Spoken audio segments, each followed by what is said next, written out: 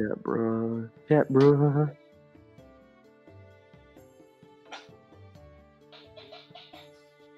Is that funny, Adelaide? There we go. Finally. Okay. Hi, everybody. Slight problem right there that I thought I had fixed. OBS audio devices got reset to default. So OBS was not picking up audio from any of the sources except the, what do you call it, the inherent music. Very sorry about the dead silence there for a moment. Hope you guys weren't too displeased with that. So, today we return to Simple Path, as the group has secured a measure of assistance from the Lorbis Kingdom and the Lorbis Crown to venture into the nation neighboring the country, Gros Aimo, to potentially hunt down the source of what is, or who is, hunting down. Hunting down the Freeman. Never refer to that mod ever again. So I will say face. I did miss last session, so essentially I'm assuming then what happened is people mentioned the whole hunting Vark thing and asked for help. Yes. Vark, would you like to give a Okay. rundown?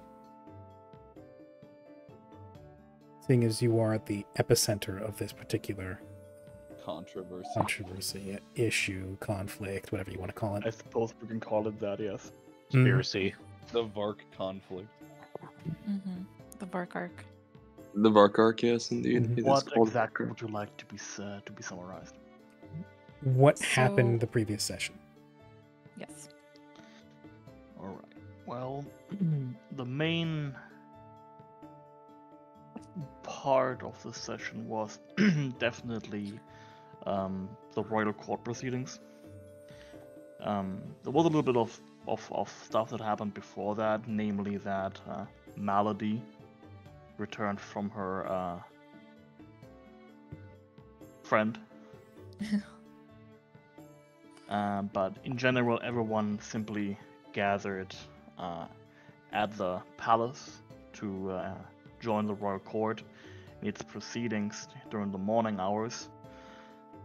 And there were a couple of political things, but for us, most importantly right now, the topic of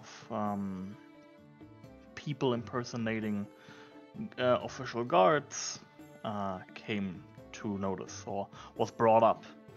And this obviously caused the party to chime in and declare that yes, that is in fact a thing that happened, because it happened to us specifically. And when we were asked to elaborate, at first Karya spoke up, and eventually, he basically gave the word to Vark, who basically just confirmed what had already been said, that these people, these, as he puts them at first, bandits, had impersonated guards, approached them even with a signed document stating that they were on official behalf, which was faked, and that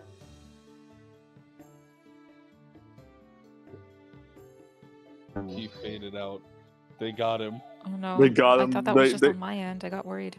Yeah, no, they got him, bro. They got They, Vark. they just slowly drag him out of the room. Just with a cloth With a- retort form over They his will mouth not and get me drag him alive. back. Oh, we hear him again. It's a comically large cane dragging him Mhm. off stage. Yeah, it's a shepherd's crook. Just yoink.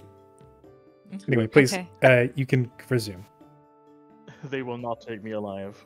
I will kill them first anyway. Oh, I have to remember where I was.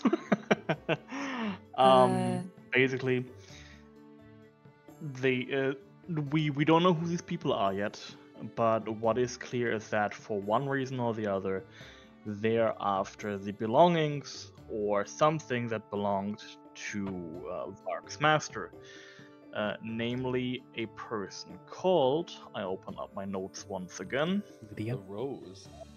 her nickname is the Rose, or her title / nickname is the Rose. Her full name is Lydia Fanaya De La Rose. Lydia Fanaya de la Rosa. Yeah, I remember her as Lydia. Lydia, Hmm. exactly. What a title. And when Varg specifically brought this name up, it caused, I wouldn't say an uproar, but it caused some heads to turn in court because that name was well known in some regards, at least, and not necessarily in the good way. Oh, Namely that, well, I'll get to that later. Actually, that is something that we learned at the end of the session, and not even everyone, just Mallory, really. But when Varg explained or confirmed that these are the things that are going on, and we basically proclaimed that our reason for appearing before court or kind of visiting the country in the first place was that we had hoped that we could get some kind of help from not necessarily the king himself, but some kind of official in regards to the matter, because as it stands right now, Vark is in danger of being kidnapped, of being tortured, of being killed, I guess, as well. Understandably, if frustratingly, at first the court's response was, yeah, Same. that's pretty bad. Not our problem, though. At which point Vark got a little bit angry and attempted, I would say, to blackmail threaten the king court. within his own court. Exactly. Ooh. But the king, Wait, being wiser, more benevolent, however you want to put it, decided to say, no, that's not necessary. And basically said that with the revelation of their target being Lydia, this is now after all a matter of state security, and with that being the case, it would be stupid not to lend help. Which is why when we basically said that we will be heading to Lydia's Lydia's tower next, the king offered to have multiple skilled mercenaries escort us there, basically as bodyguards. Specifically, not just mercenaries or skilled warriors. He specifically sent along he's going to send along a couple of investigators as well to dig into the heart of the matter, because mercenaries will be able to defend you, yes, but proper investigative individuals will be able to find out who exactly is doing this, who's paying them, or who's making them do this, what reason they're doing this, and also potentially helping you guys find the source of them and pull them out by the root. So the hope is, whatever syndicate or group or gang or bandit lord is doing this, they'll be able to nip it in the bud now before it ever becomes an issue. Okay. So yes, you are waking up the following morning after you had a very productive talk with some politicians. In particular, Malady had a nice talk with a certain minister.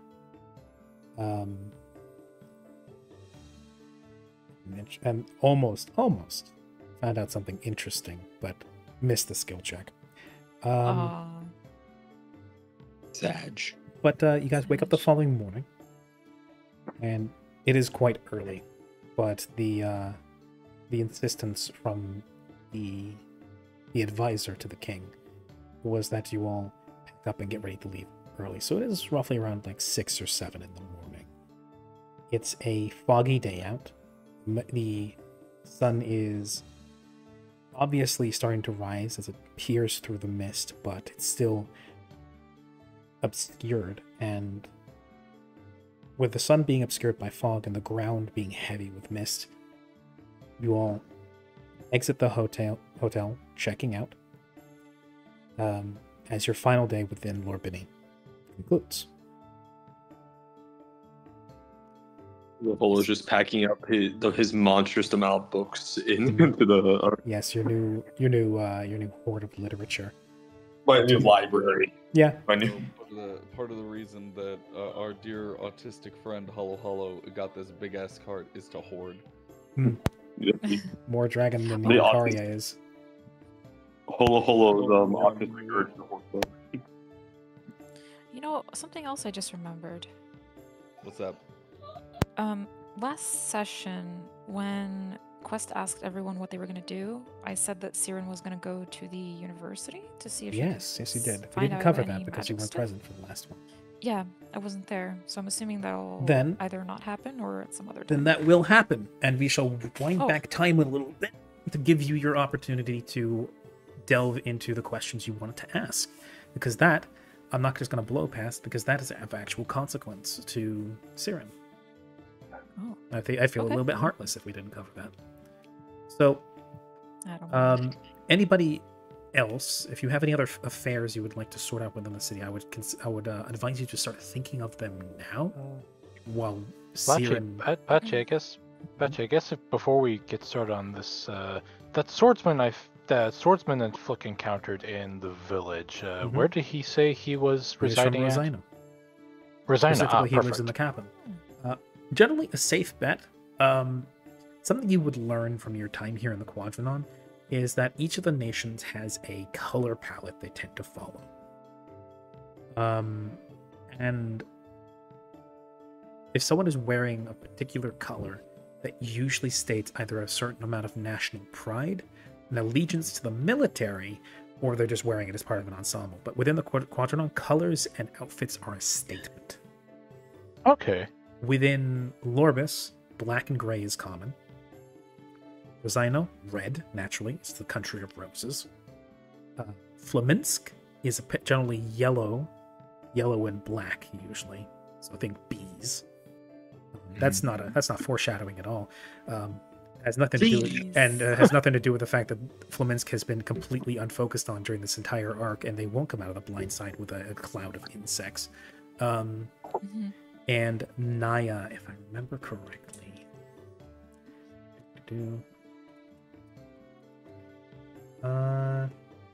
What was...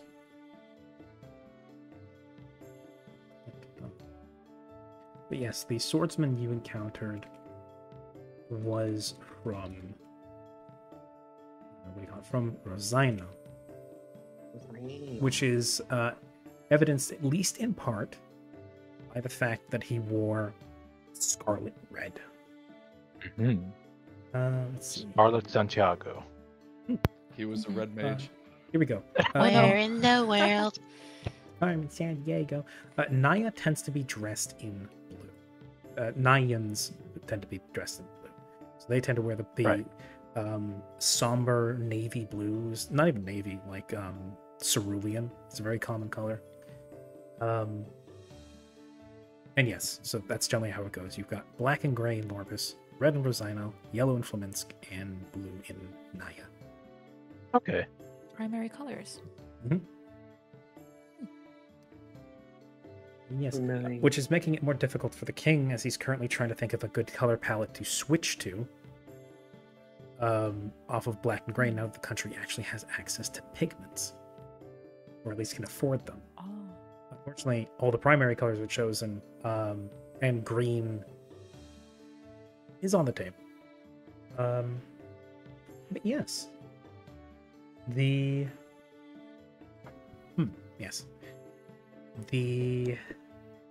trip to the university, because you were hoping to look into magical things. Yes. To understand.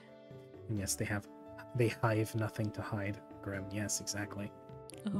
Wow. Grim, I'm sure you remember my stories about Skinner. Totally don't have someone like that leading Flaminsk. Skinner, wait. Are we thinking of the... Not Skinner, Skitter. Oh, okay. I thought you said Skinner. I was like, oh no. No, Oh, it's no. something Oh, far Lord. worse than Skinner. Oh god. Okay. Well, now I'm scared. Octarine. Yes. So, right. So, you ventured off in search of the capital's university, specifically their magical university. Or maybe they have a magic department. Who knows? Maybe you'll find out when you get there. The building itself is a understated edifice built in veneration of education. The building itself is not that big. Not in comparison to like the palace. And for a city that's supposed to be a house of major advanced education, is not huge. Nor is it built particularly tall. The thing is itself made of primarily looks to be laminated wood, which makes it stand out from a lot of the masonry that predominates most of the city, where everything is built from granite. This is built, it has, yes, stone supports in some areas, and it has stone fixtures and gardens out front, but the university itself is about the size of a particularly stately manor. It is built mostly out of what looks to be laminated wood and steel. Mostly for things like gratings and girders and stuff like that. But asking around for the magical university gets you some loose directions that end up with you on the doorstep of a large dark wood building, out of which people of all sorts of species and age brackets pass in and out of. All, generally speaking, dressed as if they're here to learn or to teach. They tend to focus on muted colors with baggy clothing. Occasionally, you'll see an older individual, typically, who wears what you recognize to be a guild cloak, something that signifies as someone being part of a particular guild. In this case, gray in color, as is fitting with Lorbus's national pigmentation, with the emblem of a almost what looks to be like a starry night and a what do you call it? What's it called again? A compass, the kind you use to draw a circle, kind of thing. Oh, right. Yes, you see older men, women, people of different species. Typically, it runs the gamut between humans, half-elves, dwarves, halflings, gnomes. Though you would definitely see that the half-elves and the gnomes run a bit more in the minority here. Yes, the university is well, it's a thriving building. There's definitely people consistently coming in and out of the doors. You see people passing by the windows on the upper floor. You hear conversation, emphatic as well as calm, bleeding out through the walls and the windows, and through the open front door. Inside which you see a decent-sized atrium that is packed full of people in cloaks and slacks and blouses and and off caps on, fervently discussing what is no doubt various fields of expertise. Totally not the Freemasons. Shh. Oh, Lord. Quiet, Grim. That's not why they have a compass. Yes, it's unfortunately very close to the Freemasons symbol, inadvertently. Totally In nothing to before do with reference to the golden compass. Well, I if you end up I have an mysteriously uncle who's a disappearing- Freemason. Interesting. I know I once had an uncle who was one as well, but apparently his chapter of the Freemasons worked more like a frat than it did like a secret society. It looked a lot more like the Freemason chapter from The Simpsons than it did look like what you typically think the Freemasons Yeah, are like. the Freemason chapter in my city is literally just like 6 old dudes who carry plastic swords and wear like red fezzes. It is ridiculous. silly. I sat there and went, those are the ones who are secretly ruling the world, huh? That's the Illuminati, Those eh? are the ones. I was about to say, it sounded like Shriners. Yeah, not far off. Yes, Sierra now finds herself in front of this house of learning. What does she do?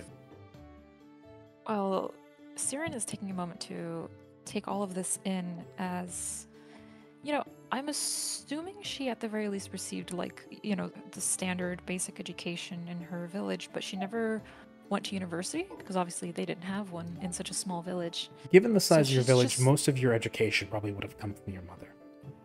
Yeah. And so she's just like really taken aback and surprised and in awe of this great structure of knowledge and learning. And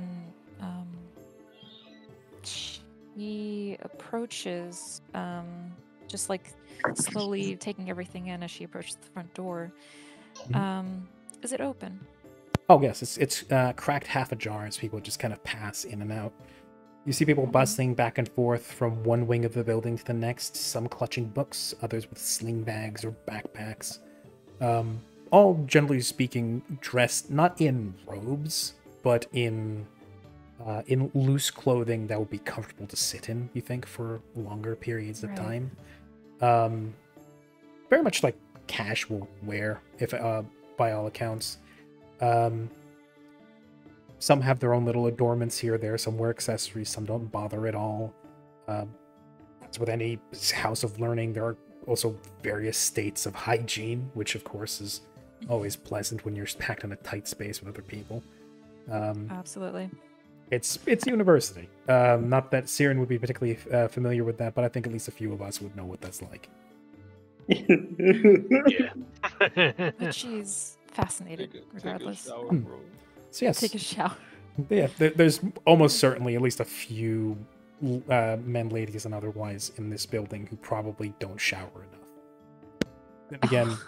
Then again, to be fair, this is a sort of Renaissance society where like indoor showers are kind of not a thing yet, at least not in large quantity, especially in dorms. Though most of these, you would assume, because there's not really a dorm house to be seen, and this is in the middle of a capital. It's not metropolitan. Also, They probably commute. Also, this is also a magical college? Wouldn't anybody just have prestidigitation or something along those lines? Not everybody Like takes a little- Not everybody takes prestidigitation as a cantrip. I feel like for the lazy college kid, I to go, would argue that taking prestidigitation is lazier. that's exactly what I mean. For the lazy college kid to take prestidigitation and go, I don't feel like doing this, zap, and then just But here's touch the thing. yourself and you're clean. Who's saying they're lazy? What if they took light instead and are using that to stay up long nights and studying as opposed to taking the time in between to shower? Remy, why are you calling me out in the middle of stream, bro? I can't believe it. What? You don't shower? No, I'm joking about how I've been for the past week been Preparing for studying my exams. ass off. Yeah. But yes, Yeah. funnily enough, cantrips can be wands, and you can, though they are still limited in charge. Wands of prestidigitation probably sell at least decently within an environment like this. But that aside, I mean, imagine if prestidigitation was like a printing service, and there's only one person in the building that has a printer. That Yeah. person's gonna monetize that. oh, for sure.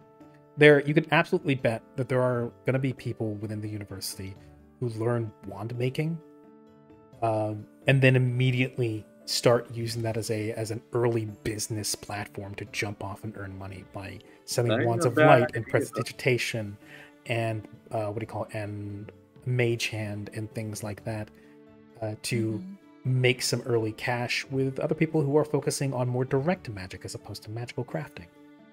But anyway, yeah, people are bustling back and forth. You spend a moment in the doorway, and then like immediately you're looking in, and then just immediately like a dwarf girl just like shoves past you with one shoulder, bumps your hip out of the way as she jostles into the building and dissolves into the crowd. It's a fairly busy place. Is there like a front secretary desk? You would have to move in a little bit more. The atrium's a bit too crowded. If there is one, it's probably being blocked by the larger group of people. Okay. I'll look for that then. Okay. Stepping into the hall, you're immediately hit by a mix of kind of the melange of like the presence of humanoids mixed with that smell of old paper ink, the char of candle wicks, and what do you call it? And stuff they used to make candles out of. Ambergris? Is that Not what you're talking ambergris. about? That's lamp. That's like the lamp ingredient they took from Wales. I'm talking more paraffin. Okay, yeah. You get this. I was just about to. Yeah, but you get the smell of paraffin and charred wicks and ink and feathers and perspiration, and mixed with the sound of just shatter that melts together into one sound, cacophony of intellectual discourse. The sound beneath you, like the ground beneath you, tremors ever so slightly with the footsteps both in the floor above and below you. Tallow is also a good one. That's true. And it all just kind of melds together into an almost somewhat overwhelming, just sensory battering that you never experienced. Not even going to places like, what do you call it? Not even going to Mordaunt, and most certainly not when you ventured north. This is probably the most dense, humanoid-wise place you've been before. It's very much strange. Overwhelming for sure. For someone who's more or less a country girl, it was at the very least at the jump it can be. It's probably just a bit disorienting, but eventually, I assume politely and gently, sort of slipping yourself through the crowd, probably with a few "I'm sorry's" or "pardon me's." Yeah. Oh, just kind of scooch by it there. Excuse me. Oh, I'm just gonna switch by there. Yeah. Stop making fun of my culture. No, I'm kidding. You Midwest. Why don't you go ope yourself? Anyway. No, it's actually more. Hey there, bud. Get the fuck out of my way. Oh, hey there. I'm sorry there, bud. Bless your heart. Oh my god. Bless your heart. No, that's not a southern. What's the Midwestern equivalent? Let me. I constantly apologizing is oop is the big one. Not gonna lie to you. It depends on which place, because normally here it's a dickhead, which we get a lot out in Chicago. The Chicago version, but no, don't say that, Addie. Oh no, don't say that. She's become tainted. Oh no. The monkey's paw curls. Yes. Sunrods, unfortunately, Grim, are not a sustainable method because they only last for an hour. Also, possibly too bright for the indoor-dwelling university students. Indoor. Sunrod, which burns with bright light for an hour total. It costs I think a gold piece per sunrod. Yeah, these kids can afford books. I can afford a sunrod. Not if it's like one gold piece for an hour of illumination. Fair. I mean, they don't need food, do they? You have to pay to see. Depending on which one you ask. Some university students might tell you, food is secondary. My student loan bills are more important. But others will go like, you know what? Starving sucks. Anyway. Yeah, these kids aren't people. Wow. On the topic of unpersoning people. Anyway. Comes So yes. From a dead nation. That really's gotta hurt, you know. It's fucking... From a literal persona non grata. So, after cutting through the crowd a little bit, the spotlit, give them I put a sunrod between them, they scatter like roaches. You do eventually, there's not so much a secretary so much as you do see what look to be prefects or maybe advisors hanging around the edges, monitoring the students. There's not a desk or a reception at the front, though from what you know, houses of learning don't tend to have that. They're not built like offices. Right. If this was like a faculty building, there might be one, but it seems like the faculty and the students are all kind of melded into the same building here. There are, however, what look to be senior-looking individuals with those guild cloaks. that you might be able to approach. All right, I will approach the Freemasons. Ah, yes. Have you heard the good news about this paddle? Anyway, Oh, God. if you Have you if, heard of the High Hills? if you wish to know anything about our university, you must first go through the initiation. It is not hazing. It's not hazing. It is important. It is the ceremonial where we call this one the walk through the desert. It's just 5 paddles across the ass. And this one is the stride across the coals. It's another 5 paddles across the ass. It's symbolic of the treachery and the trials of life. No, it's just hazy rituals. Anyway. I grab the paddle and start whipping them. I see. Oh my! Oh! Good heavens! Oh, good heavens.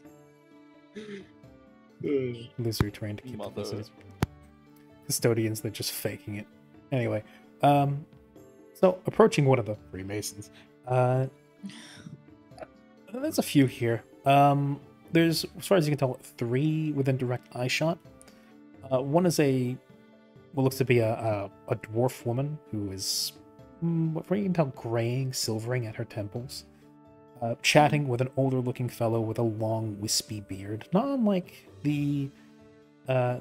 that village elder that Karya spent a good time talking to back at Floral at the My at homie who at wants Patalo. me to get a hobby. Yes, the old man who wants to help you just find peace in your life by having a hobby, so you don't have to spend all your time obsessing over being a leader. Sanity is key. I keep my sanity by gardening. So it looks a bit like the village elder from Patalo, and the third one looks to be a somewhat thin-faced looking man with long dark hair swept back over his ears. Yes.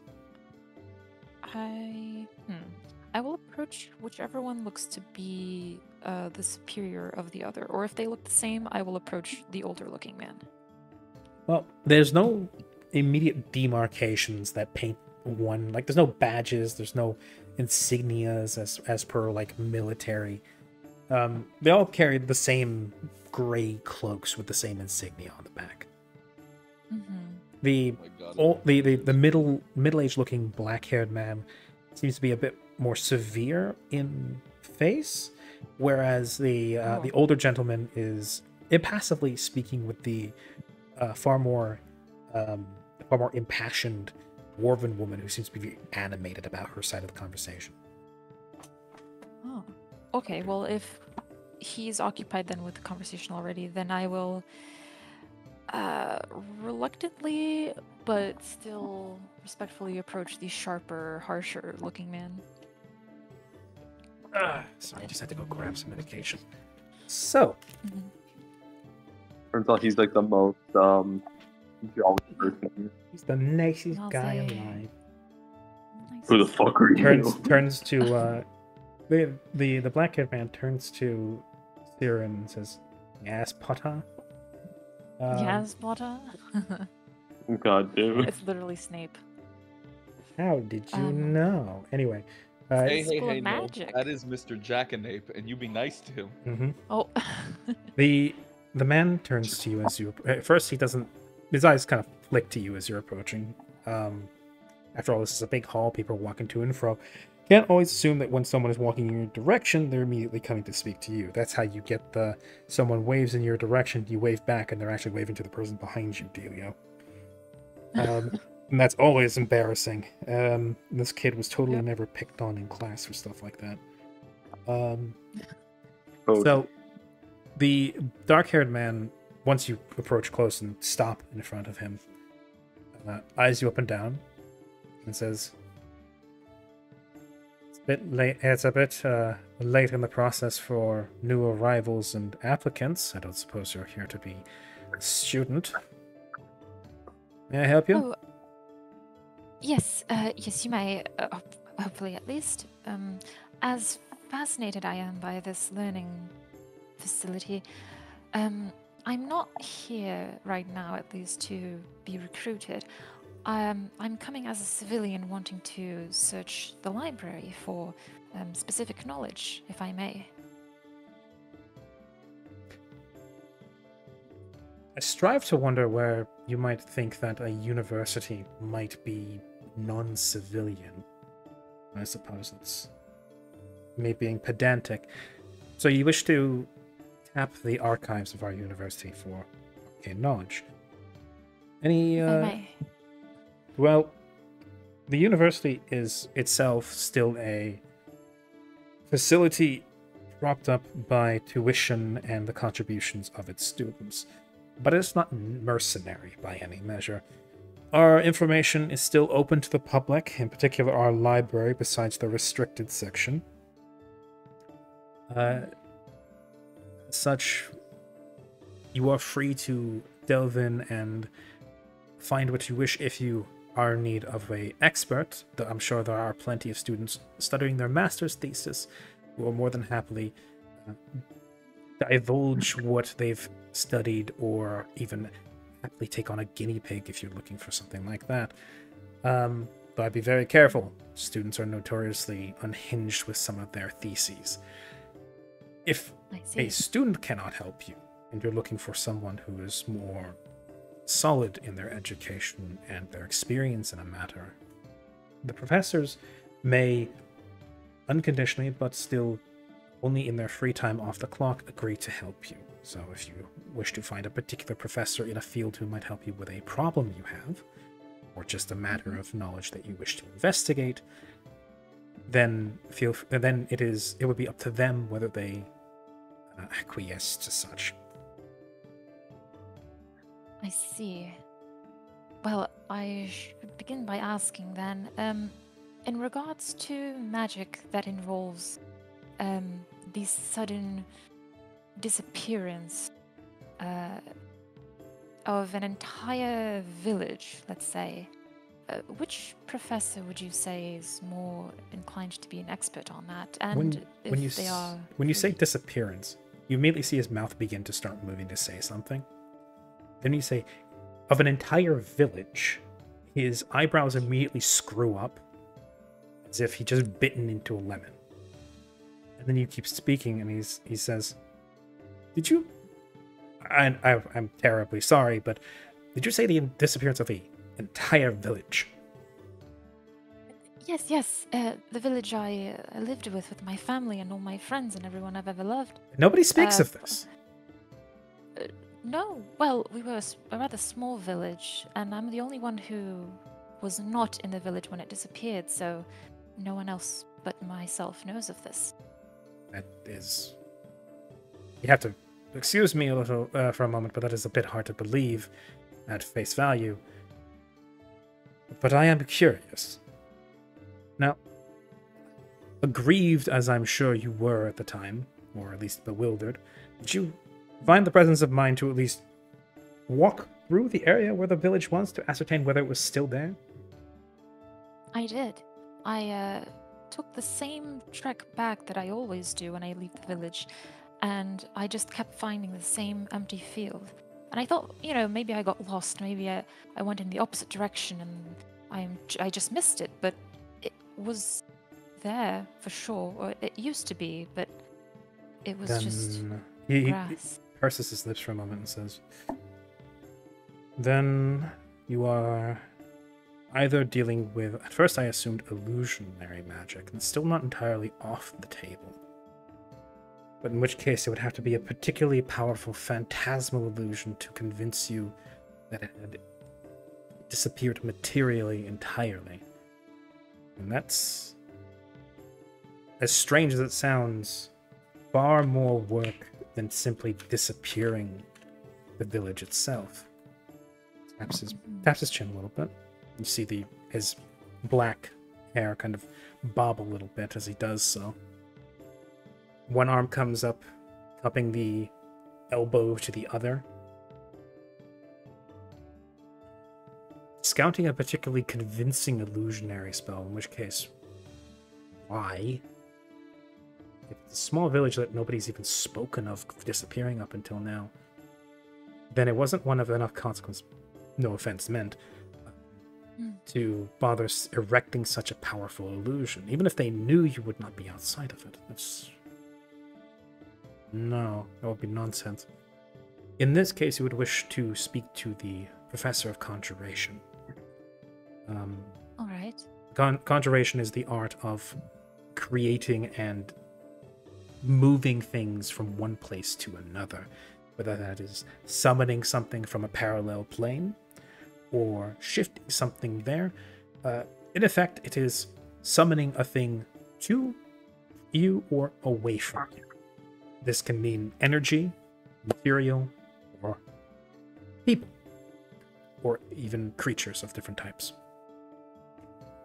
You may be familiar with this concept with familiars, or with the act of a priest healing individuals. They are channeling healing energy directly from a plane made only of this energy.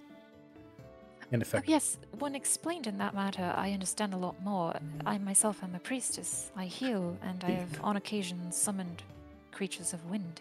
Then you have at least some experience with the matter of conjuration, in which case, hopefully, when explained to you by a master of the arts, will be far easier to digest than for a layman. Do you know where their office is, and if they're free right now?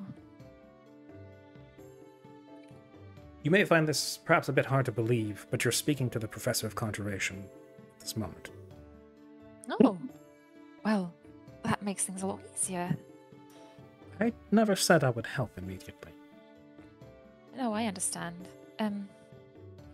But even if you are unable to, I'm sure I can find someone else or scour the library myself. No. I didn't say I wasn't willing to help. I was just saying you assumed. My apologies. No, none needed. That said, I will more than likely need a bit of time to think of how this is possible. It's doable, quite so, but if definitely not within my means to personally do. It's something more in the realm of an archmage's capabilities. What were the telltale signs? Were there any traces left after the disappearance? One moment, actually. He kind of taps you on the shoulder and says, "Let us go somewhere a bit more quiet, where there isn't such a cacophony." All right. He turns on his heel and walks down one of the halls before turning into a small room. One that's just with a small wooden desk, shelves on both sides. When he walks down the hall, he has a big flowing cape that dramatically... Yes, he does. He has his guild cloak that just kind of flutters behind him. And a big ass. In a very dramatic manner. That's totally not what the cloaks are for. They're there to be identifying factors, not for drama's sake. Believe us, please. Speaking to the Dean of Conjuration, it's the Dean of Illusion or Enchantment. Yeah, the Dean of Illusion, yes. Totally not lying to you. Yes, I'm here to snipe a potential student of Conjuration for the Illusion class. So he disappears into a doorway when you follow a small office. It's not a broom closet, but it's definitely not meant for more than like 2 people at a time. He goes in, starts pulling books off of shelves, and says, "Please close the door behind you when you can." I will do so. And he starts laying books onto the table and says, "Okay, now that we're out of the movies, you were saying." Oh, actually, would Siren have noticed any traces left behind, or were there none? Give me an intelligence check. Okay. You may have seen some, but whether or not you remember them right now is another thing.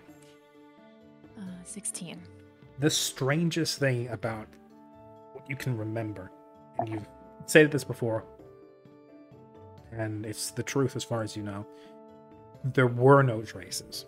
There was no scoop out of the ground. There was no scratch marks where buildings might have been dragged away. There's no trails in wet earth or like a cart may, or like a horse or a mammoth may have pulled a building along the ground.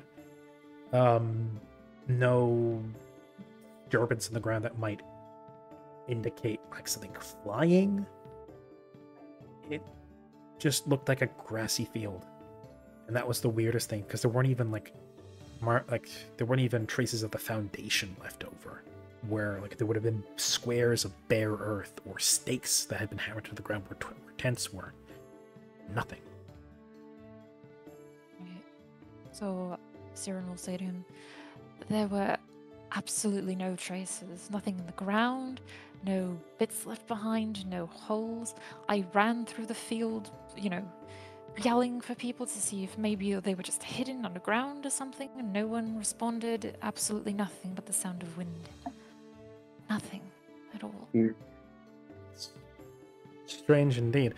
If this was an illusion of anything besides a phantasmal nature, you would have eventually run into one of the buildings and hurt your head, more than likely, but at the very least confirmed that it is not, well, gone.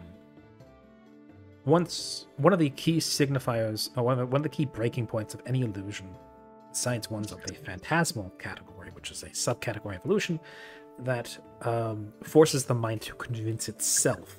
It is not a light-bending trick, it is a trick of the mind that forces the mind to catch inconsistencies that it sees. So the spell Phantasmal Force, for instance, tricks the mind into thinking it is the body is locked in a place by chains or ropes or a large creature, or where in actuality it is all within the mind, but it is so convincing that any damage that those bindings do to the creature within its own mind manifests in reality, usually as damage upon one's psyche, but sometimes upon the flesh even. But those are usually cast upon an individual, not an area. Phantasmal spells tend to be focused, not generalized. So the idea of an illusion in this case, unless it was cast on you while you were out in doing whatever you were outside the village, and there's a village full of your family currently wondering why you ran off screaming, wondering where the village is, in which case, my condolences. But unlikely. It would have worn off by now, and you would have become aware of the fact that there was in fact a village there. So illusion we can rule out, at least with the exception of a particularly powerful archmage. In which case, the question becomes, why? He kind of brings his hands up to like both sides of his face and just emphasizes, his eyes going wide. It's like, why would an archmage bother with something so petty? I don't know. It's confusing to me as well. So I'm not anyone special.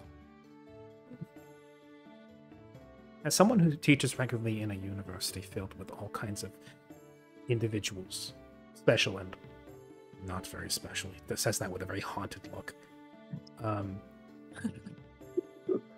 people very rarely estimate their own worth until it comes to slap them in the face. I'm not saying that you are the thing of legend, nor would I ever heap such a burden upon you. But I wouldn't be such a rush to discount yourself. Besides which, it looks poor in front of others. Oh, right. Modesty in moderation is good. False modesty is unbecoming. And somebody who, again, teaches in a magical university, where having a certain amount of ego is a requirement, I say that with full confidence. I see. So, as he lowers himself at the desk and pats 2 books on the table, you see, Grim, mad archmages can be surprisingly petty. Anybody who's willing to dedicate 10 to 20 years of their life just to learning a particular school of magic is singular and dedicated and probably hold away in a library somewhere. At least that's my picture of it. Yes, he lowers himself at the desk, pats the 2 books on the table, and says, what we're looking at is... I can't say more unless I were to go investigate this myself. Where did you say you were from?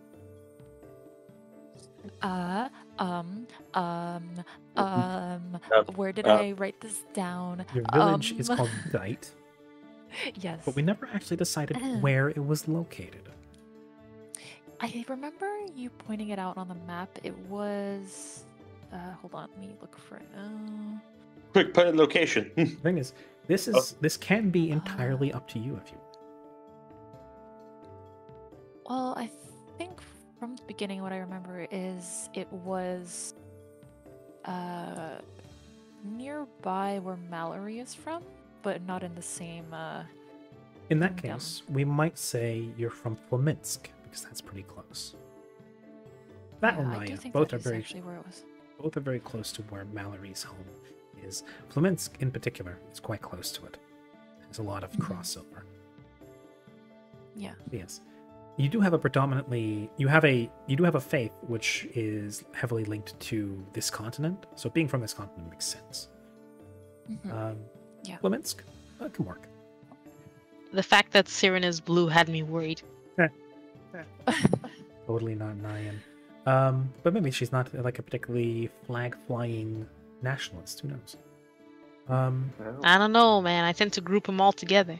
Yeah, you do. You fucking biased weirdo. Anyway. I see. So Mallory's playing the racist in this game. Last time in Yimp's game, I played the racist. Hey, Right. I was persecuted, so I get to be racist. That's not how this Dang. works.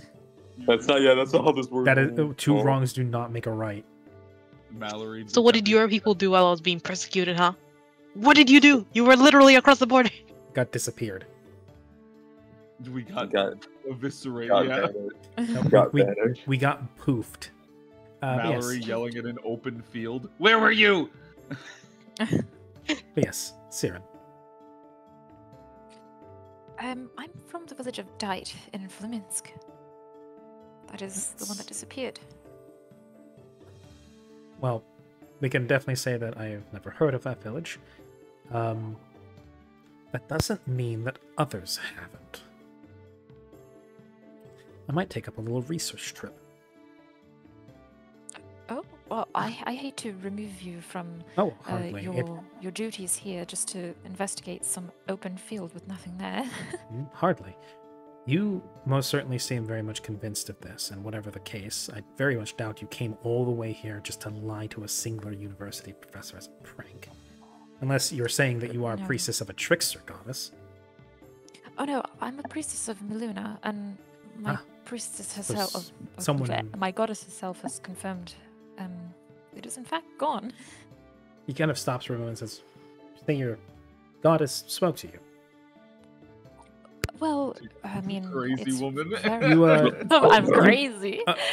not to rain on your parade, but you say this in the same conversation where you said you're not special.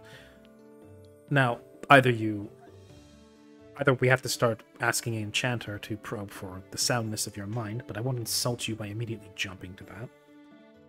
Well, if you feel it is required, I'm up for it. If we must, if someone did indeed cast a phantasmal spell on you and it somehow irreparably damaged your psyche, then an enchanter may be necessary. But for now, you seem very much convinced, and I doubt it was a phantasmal illusion. Though I will confer with my colleague in the illusions department before I race off.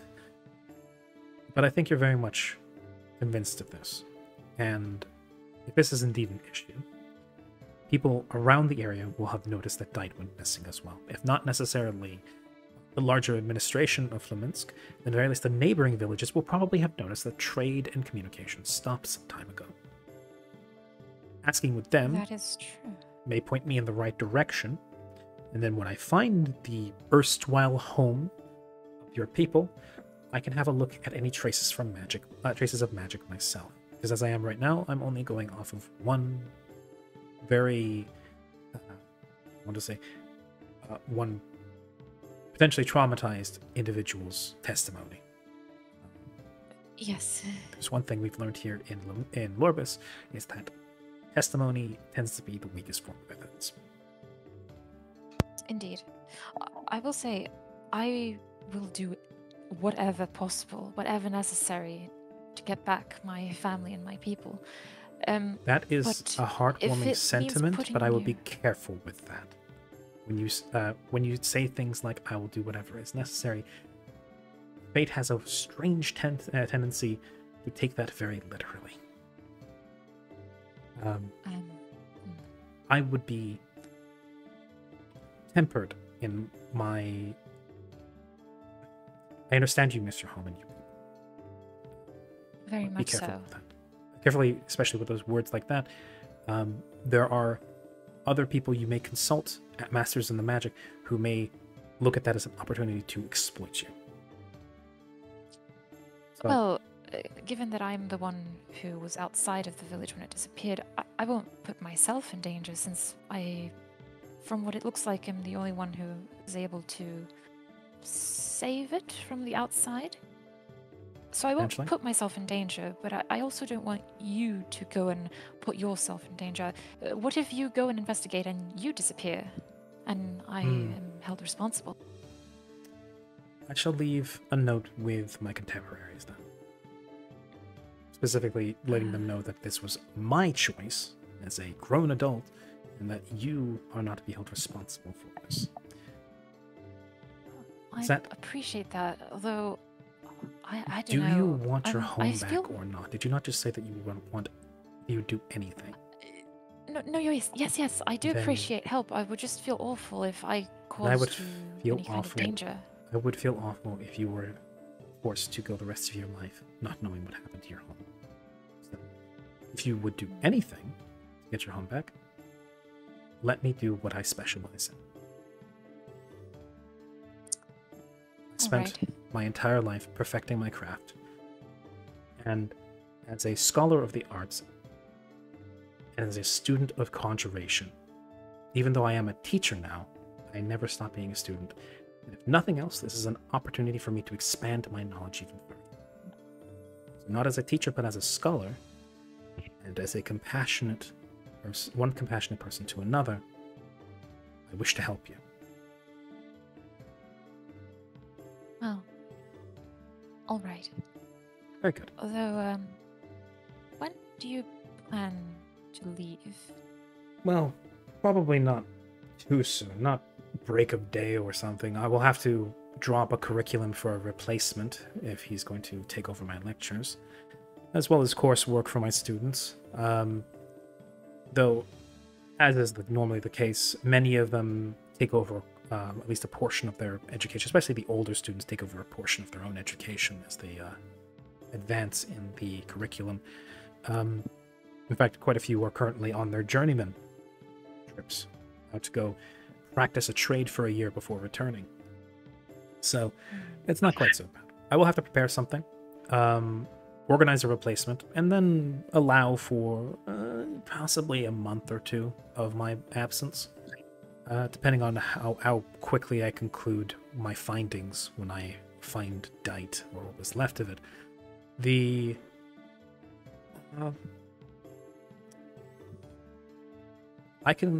my intention is to go investigate, see if I can find any traces of magic that will give me a better idea of what happened. The university even offers a small stipend for trips like this if it means potentially delving into unfamiliar or dangerous magical phenomena, which can't be discounted. My reigning theories at the moment, which are only based off of your testimony and my knowledge of conjuration, is threefold. First theory: random magical phenomena. You may be seated upon some sort of... Dite may have been built upon some sort of locus of magic, or perhaps even wild magic, that may have manifested and created a strange, perfect storm of magical happenstance that just poofed it out of reality, somewhere else. Possibly, your village may have been relocated somewhere far from here on another continent. It may have been popped into the ethereal plane. It may be on the moon, for all we know. Oh, It's uncertain. I should not have suggested that. We do not possibly know where it's gone. it's all right. Second suggestion, or second hypothesis. Some sort of powerful magical creature, for some reason, one we have not documented as till yet, may have happened across your village and absconded with it. But that seems unlikely unless it is one like a dragon, which tends to sleep for long times, surface, and then disappear. It would have to be invariably a powerful creature with a very specific magical ability or manifestation of its abilities that for some reason feels the need to wipe a village away without nary a trace. There are a few creatures that I might perhaps think could be capable of such a thing, but then motivation becomes a factor. There are... The darkest side of that would be the potential surfacing of a deep dragon, but that's like saying a wildfire may have been started by a dragon simply because they breathe fire. It's only by loosest association that it's a possibility. Third hypothesis is that this was intentional and done by a sentient creature. Someone who instinctually or learned has a mastery of the arcane arts, weaved a very specific spell or spells such a way to disappear your village, gods forbid, destroyed it, then use a way no, I don't want to entertain that immediately, but I will have to confer. And then used magic to smooth over the aftermath. Other possibility being, as there was not even traces of the buildings being there, some sort of spell which removed it, and possibly altered the terrain to mask its prior existence. I'm not sure exactly why they would do that, though. Well, regardless, I hope they're not gone for good. I do too. I'm sorry for having even planted that doubt in your mind. No, it's all right. thoughtful. I've had a lot of time to consider possibilities myself, and even divine possibilities. I Although would hope that the gods or the celestials would find better things to do than bother a small village in the middle of the countryside. But unfortunately, I agree. Unfortunately, the gods and the celestials are quite fickle. Indeed. I am actually part of a group of companions. We are leaving in a bit. Since this is like in the past, I'll say we're leaving The previous afternoon. tomorrow. Yeah. We're leaving tomorrow to continue our tasks that we have. So I don't know when you and I will meet again, but should you decide and come to the conclusion that you are going on this trek to investigate further, I will say that I am very, very grateful for your help with this and for your attention to this matter. I do hope that you don't happen upon any danger. Call it at the very least, if you must attribute it to one thing, attribute it to scholarly interest. You have me piqued. But for your trek, as a priestess, may I give you something? I'm not a terribly religious man, but Maluna is a mage, is a god that is near and dear to many mages' hearts. So, yes, you may. Yes. If anything, it's more of a symbolic show of good luck. And Siren will say a little prayer and cast Bless on him. It's really symbolically, honestly. Okay. So you pray, say a small prayer to him, lay a bless on him, and he feels it settle on him before saying, "Thank you." Of course. Well then, I, for one, intend to get my affairs in order so that I can organize a replacement and a curriculum to supplant me, and hopefully the students will be already so busy kissing and noses in textbooks and whatever children and students do this day to realize that I'm gone. Honestly, sometimes I could put a broom with a bucket on it with a face drawn, and they sometimes wouldn't even know the difference. Yes. So yes. Do you require any monetary aid? Oh no, like I said, the any of university trouble? university offers stipends for trips like this. They'll pay for most of the travel and the food, they'll pay for most of the travel and supply costs. And if my findings should be anything substantial, I may even be able to write a thesis on this, or a paper or a research paper of some sort. That may even come to benefit me. If nothing else, I could even put your name in as a testimonial and a cooperative source, and depending on any sort of remuneration from the crown, as they are currently having to increase the funding for higher education at the moment, you may even see yourself benefiting a small amount. Oh, But that is assuming that that something becomes of this. But if we should find some new phenomena or delve into a new kind of implementation of magic, conjuration or otherwise, that could advance magic, and as a result, could see myself repaid by the crown. And of course, since this is your conundrum that you came to me with, it would only be fair that I split at least a portion of that with you. Well, that's the case, compensation for damages done, I should think. Oh. Well, at any rate, honestly, I just want them back. I can understand that. This is entirely one thing to be homesick, and it's another thing to have your home wrested from you. I can't imagine. Yes. Now then, I have people to talk to, and you said you have a trip to prepare. Yes, I do. I must return to my group now. Excellent. Well, I'm not sure where exactly I can expect you to be in the coming time, as it will be more than likely at least a month before I return to Lorbus. And as such, I'm not sure where I'm going to be, where I can write a letter to you. But if you should find yourself in Lorbany within the next month or so, I'll probably be back. All right. And if not, is there any way I can reach you?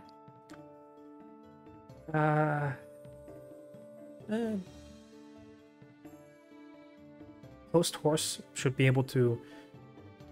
If you send a letter to the capital of Flaminsk, I will make sure to check in with the mail office on my way through. As long as you address it to myself and to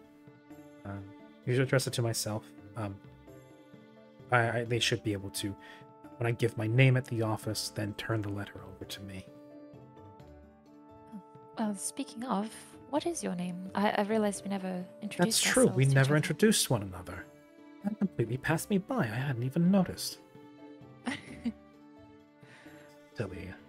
Well then, it's a pleasure to meet you, young lady. Am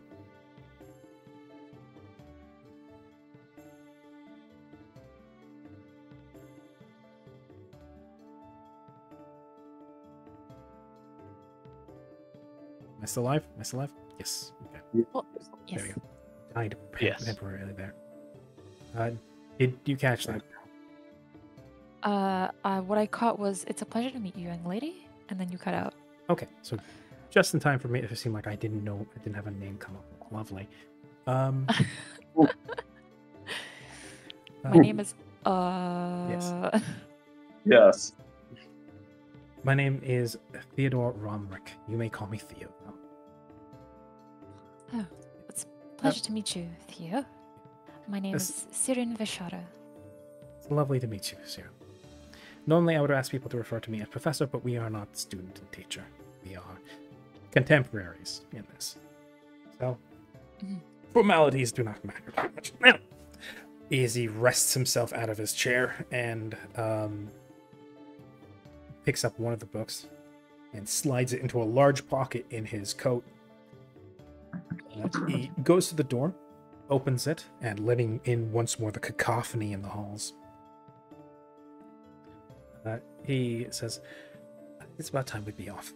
So yes, if you should find something necessary to tell me, or if you've forgotten something during our talk, either leave a letter for me here at the faculty, here at this building, or send one to the capital of the post office in the capital of Flaminsk, and I'll be sure to check there. I will, of course, send a letter back to Ride Ahead. But of course, you can never know when somebody's passing through, seeing as you are itinerant travelers, you and your companions. Yes, we are adventurers, as people call it. Ah, yes. Time-honored profession. Highly lethal. Please be careful. We are, don't worry. Flashbacks to Sheeran strangling. It's the rest of my friends that Anyways. should be careful. I'm the one with They're the stuck with irons. me. They're stuck in the wagon with me. I'm not trapped in here with you. You're trapped in here with me. Exactly. Yeah. I will be sure to do that. I shall leave you to it then, and keep in touch as much as we can, I suppose. Pleasure to meet you, and thank you very much for your help. I do hope I find something of substance. I would hate for this travesty to continue onwards, whatever shape it may be taking.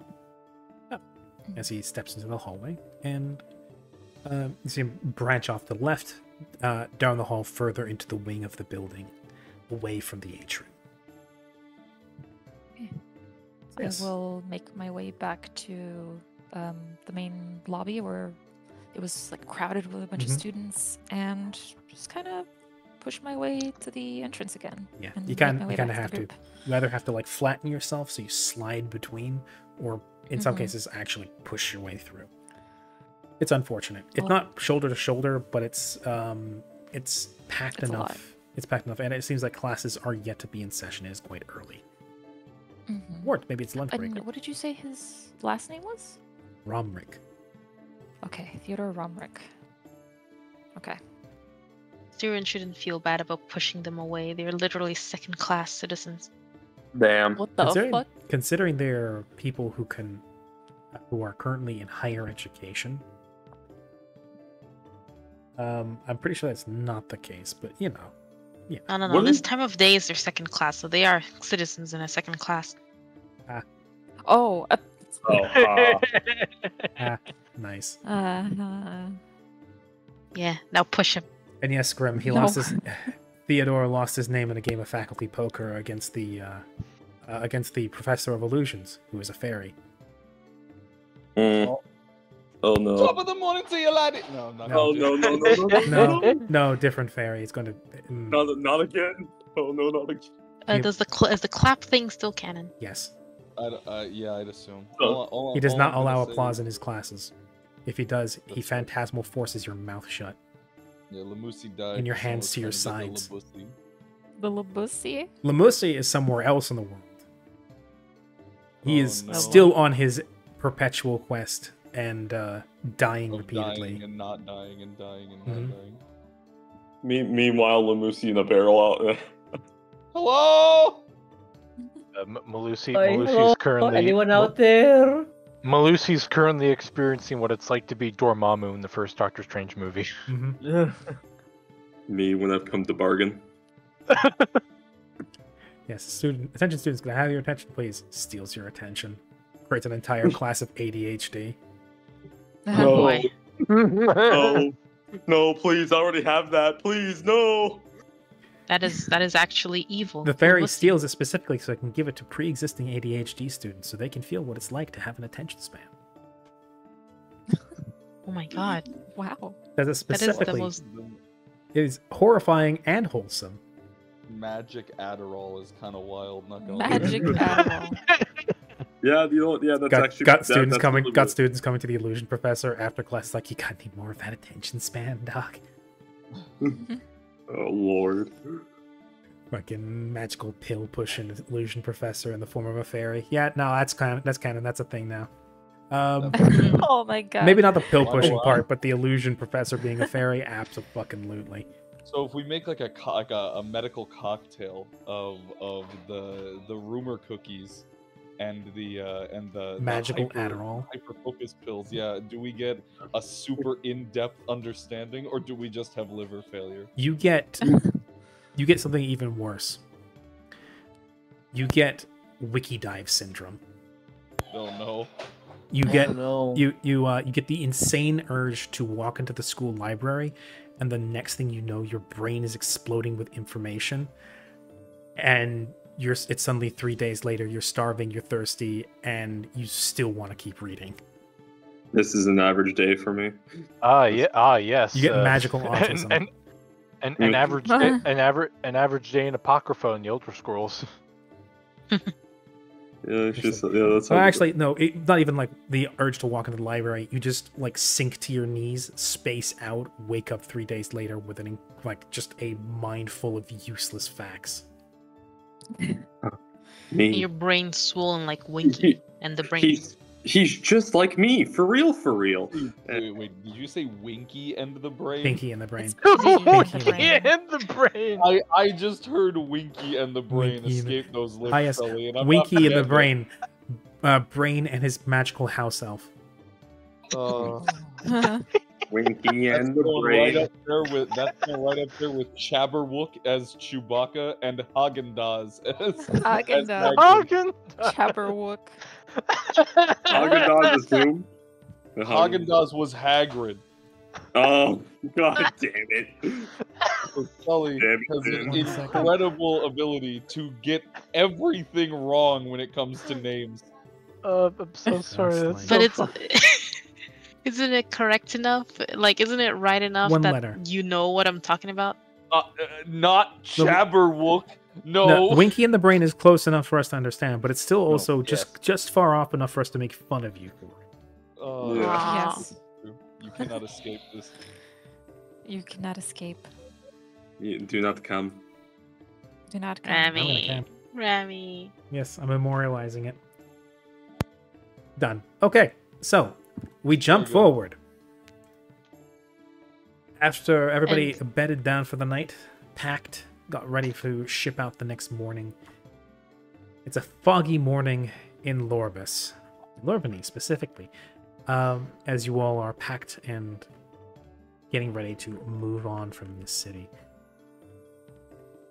Specifically, into the jaws of potential doom, or at the very least, organized crime. Oh boy. On the Uh, road again. Did you know Right. that that is in fact illegal? And as an inquisitor, I must slaughter What? you But all. it's organized. That's not True, illegal. crime. Organized is crime. lawful, right? It's true. It's lawful evil, but lawful nonetheless. the secret ingredient is crime. The secret ingredient is gun. I mean, honestly, how could you have such a problem with that? It's organized crime. It's not like it's unorganized crime. That stuff's bad. You know what's also organized crime? What? Gangs. And you know what's filled in my country right now? Gangs. Yeah, it's me. You want to know what you're a part of right now? A gang. Yeah, you're literally a part of a gang right now. I have a feeling Mallory is about to go on a very weird tirade that may or may not be. The only tyrant's Mallory's allowed about in to- charge is me. Mallory's about to give a lecture on why gangs and organized crime are bad. I am tired of these motherfucking gangs in my motherfucking countries. These undesirables coming into my country. No, I'm kidding. Oh my God. Mallory wants to be both godfather and fairy godmother. My favorite part is that you are absolutely correct, Jake. You are actively a part of a gang right now. We just get paid to do things that are. That's what adventuring is. Sometimes It's a small, like gang of thugs, more or less. We are. a yeah, gang. yeah, yeah. We're basically Just, hired like, because mercs. not like adventurers don't even have the connotation of being heroic anymore with the recent trend. It's just a collection of believe mentally it. unstable individuals going out and doing gray area crimes for money. Yeah. I think. Hey. Actually, wait. What would be a gang or what would be a posse? I mean, You don't I go feel like I would- bounty hunting. You're not a posse. That's let's fair. be honest. When I became the chieftain of that troglodyte tribe for a little while, still technically am. I became a gang leader. Kind of, I was yeah. a chieftain, but I had a gang. Kingpin Karya. Oh. Pincaria. You wanted to be a king? You come to me, you disrespect That's a Russian accent. You disrespect my family of I'm go- Troggies. That's a bit. I'm gonna That's a bit subtle. make you an offer you cannot refuse.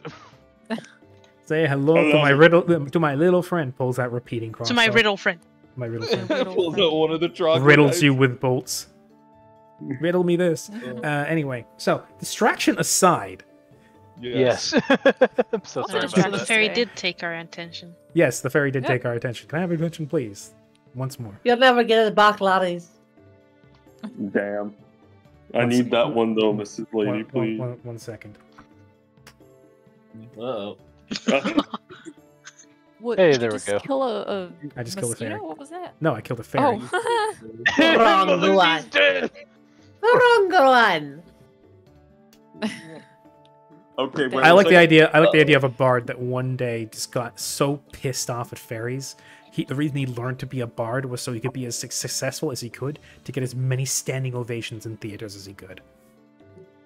I mean, that sounds To massacre the fairy population. that sounds just like a Bard Mallory. I think we need to put Mallory in prison. I'm gonna be honest. I think we need to put Mallory on the FBI watch Unfortunately, list. unfortunately, Mallory is the Inquisitor in the group. Yeah, I'm the FBI, you know. He's the spook. Oh, no.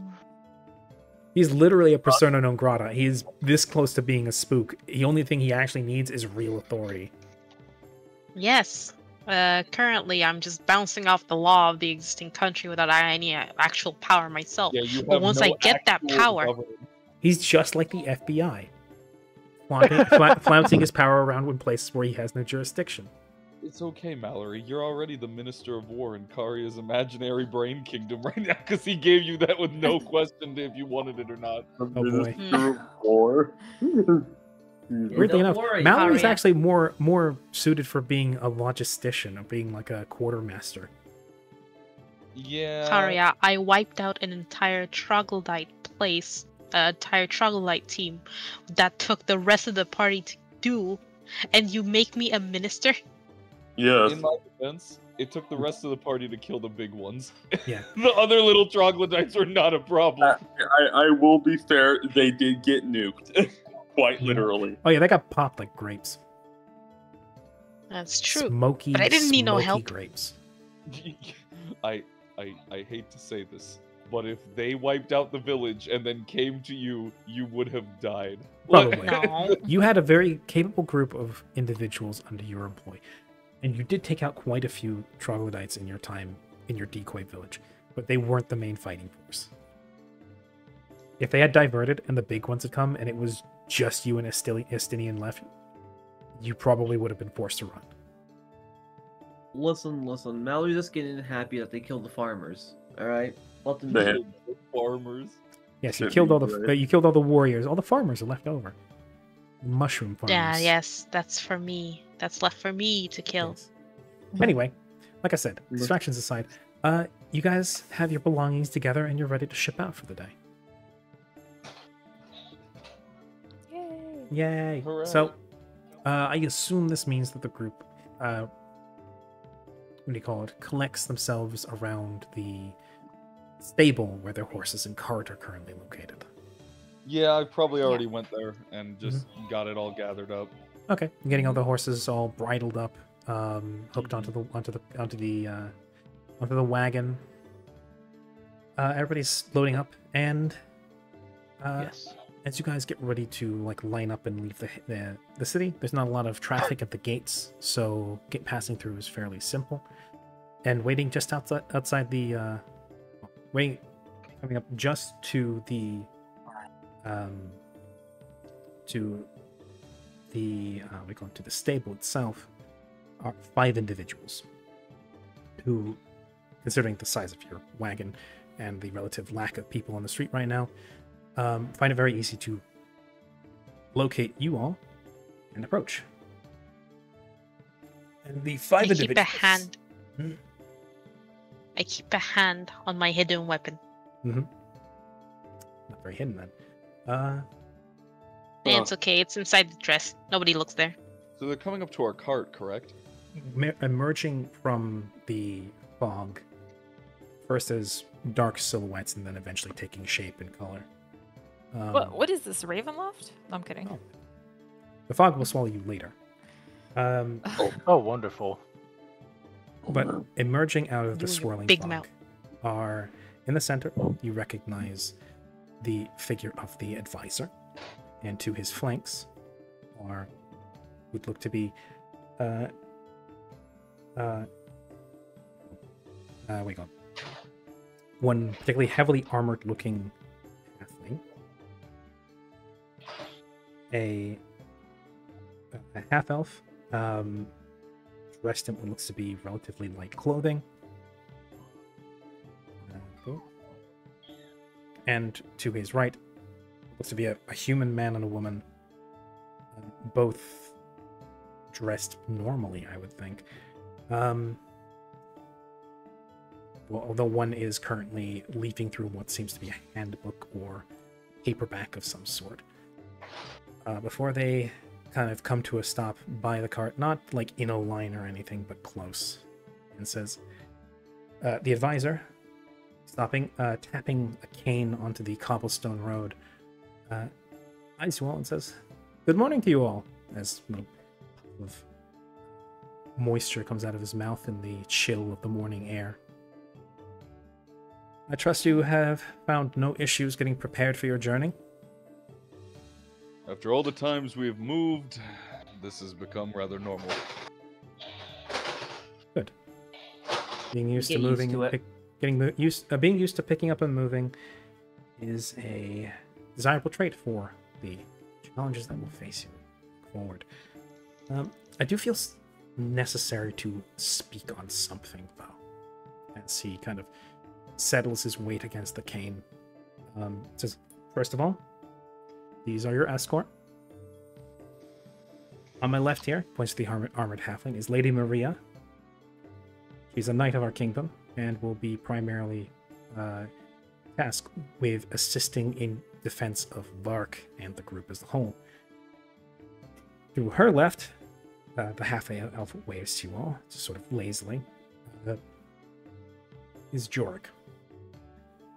Jorik is going to be in charge of more esoteric threats, magical, phantasmal, ghostly, and other such, in case anything not so physical that Maria can't handle shows up.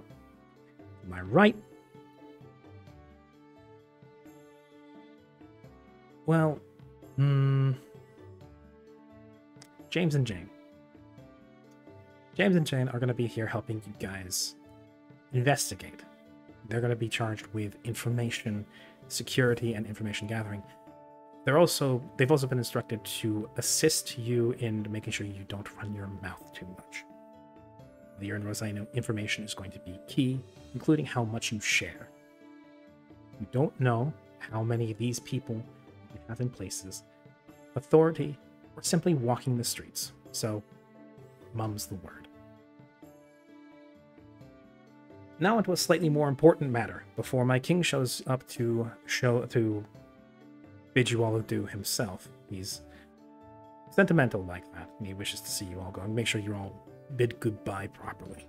Thinks it's just what's proper. Before that happens, though, I want to discuss something a bit more serious. Here we go, mate.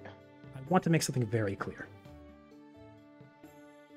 You should consider yourselves fortunate that our king, as compassionate and as kind as he is, asked very few questions when volunteering the resources of our kingdom, which, by all rights, we were never obligated to do, nor were we really forced to do. Because as much as the resources of Vark's mentor may potentially be a national security risk, the Minister of Finance made a very good point that the kingdom is sticking its neck out for a bunch of relative strangers. And I admire my king's compassion, I really do, but that's not my job. My job is to keep my king and my nation safe. And by all definitions, no matter how much anybody would like to argue, what the king and the crown of Lorbis is doing for you right now is a favor. One that it never was obligated to supply. I myself am not opposed to it. But let me make one thing abundantly clear. The next time anyone wants to walk into the king's chambers or into the briefing hall and attempt to blackmail the crown within its own walls, there will not be a warning, because I am not kind like my king. I've made myself clear. Safe travels. As he then... Kara will smile hearing this. He's... Holo's gonna poke his head out. Wait, we blackmailed someone?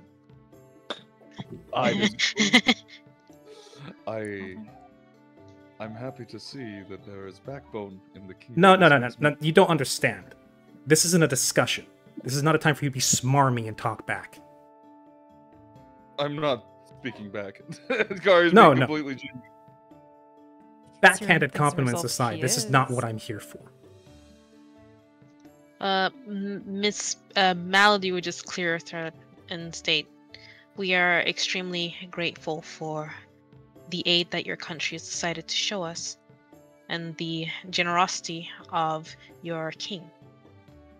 We will not try to take what you've offered us for granted, and we will do our best to aid you in whatever you need should you require aid in the future. He exhales a short breath and says, "Sentiment is appreciated. I can't possibly begin to fathom what my king would want as a favor from me. What? I don't mean that in a derogatory way. I simply mean that sometimes the scope of what a kingdom might need is outside the means of a group of 7 wandering individuals. However, make sure you express that gratitude when the king swings by to say goodbye. He doesn't get enough gratitude as it is. The fact that you are willing to reciprocate that means quite a bit. And I understand that you, Vark, in particular, did this because you are currently fearing for your life. That is what made it so that I didn't immediately have you arrested for the insinuation of trying to strong-arm my king. Is that you did it out of a sense of desperation, or I can only assume. You don't need to explain yourself. What I have done is unforgivable in some cases. I wouldn't say unforgivable so much as ballsy. If you did that in Naya, you would have been executed. Then again, in Naya, you probably would not have been invited into the king's court to spectate. We're not normal here. Our king is most certainly not normal. The circumstances which you find yourself in are also not normal. And that is why certain extraordinary allowances must be made for extraordinary circumstances. But remember, when you speak to the King of Lorbus, as informal as he can be, you are still speaking to the king. And while he himself loathes to be called as such, I, myself, my compatriots here, the ministers, and soon most citizens of this kingdom treasure him very much. We don't stand... We can't stand when others seek to take advantage of his good grace. So you get this one warning. We are still on good terms and in goodwill with one another. Try your luck again, and it won't be my king that you do. Before I do my welcome here, before the king comes by and hears me speaking this, I will make my leave. He turns and walks back into the fog, swirling as he departs.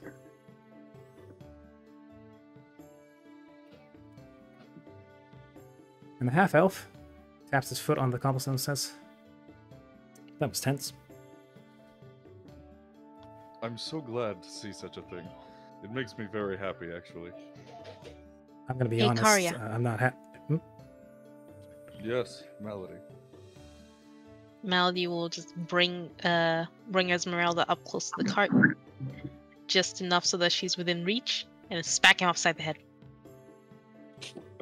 Don't talk like that again. No, I refuse. Actually, I believe that it should be recognized. Do you understand how many times I've had to hold myself in just because I didn't like what you said? To say that to a person of actual authority is actually disconcerting. So yeah, you're playing a pretty risky game there, Carrier.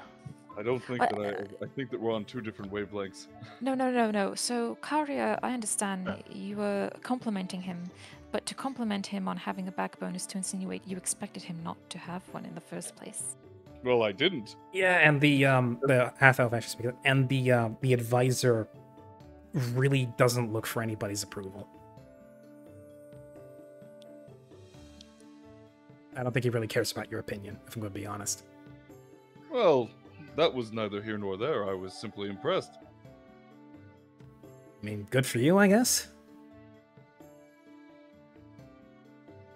Regardless. The others at this point, the half elf was the only one idling by. The others, as soon as the advisor had left, are going to the stable and arraigning their own horses.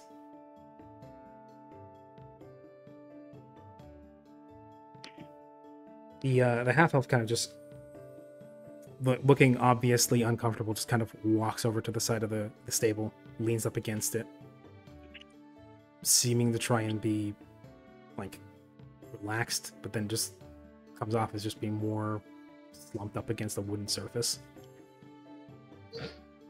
Holo was just gonna say, well, looks like it was a good idea for me to not come to that. Oh, that's correct, Holo. You were gone. I was.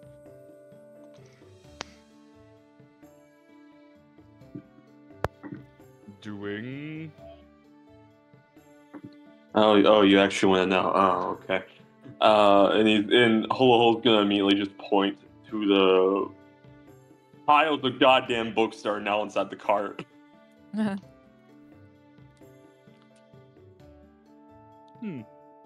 know everything. I know everything. I know everything. I know everything. As is once said in Lancer, by the way, I know everything. Lovely. Siren's gonna look at the books and say, I myself was also in a place of knowledge, although it was specifically to request help on finding my village, to which one of the professors agreed to. And he took such an interest, he was going to go there himself to investigate. Oh, I delved into the natural phenomena of this lands. And how'd it go? Did you know there's a really fast hummingbird here? There's a really fast hummingbird here. Yes. You can see I would expect as what do you call it? As Holo is sorting through the various literature he accrued through the previous day, it's a lot of books on flora and fauna, horticulture, and animal studies. Lots of journals and various works on such. Oh. All this also costed 100 gold. Being blurred. That's a nice one. Herming blue. Humming blur. Ring blur. Yes. Eventually, Lady Maria. Lady Maria Knight, now up on her war pony. 'Cause War pony, I love her. Yeah, she's a halfling. She's gonna have a size appropriate. Small, yeah. Yeah. War pony. War pony. Do-do-do-do. That thing is for that thing. Hey, don't make fun of her because of her size, Siren. A pony can still bite your fingers off. That's Yeah, true. exactly. Yeah. And if you get kicked by a pony, it's still gonna hurt. To be Sully a has kneecap very, instead. Sully feels very insulted whenever somebody mocks a halfling for their height, as in reality, Sully is a halfling. Damn. Well, sorry. How Can't can help you say you there. this to me? I can't help the way I am. War Mastiff is another great choice. War dogs. Dogs. In this case, it's a war pony because they're a little more royal looking than large dogs tend to.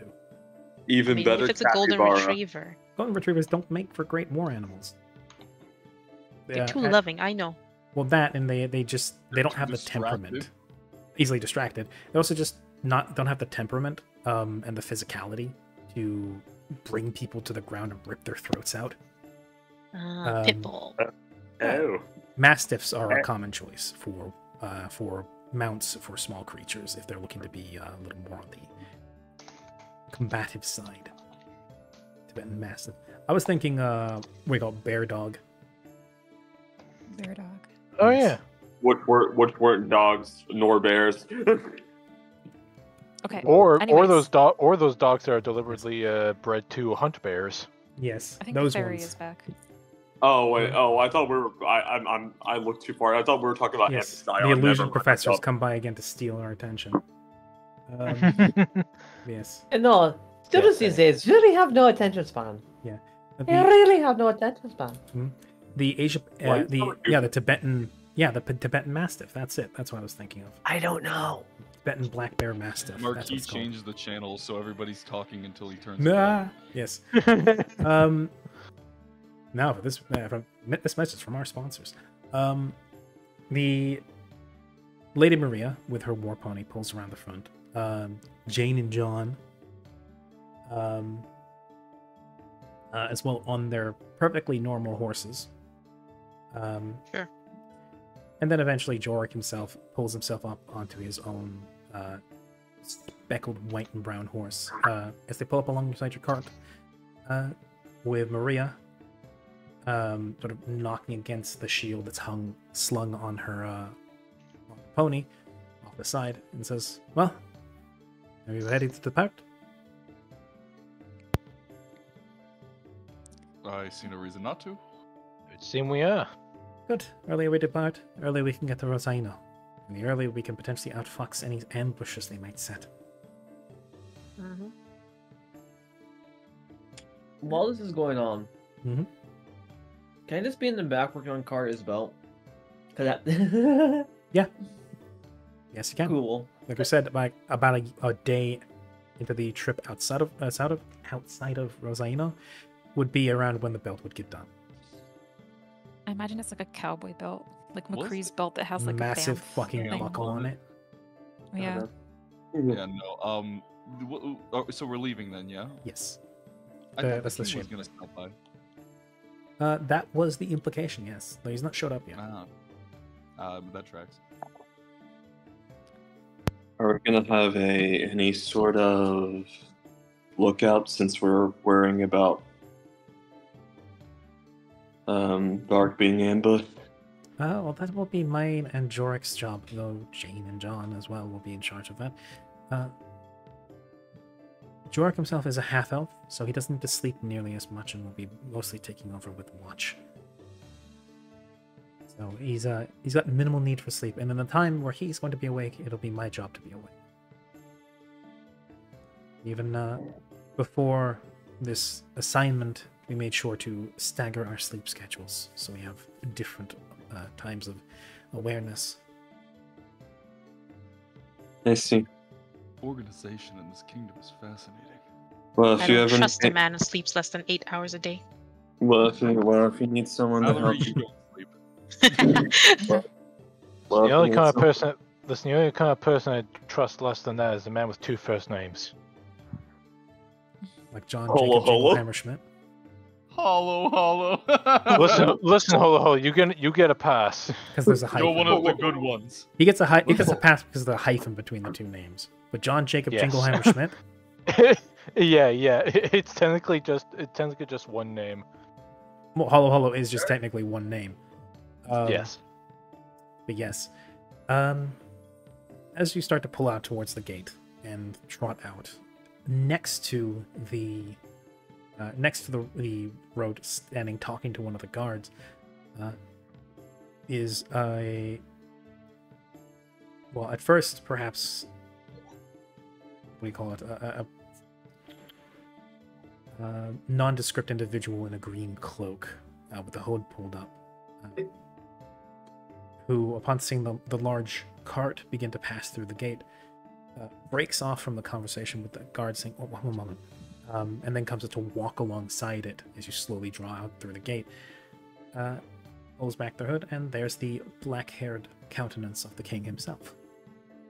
Ah, Your hello, my Majesty. I hate it when people call me that. You guys gotta- Exactly. Hello, my friend. Hello, Karia. Hello to all of you as well. I hope the early start isn't too much of a problem, but I know you guys have a lot to get done. And my staff here are used to early wake-ups.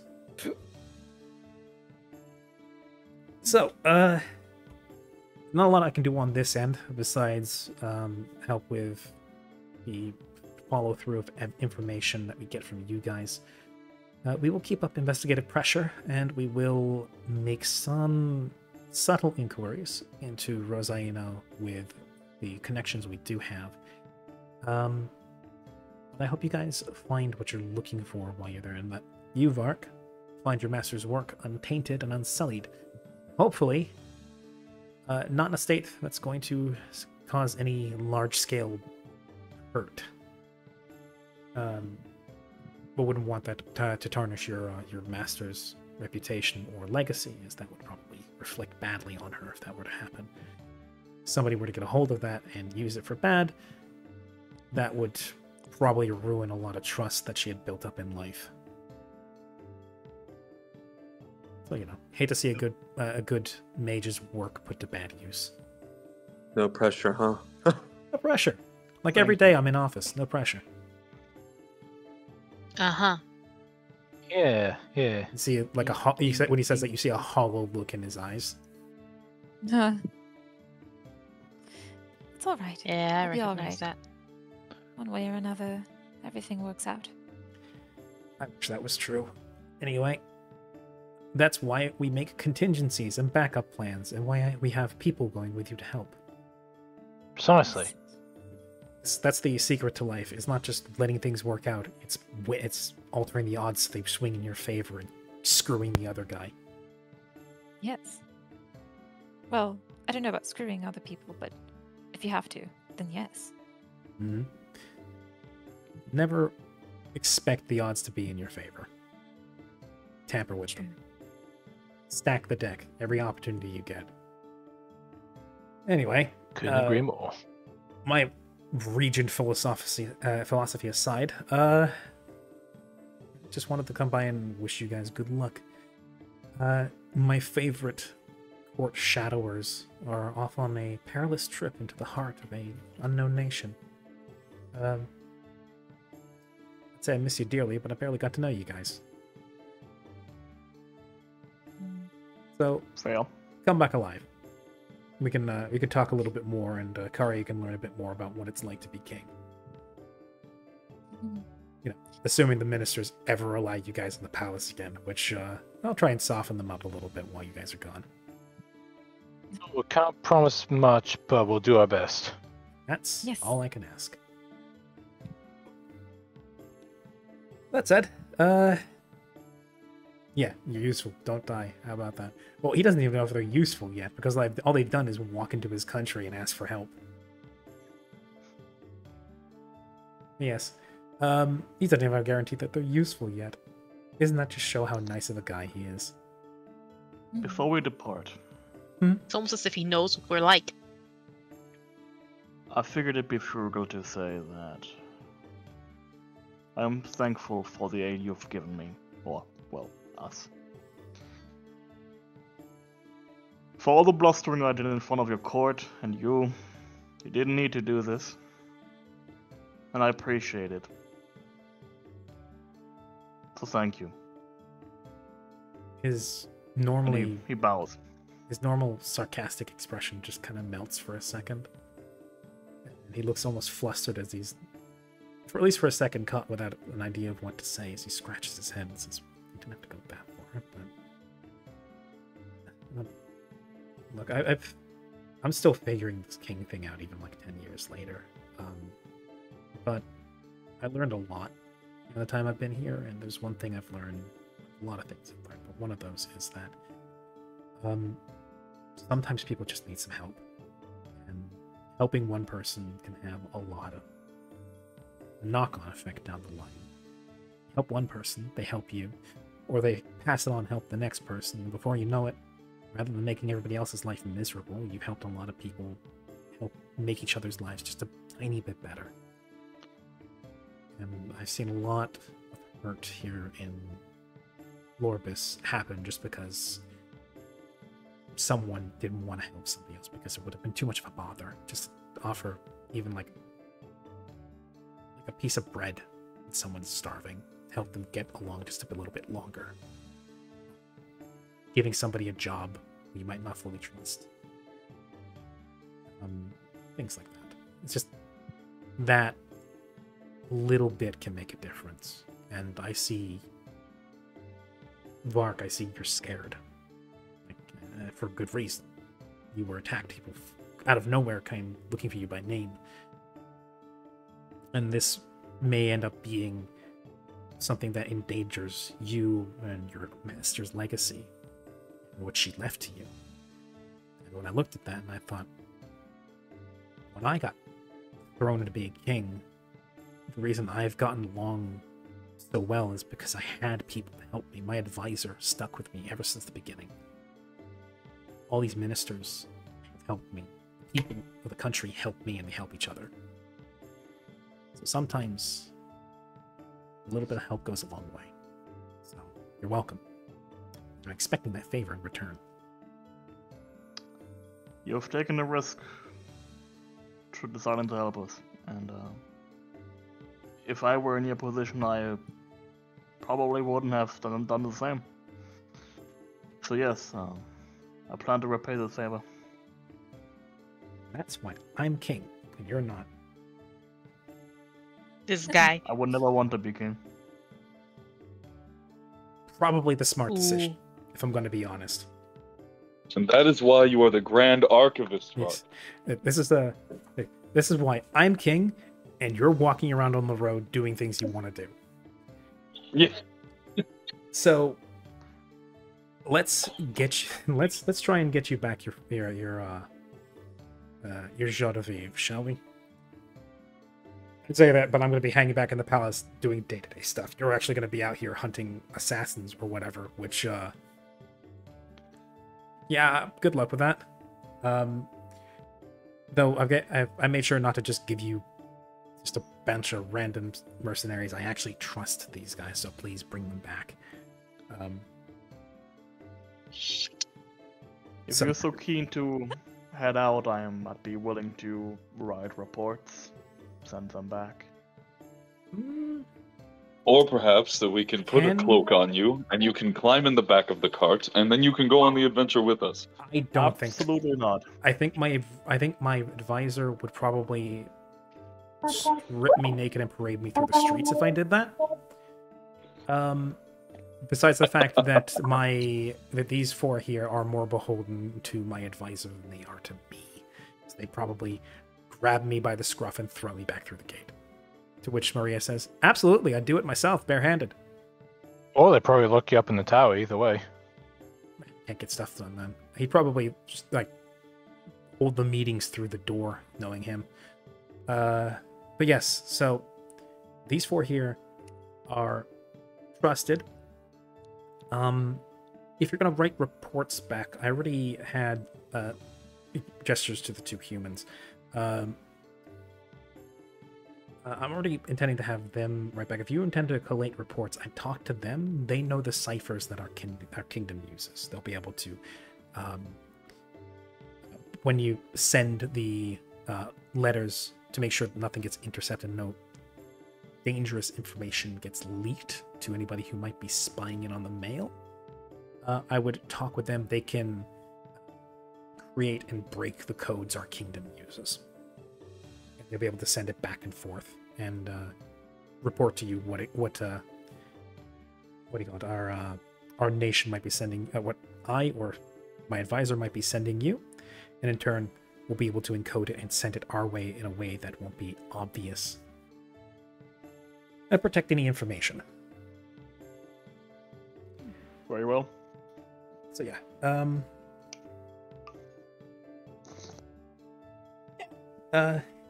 I wouldn't bet on them teaching you the ciphers, because that's state secrets, but they'll work as your translators. Yes, more information shared, at least in a secure manner, the better. If the more we know over this way, the more we can help you from our position. So yeah, if it's something potentially you find out might be situated here within Orbis, like they somehow set up a base here and we didn't find out, definitely good knowing that, and we'll be able to immediately make a move as opposed to having to wait for you all to return, give us the information, and then go hunt them down, in which case they may have already moved. So, you know, proactivity. There's a little shimmy with 2 thumbs up. Activity and being smart. 2 principles we try to build the my regency on, I guess. So, Varg gives them 2 very awkward, slow finger guns. he does a little like with the thumb still up. He does like a little awkward like shimmy back and forth with his hands as well, as if it's trying to come up with a cool way to respond, but then just kind of shrugs his shoulders. I tried.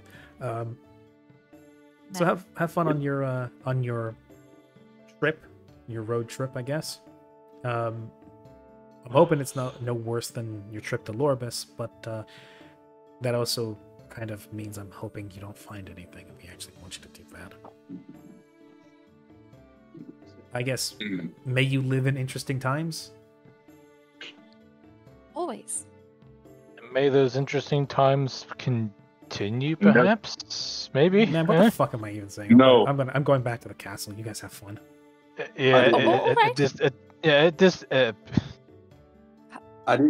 You take care as well, Your Majesty. Just like as like he's retreating around the side of the cart, you just hear, "What the fuck are you doing?" Goodbye, Guillermo. Okay. Thank the gods, I was getting awkward. Mallory's What an already like interesting 30 guy. feet away. He's already riding ahead. He's done with the cringe. You can't catch him around cringe. No.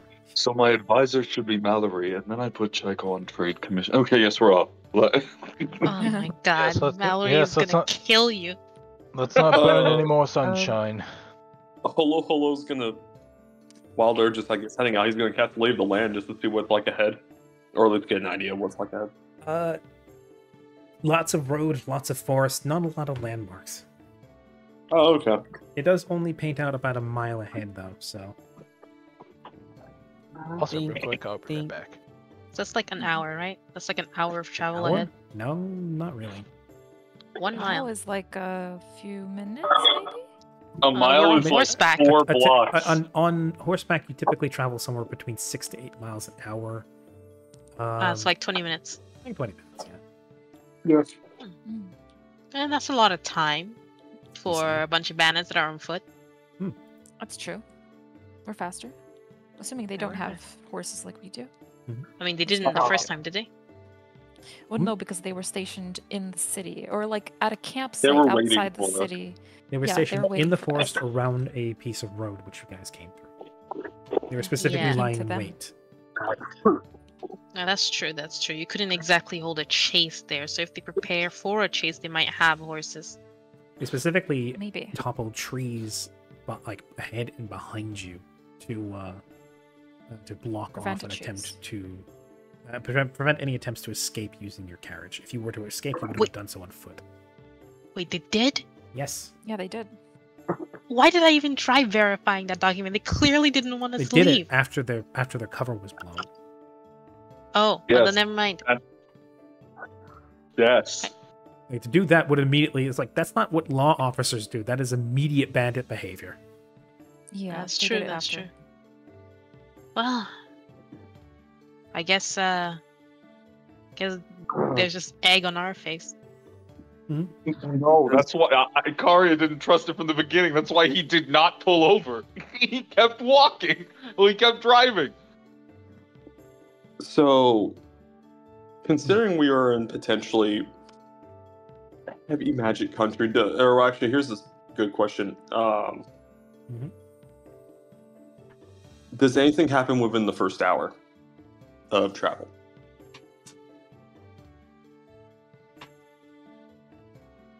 Oh god, he's rolling.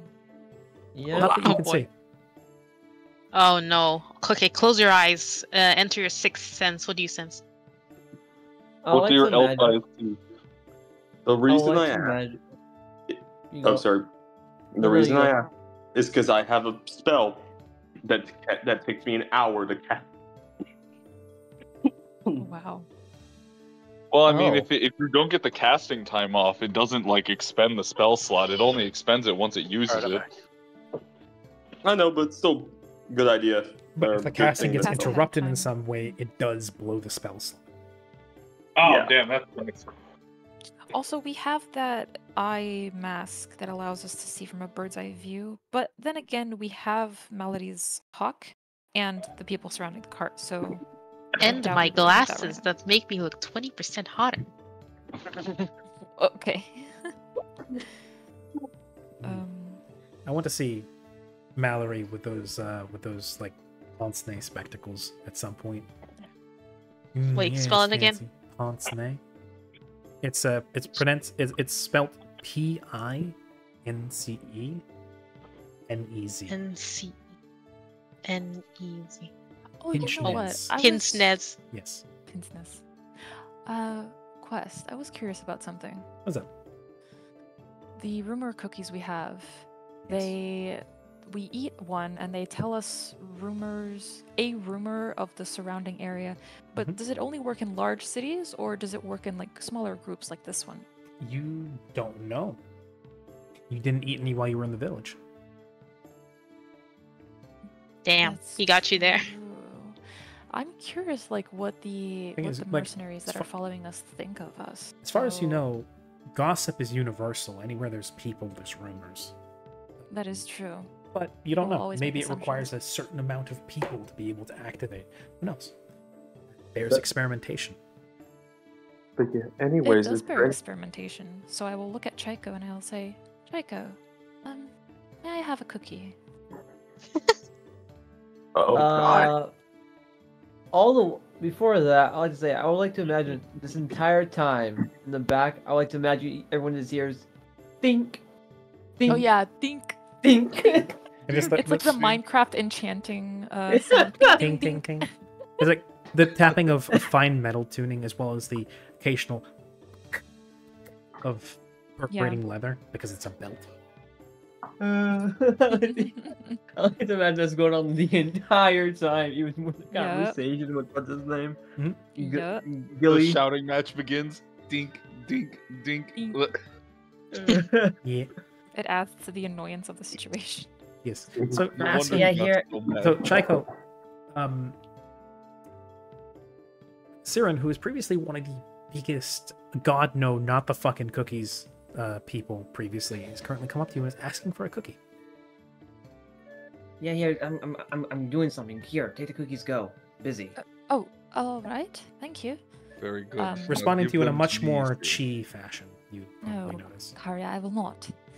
I just wanted to experiment with them to see how many people is required for the rumors to occur, since you all seemed to have that effect on you last time you ate them. Additionally, Well, they worked on the ship, which couldn't have been more Think- than Oh, a that's small true. village's worth of people. Think. I'm Wait, do I curious- actually know about the cookies? Because I never was in a room when the cookie thing happened. You were there. It was a while really? ago, but it was the first time that we got there, Hmm? and I Were we all remember there? Remember when something you were in distinctly where the- you went to go drink afterwards. Yeah. Ah. Yeah. There was the time where you guys did it in the lobby, but that was also while Mallory was out gambling. Yeah. I So am distinctly I? remember the first time it happened, it caused Mallory to leave and go drink. Let Yeah, because it brought back trauma. Probably from his old home, yes. Yeah. So Okay, never essentially- mind. Essentially, I'll say I'm just curious if there's a smaller group such as this one, where the rumors will be pulled from, and I'll reach into the bag, pull out a single cookie, close the bag again, and then eat the cookie. Actually, when you get a moment, can you pass me one of those cookies? I'm feeling a tiny bit hungry, and I'm also feeling a little bit lucky. We've Oh. got the cookies out. We have provisions if you're hungry, but I will give you one as well, and I'll hand one to Flick as well. Appreciate it. Think. Dink, dink, dink. So Siren and Flick are having a cookie. Yes. Ahem. Is Siren. Does Karya also want a cookie? Siren does the sassy thing where she just flicks her hair at Karya and pretends like she doesn't hear him. Ooh, cold shoulder. Ouch. I will not forget this. Shoulder colder than your mountain home. Can't believe this. Oh, miss the ice of the mountain. Misty mountain. It's cold. But yeah, back to what I was asking. This will definitely go well for the felinoids near the party. Ooh. Yes, you were saying. You were saying, hold on. Sorry. Does anything of note having happened within the first hour, or like does anything destructive that would destruct us happen within the first hour? Well, let's see how the cookies go. Oh boy. Oh boy. Siren, you're first. Roll a 1. Oh, Psychic God. damage. Brain explodes. Scanner style. Damn. Whoops. Okay. So 1 for Siren and for Flick. Just know that if we get to, if they end up delving into some people's the gossip forms as people's thoughts and whatever lingers in their minds, I want to roll sense if it happens to me. Because I'm You want the curious sense if we can motive on use the whispers this. in your brain. Sense motives on people actually perceiving what's happening in my brain. They just stare at Mallory. What are you looking at? Don't look at me! Call them paranoia cookies. But, sorry, you were saying, Siren? You know what?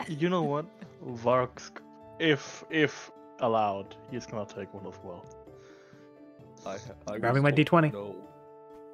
Oh boy. I'll hand one to Vark, and I'll look at Karya, and I'll look at him. Actually, you're the one driving the cart. I'm assuming you're just looking back at us doing this, and you're wanting a cookie. So I Siren, smelled them. You smelt them. So Siren looks up at him and says, When the bag opens, it does Karya. smell like a freshly baked batch of cookies. "Karya, would you like one as well?" Don't give the person who's driving a strange substance. Oh, Yes. actually, Give him the Karya will coke. be driving Make into the cookie. I am the influence. only one out of this entire group that isn't terrified of these delicious confectionaries. As, here's what I'll do. I don't know if they'll affect your mind in a way that will prevent you from properly driving the cart. So, after we've had ours, I'll feed you one. After we've Siren? regained a good sense of mind. Is that all right? Siren, can I have a perception roll from you? We'll give this. Yeah. What? Is he driving with his feet? Is that what I'm perceiving? I don't know.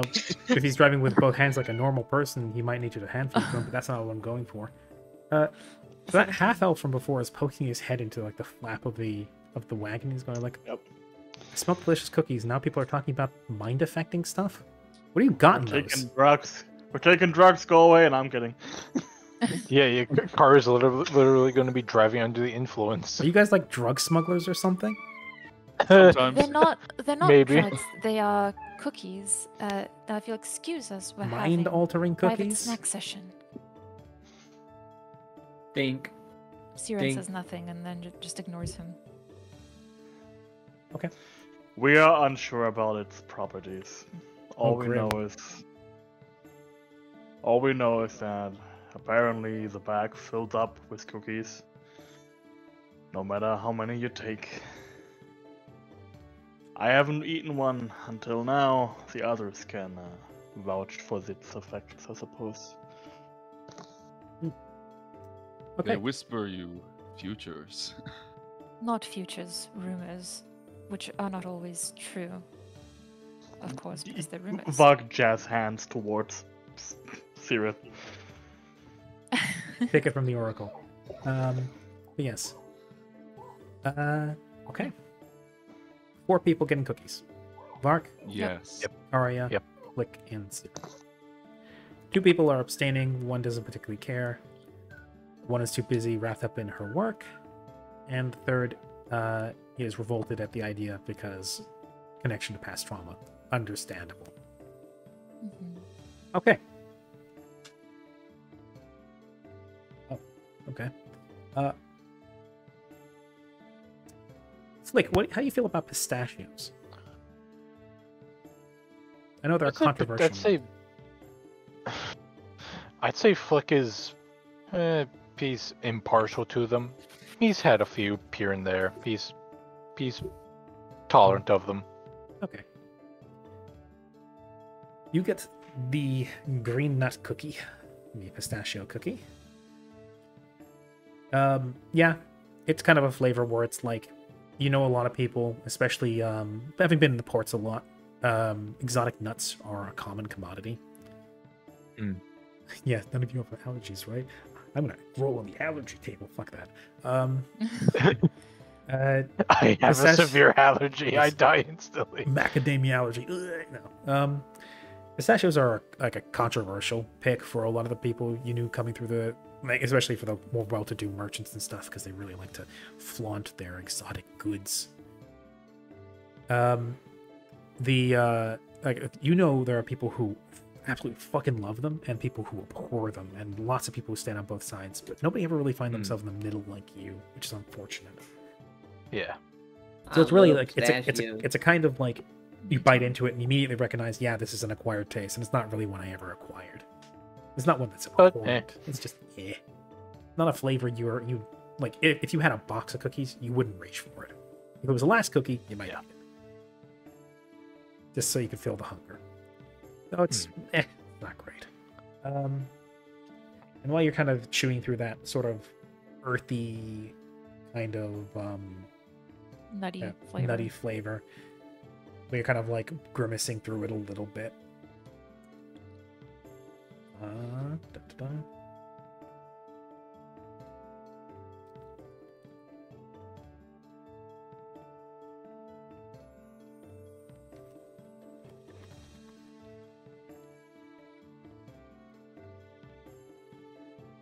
I can currently smell cookies in my house.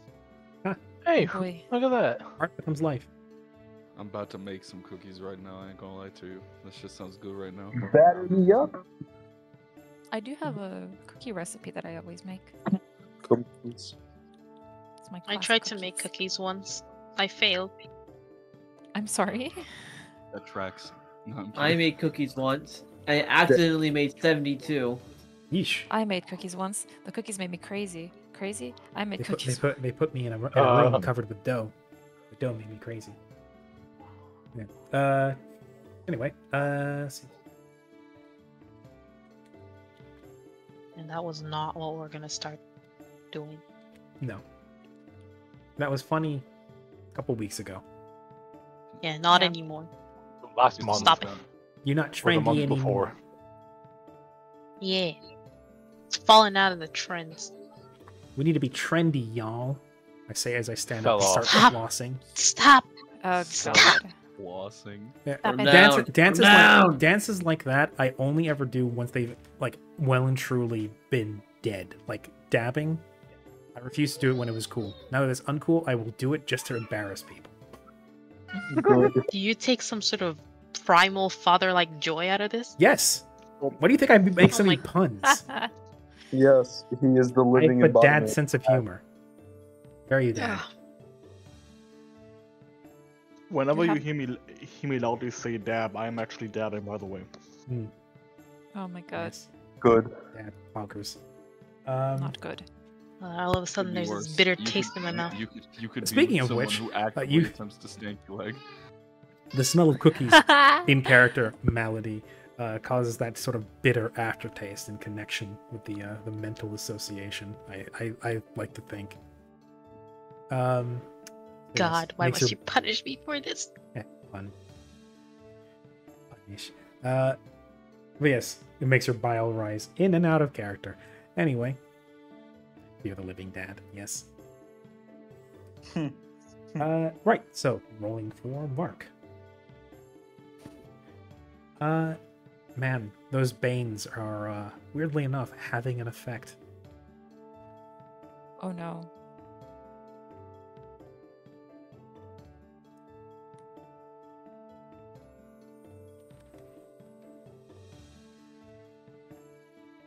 I can't believe it. What's up? He just said that and went quiet. Cryptic. Cryptic. What you talking about, Karia? Oh no, I apologize. The fact that fucking the Grim fucking came in, redeemed put 4 Banes Banes for each and person then rolling for left. cookies. He redeemed That's it once for beautiful. each person. I love it. Who did that Thank you, again? Grim. Grim did. Grim. Thank you. Tell them cookies are bad. Yes. So they won't Those- do these types of drugs ever again. They literally whispered in Karia's ear that his father was going to come and kill him, and he went, "This is good to know. Now I can prepare. I will take more of you." Karia, please. Damn cookies reminded me of bad things. The prettiest one in the group starts to tear up. Please stop taking these cookies. I didn't know that Vark was crying. Vark can cry? He would have cried if Chaika hadn't called him pretty. Aww. That's why I made sure to call him pretty, because he needed to know. Validation. You know, like what the homies do. The homies call each other pretty, isn't that right? Mm-hmm. I like to if your brosif needs an ego boost, you suck his dick, no questions asked. I like to think that Oh, when Karia called Vark pretty, he went, "You're beautiful, bro," and then he went, You're beautiful to me, bro. Thank you, bro. His exact words were, "You are as gorgeous as the sunrise over the cresting mountains." and then he gave him an air kiss. Be sure to kiss your homies on the forehead. Good night. I still love that picture you drew, Sully. It was very cute. I know, I can be wholesome. I know. Ah, shut up. Other times you're ego and you're not ego. You're edgy. Other times you're what do you call it? Sometimes you're edgy. Sometimes you're a gremlin. Sometimes you're wholesome. It's good to be. Yeah, very... sometimes I can be criminally insane and make other people insane. That's true. No, Grim's right. And left, no, he's been here ever since. He's been watching with eager joy to see what happens. That is true. That's true. Also, I could just imagine Sully putting on Joker face paint, like, yes, sometimes I'm a monster, you know. I'm a little Joker's deserve. Wanna? I caught a little punny, everybody. Scars. No. I caught You know, punny. You know what? I'm gonna say it. Hollow is a Vaporeon.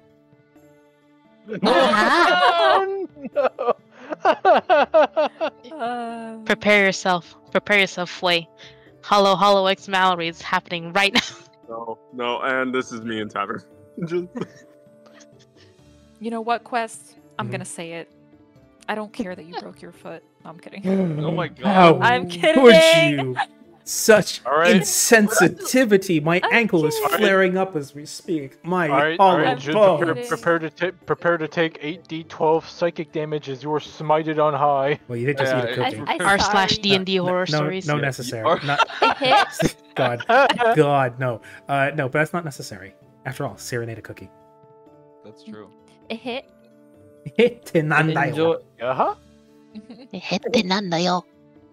Enjoy, enjoy your enjoy your bangs. Yeah. What a nice filler episode. I know. Furious typing engaged. Oh, how I wish Okay, now I could use my points. Siren.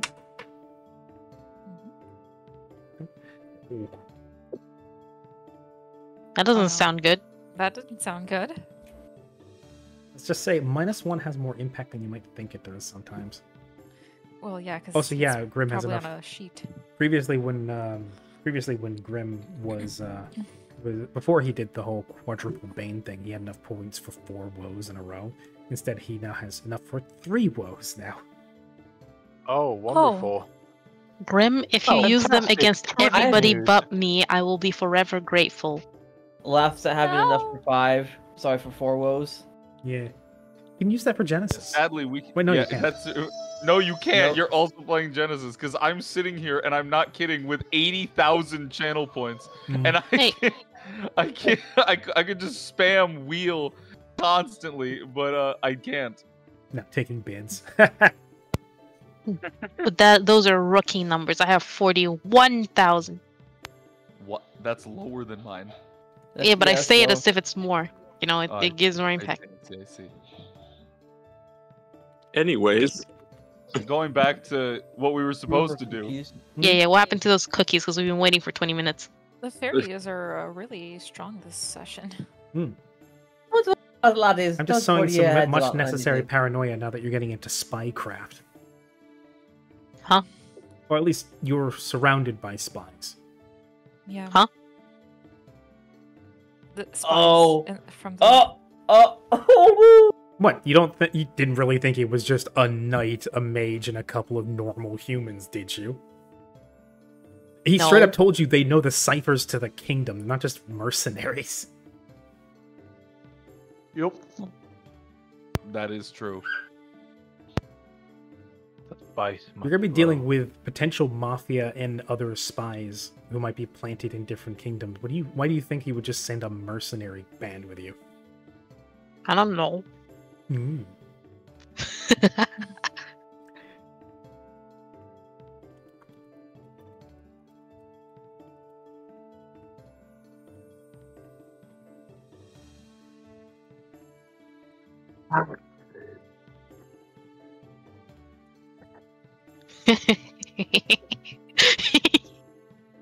It's the other spies, just the ones you can't see. uh.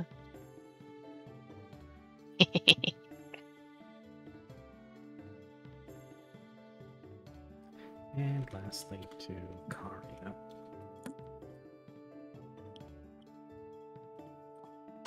Karya took one. Yeah. I thought he wasn't allowed to take one. I love that laugh. I'm so excited.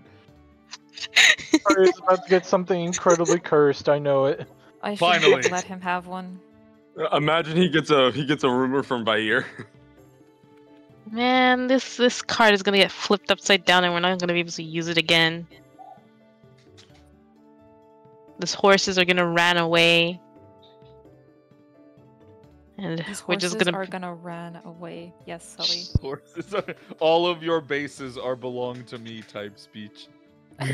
Surrender now. Make your time. Silence, okay? I'm surrounded by family that speak broken English. That's true. That's fair. Does Frey is gay? Does Truth come out. Is Frey is gay? Heyo. Oh boy. I mean, Does Bruno Mars is gay? Truth come out. that's Bruno. God. Hey, he could be. I mean, I have the femme Frey. That is true. There's cat Oh girl. god, Frey, yes, there Cat is- Girl Frey. Shit. I still have that Cat saved to my Girl Frey. fucking meat folder. Yep. There's cat girl Frey. There's sexy Frey that Tia drew, or Pip drew rather. Implying Frey isn't sexy. I'm always sexy, but listen, Always. lady sexy. Nah, man sexy too. Thanks, Hmm. good. I appreciate that. Okay. Okay. And Okay. that is all the rumors divided amongst. Oh boy. Yes. Oh boy. Flick gets the pistachio cookie. What do you call it? Vark gets a plain old sugar cookie. Siren gets a, well, it looks like a normal sort of glazed cookie at first, but when you bite in, it tastes burnt. Oh. Is it the burnt cheese cookie from No. Cookie Run? No. Please unfortunately. don't. Unfortunately. Oh yes. All of these were once living cookies and now have crumbled within your No, stomachs. no. Yes. Mhm. The witches. We were the witches. Yes! Somewhere far away is the creator of this bag, and they are a cackling witch cackling over the cauldron. Just so you know that a lot of the cookies in Cookie Run franchise are actually very poisonous. They are, yes. There's Lilybell, who is just a white lily. Lily of the Valley. Lily of the Valley, which is very poisonous. On the other hand, Yes. there is Muscle Cookie, which is made of muscle. Oh no, It's just muscle. he's a gingerbread cookie. He just has muscles, so it defines him. Untrue. He would be called Gingerbread Cookie if that was the case. No, he would be called gingerbread. He had no defining Well, there's no features. such thing as gingerbrave. There's just gingerbread. That's silly. No, there's gingerbrave and there's gingerbright, and there's muscle, angel, and devil cookie, It's just silly. and also a New York cookie. And don't forget Jungkook cookie for some Don't- fucking yes. reason. Cook cookie. BTS Cookie. Yeah, the and don't BTS for- cookies. And don't forget Big Dick Cookie, anyways. Okay, I'm swatting the fairies away. All right, enough. Okay. They all explode. Now, yes. No. back on So, track. and Karya, lastly, you've tasted this flavor before. Give me an intelligence check. Blood See if you cookie. remember Oh. what it tastes like. Ah, yes. My first Oil. roll. Oil, yes, oil cookies. It may be Oil it may be a fortitude check after this. Who knows? It's just oil. Ugh. Ugh. Yes. Yes. Oh. Crude petroleum. oil. He just oozes from 16. between his teeth. It's crude What the oil. fuck? Just like dribbling black fluid from like the corner We're of his rich. mouth. Oil Oh, I enterprise thought- says- cookie. he I thought says- you meant like cooking oil. No, crude oil, as it just comes fountaining out of his mouth and says, "Oh, my rocks." No, it's sort of Ugh. so interesting bird fact. And Oh, God. dragons are very bird-like, so I often lend to some bird-like characteristics from the very Mhm. bird-like dragons. Oh, Lord. What's going on here? Did you know that pigeons produce milk? Oh my god. Oh. Specifically, I did not know that. they That was produce wrong. it in a small sac in their throat, which acts weirdly like a convergently evolved form of lactation, in that it's a nutrient-rich white goopy paste that they generate in kind of a crawl in their throat, that they then, well, mama bird feed to their babies. Babies. Oh. In my world, dragons can do this too. And when Karya Oh, was no. very young, one of the nursery dragons used to feed him and other small dragons and half dragons in this manner. Ugh. And it tastes like that. Ugh. Dragon titty Dragon milk. Not dragon Not titty milk, titty because the dragons don't have Yeah, titties. dragon, Dragon sorry, throat dragon, milk. Yeah, dragon sack milk. All right, great. Here we go. I don't call it sack Sack milk. milk. Sack milk with a Don't call it- C. Don't Those call are very it bad that. dragons. No, Grim. Oh. It's not the cream of the crop, it's the cream of the... Ugh, for him and for So yes, you get a small flashback to your lovely childhood.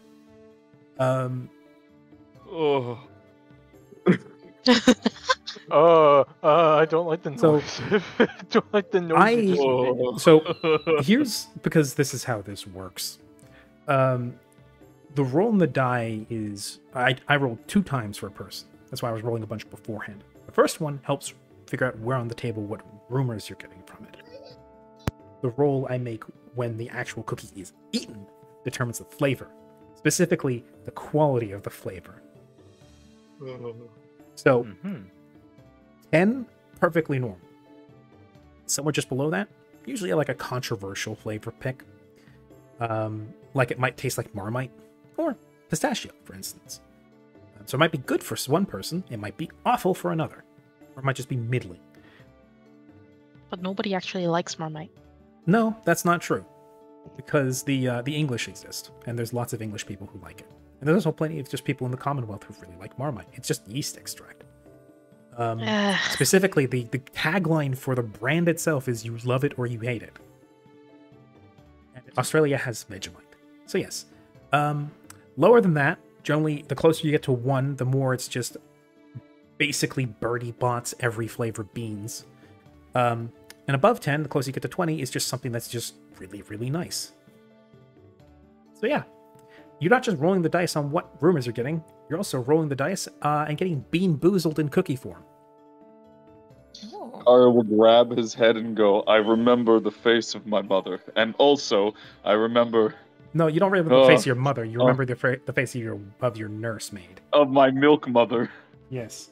Your wet Why nurse. you call it like that? The No, wet nurse. not the wet nurse. What the And- fuck? Oh, Y'all I mean, need that's what it That's is. the actual Also, definition. A woman who helped that is actually the breastfeed a actual baby definition. in place of the mother is the wet nurse. That is true. Y'all Also, Karya will look back and go, is there an alchemist workshop nearby? Or is that talking about Hollow Hollow? Huh? We're still on the... You're a mile away from suspect that Lorbus. there's- Or Lorbany specifically. I see. There's someone suspicious around there, so I guess that it goes for quite some time. Wait a minute, they're spy masters. They probably keep this shit on lock. They probably have this in their brain. You dumby. You say this out loud. Are you openly admitting that you're reading the minds of a bunch of potential spies?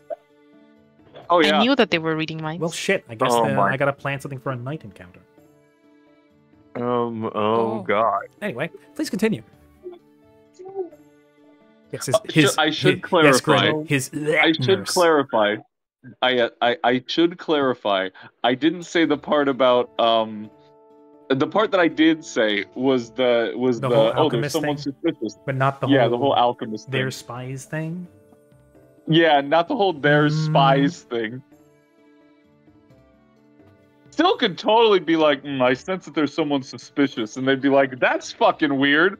I got a When feeling did you there's become a fucking spy. oracle? So, Yes. remember when I mentioned, or jokingly referred to these cookies as drugs? Yes. I wasn't joking. Vark is catatonic, pupils dilated, just sitting in his seat frozen. Oh. Damn. He's dead. Mallory just has Mallory just has her hands buried in her face. This is what a sugar cookie does to Vark.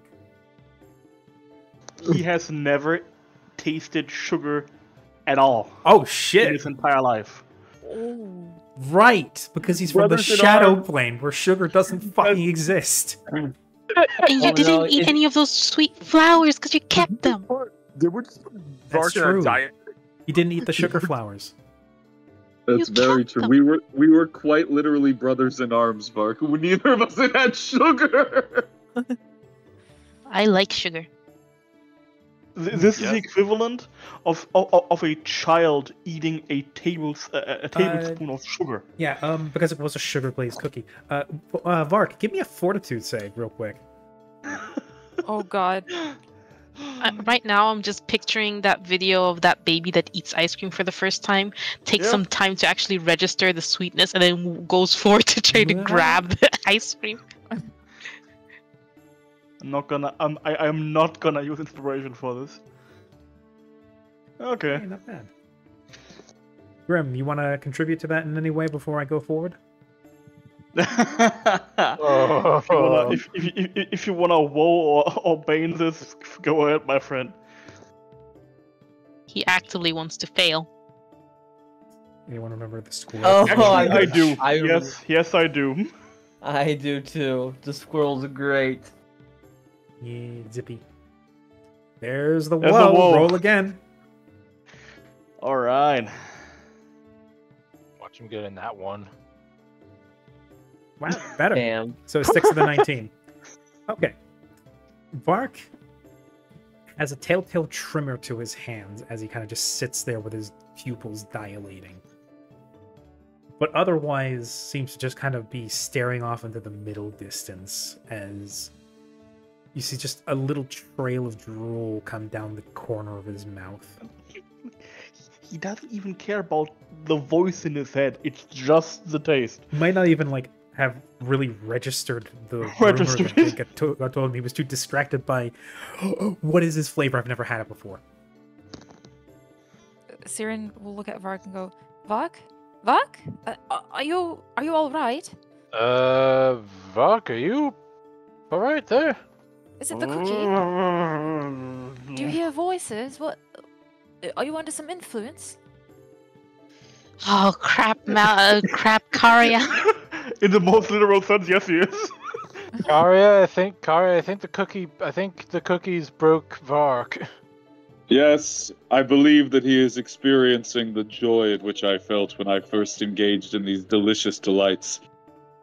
No. Yeah, delicious. Yes. Yes, Listen, the I never delicious said I taste of wasn't a my little nurse creepy. mother's milk. Oh, Or as Grim stop! put it, his maid. His maid. Yes. Dude fell into the honeypot This trap. is- Exactly. Exactly. I fear for Vark when he finds out that you can go to beehives and harvest honey. Oh god, honey. Oh no! God.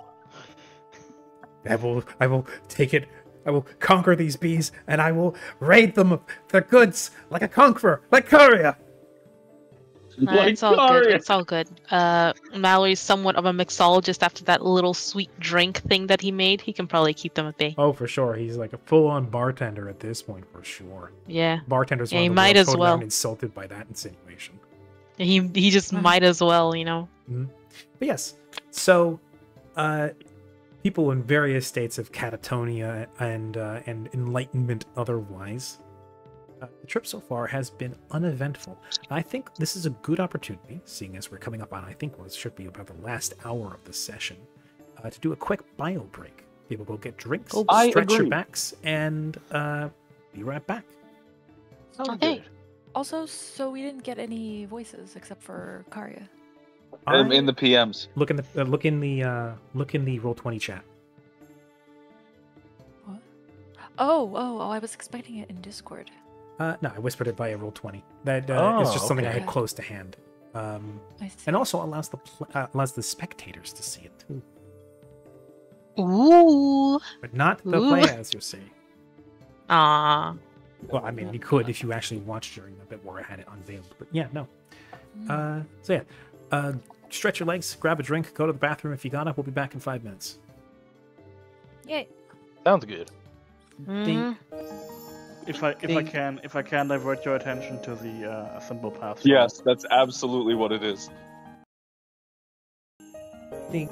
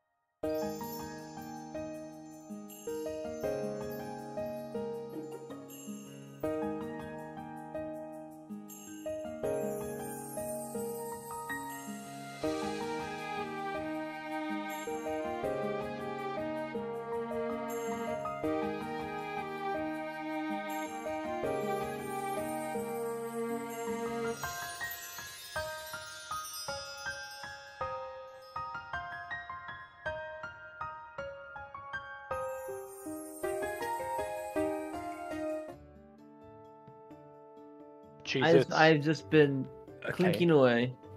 I've I just been got- starving myself because I don't have any food now.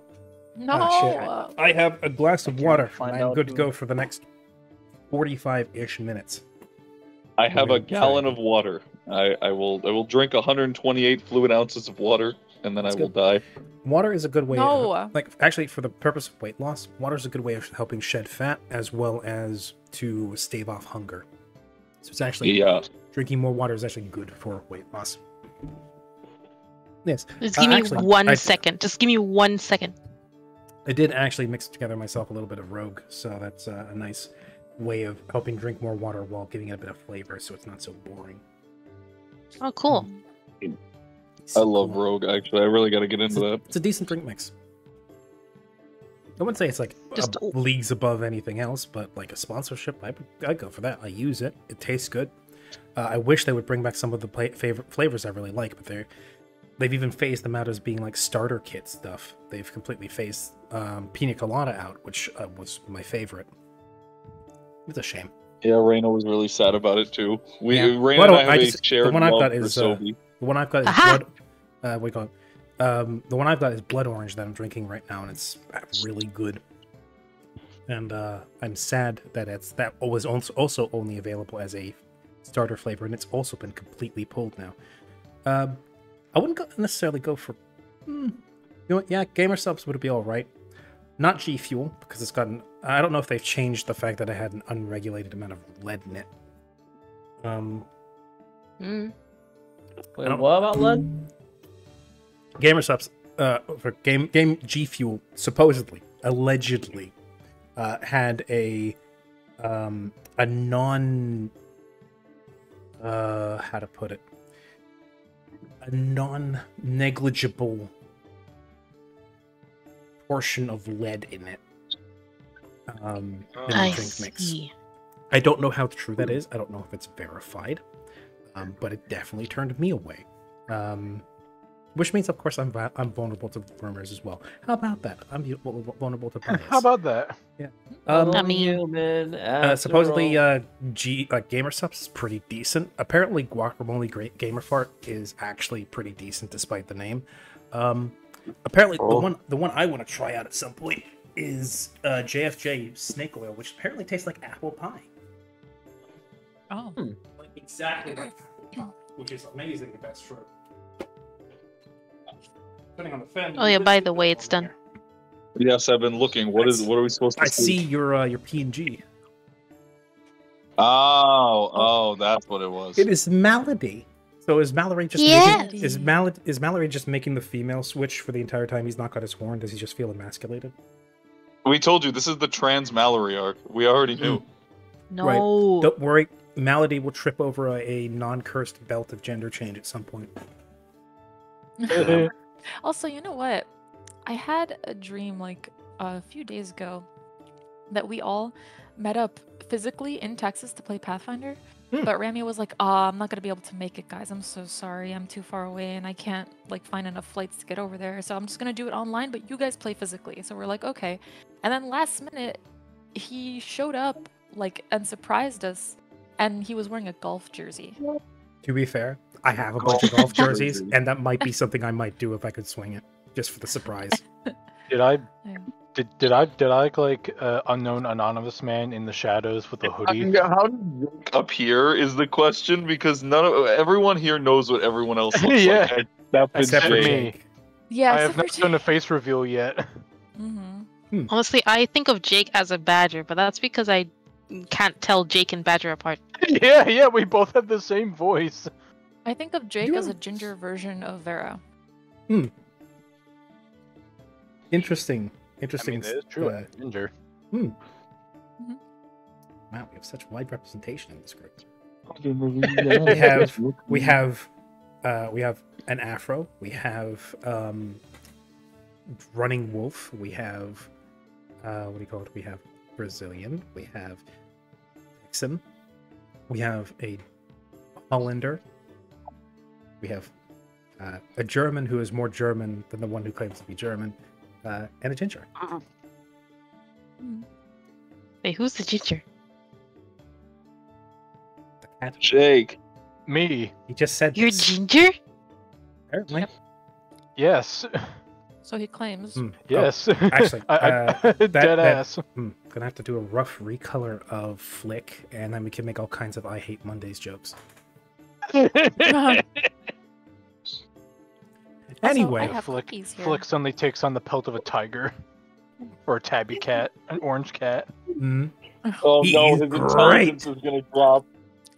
Garfield. A mix of Garfield and Tony the Tiger. I fucking love that. But yes, anyways, let's get going. Yes. Stereotyping my players aside and being a putz about it. Let's continue with a little bit of the session. We'll be going for another 40 minutes or so. When we hit midnight is when we're going to try and wrap things up, because we do have like 4 people in this group who are on European time, so and regular sleep is good sleep. So, right. The first day goes without much interruption. Can I, because I didn't notice it before that it was in Roll20 and not Discord, can I say that Siren, just to the people... You may share your experience. Yes. Just the people in the cart. I don't want people outside of the cart to hear, so... One of you Siren's does just have gonna a try her- spell for that. Silent Table. Well, it's not like super like game-shatteringly important. She's just gonna say, Just whisper it? apparently, yeah, just whisper. She's gonna say, apparently, people might be going missing after attending a sort of flower festival. That's what I got from mine. Now, Vok, please wake up! What happened? Wait. So how long has it been since they've eaten these cookies?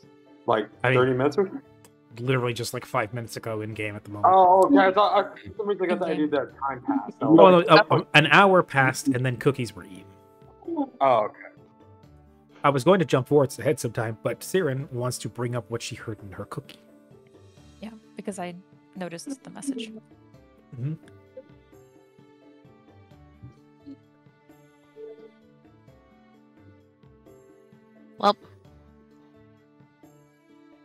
Well, ain't my problem. Yeah, well, you know, Well, I think anyways, Grim just sent me a funny, and I thought it was funny. It's funny. Thank you, Grim. oh yeah, apparently there's a whole thing about viewing flowers that's going on. Different festivals going on around the region. Apparently, I mean, it is springtime. they also told us about it. That is also true. And apparently people go missing there. Bark is cooked. Bark is baked. God damn it. Grim loves puns about as much as I do, so we keep each other company with that. When others can't stand our dad jokes, we turn to each other. Get these old folk out of my we played Imagine being tabletop a- before it was cool. But what now? Good question. Like, what do we do now? I think we continue on the path because we are a mile away, and we're not even a mile away. We are quite a ways away. We are an hour away from anything that we could do to help. So it's time to go. Yeah, so let's keep going. Let's keep going. So wait, Siren, you got something about some people going missing with the flower festival, yes? Well, to be completely fair, the voice told me that this one person in particular stopped showing up to something after the last flower festival. And I actually don't know if this is happening to multiple people, but it happened to this person, so I have to assume this isn't just some little random, quirky, one-time thing. Oh, It might I be got something one about worth watching out for. I got one about someone touring around and going to different flower viewing venues, I suppose. Might be the same person, or might be someone different. Kind of weird they wouldn't bring up Yeah. anything malicious, though. Also, if I wake up, Karia mentioned something about a suspicious person going to different alchemists. Yeah, they caught a suspicious person wandering around. Or rather, they see suspicious person wandering around the alchemist laboratories. And there was nothing we could do about it. So that was that. Also, might I remind you guys about our last set of fortune cookies that I had in this town? That I'm pretty sure I said this out loud. If I didn't, well, I mean, I should. There's a reason for not to. Remember that there's reports of people going missing in a forest. The forest we're in right now. No. Ah. You're on the Do road. we know which forest, or just a forest, and we have to find out which one? Presumably, the forest that was around the city, an hour Yeah. away from us. Yeah, probably. And I'm Well, assuming there's these nothing we can cookies do about it now. There's nothing we can do about it now, and I'm assuming these cookies are rumors of the mercenaries that are here with us. Well, again, they're not mercenaries. They are like royal. The government agents. One's a knight. Yeah. One's a royal mage, and two are totally normal people. Bullshit. What gave it away? My God, My tone of Lynn voice. swear. Or it could have been the fact that the minister hesitated and then gave them the most bland, basic Jane Doe-esque names possible. Literally, John and Jane Doe. It's exactly what he did. Mhm. So I want to sense motive the two humans. You're just gonna look at them while they're riding along. Yes, I want to discern anything, any information motive from the checks. way they carry themselves. Okay. Let's see. Okay. 2 sense motives. Show me what you got. Yep. Number 1 is a 31, and then number Oh, 2 wow. is a 25. There you go. Wow. Locking your gaze, well, at least attempting to be somewhat settled about it, as you have the benefit of being on your horse outside the carriage. You cast your eyes specifically back and forth on John and Jane. And try to get a look on, like a read on them as people. And by all accounts, these are casually, civilly dressed individuals who, through their posture, give away nothing.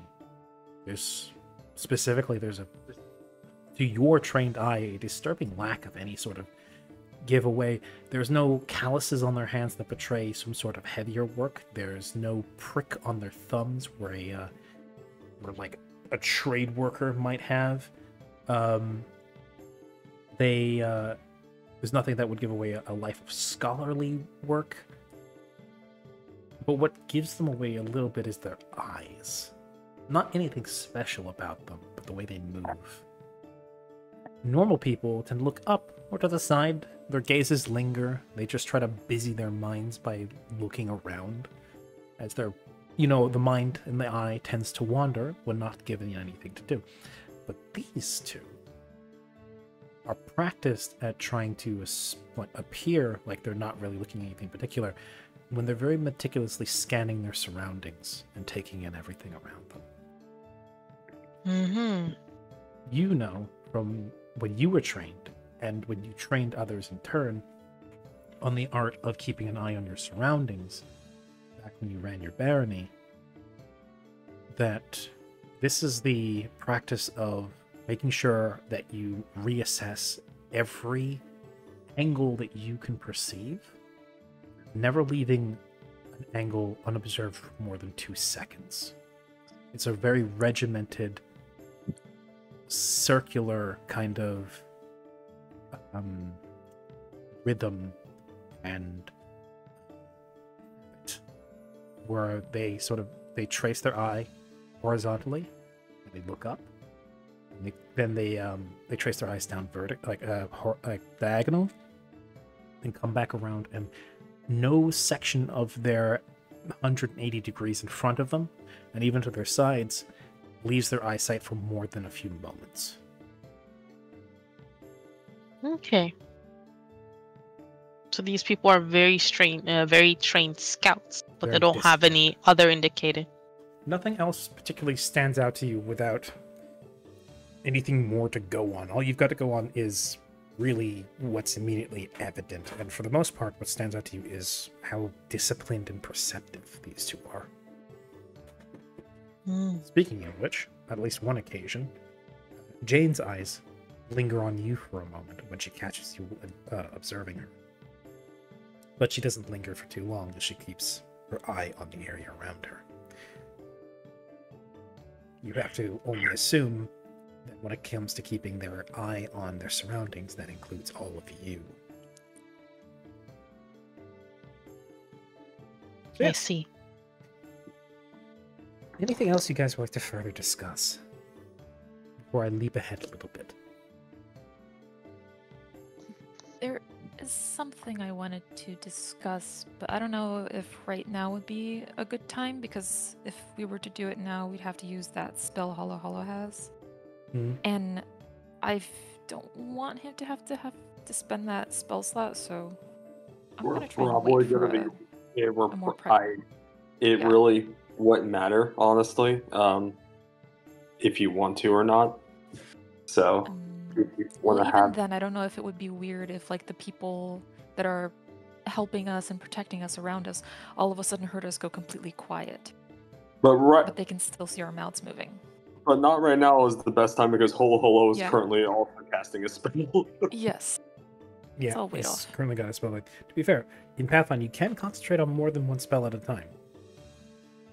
That's true. Even while you can cast another spell, and then while doing. Yes. Specifically, what that does is it just raises the DC on concentration checks for No, both no, spells. not that. So let's say I'm focusing on casting another spell. Let's say a 1 hour long spell or that has the casting time of 1 hour. That's what I'm saying. Well, what spell are you casting? I'm glad you asked. Yeah, Just so I spies can totally can't read lips. Oh. Man, Grim, you really give away all my plots, don't you? Well, It's to okay. be fair, You we balance are it in a out by covered giving. card. Yeah. To be fair, Grim, you also balance it out by giving me terrible ideas sometimes. So That is true. But yeah, no, we are in a covered wagon, so I don't. Grim's Unless they bad also have influence. X-ray the front and the vision. back are open unless you draw the curtains shut. But yeah, We need to upgrade this to like a gypsy caravan, by the way. we can do that next time we're back in town. I have the money. Man, I was waiting It's for the because you guys already made some like armor upgrades to the card. I was wondering when you're gonna try and trick it out. Actually, make it a remember- livable carriage rather than just an open cart with some armor on it. Mm-hmm. I mean, it is a Should do that. wagon. It's got a tarp over it that's pretty resilient, so it's not like it's completely open.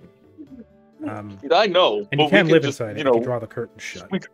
Yeah, exactly. You can potentially move it turn it into a moving house with the right enchantments and enhancements. Oh, I wonder In who fact, could I do remember that. a Anyways. point being floated at one point for a potential bigger on the inside enchantment. Oh yeah. Yes, Magnificent Mansion on wheels. Perhaps not Oh as my big god, as the we're literally going camping in an ancient RV. Yeah, perhaps not as big as a Magnificent Mansion, but maybe like a tiny hut. A Leoman's tiny hut. Yes. It's the magic school bus. Anyway, so I mean, if we get more armor on this, we can make it our our armored party carrier, APC. exactly, yes, the APC. No, it's the mystery van. The Mystery Machine, Meddling Jumba. adventures. It's not a machine. Mystery It's a van. It's a wagon. Yes. The wacky I mean- wagon. I don't know. The mystery mobile. Call it that. Mhm. There we go. That, The magic mobile. Could I? What's up? Could I say that Mallory will hop off of Esmeralda and into the wagon and just take a corner to just take a nap? Okay, so Esmeralda just keeps trotting along while you nestle into the cart. Mhm. Okay. Convenient caravel. That's another one. Yeah, you get that on the platform on wheels. That could be doable. Can I because I'm trying to ignore it, but my gut is telling me something, and usually when it keeps coming back after I try to ignore it, there is something there. If not, that's on me. But I am Go for it. curious if I can cast Detect Magic under cover of the cart and look at each of the people that are contracted to help us and see if I can see any illusion magic. Okay. Cast detect magic. And then you're gonna sweep the cone over each of them, basically. For illusion magic anywhere, or even on their mounts or something like that. I mean, I wouldn't be shocked. There are two spies.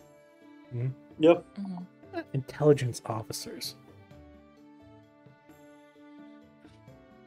I got a feeling there's a spy. Anyway. That's a nice one. That Pyro's a spy. No, Pyro's a spy. I'm moving this. Put the Spencer. Anyway. Okay. It begins Put this. again. Booties. Booties. Something accentuated by the fact that I'm going to be playing a Russian character for my Lancer game. Anyway. Perfect. So, you cast Detect Magic. Well, one by one, you sweep it. Lady Maria has a series of mostly abjuration effects. You notice mainly on her armor and her shield. Makes sense. Her weapon has a transmutation. Her weapon, specifically being a war pick, has a mix of transmutation and evocation magic on it. Oh. but there is also a touch of illusion to her armor. But not to her Okay. specifically. It's just her armor. Mhm. Okay. As you pass it over, Jorik, the half-elf, you see that he himself does not have a hell of a lot of magic going about him right now, despite supposedly being the esoteric expert, too. You do, however, see that the book strapped to his side, let's say it's not a book, it's actually a series, almost looks like at first it would look almost like a Gordian knot. In actuality, it is a series of cords wrapped and tied in various forms. It creates this very complex warping braid that hangs off his hip. And that emanates a certain amount of magic. Of what would be called the universal school. Okay. So General magic. Yeah, it's a general magic. You can't exactly peg it down to a specific school. All right.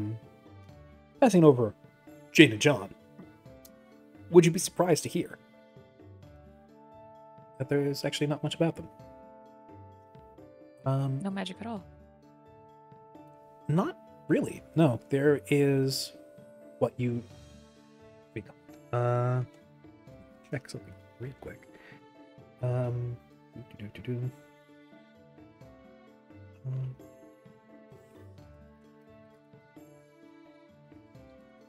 Check the school real quick. Jane has a certain aura of conjuration somewhere about her.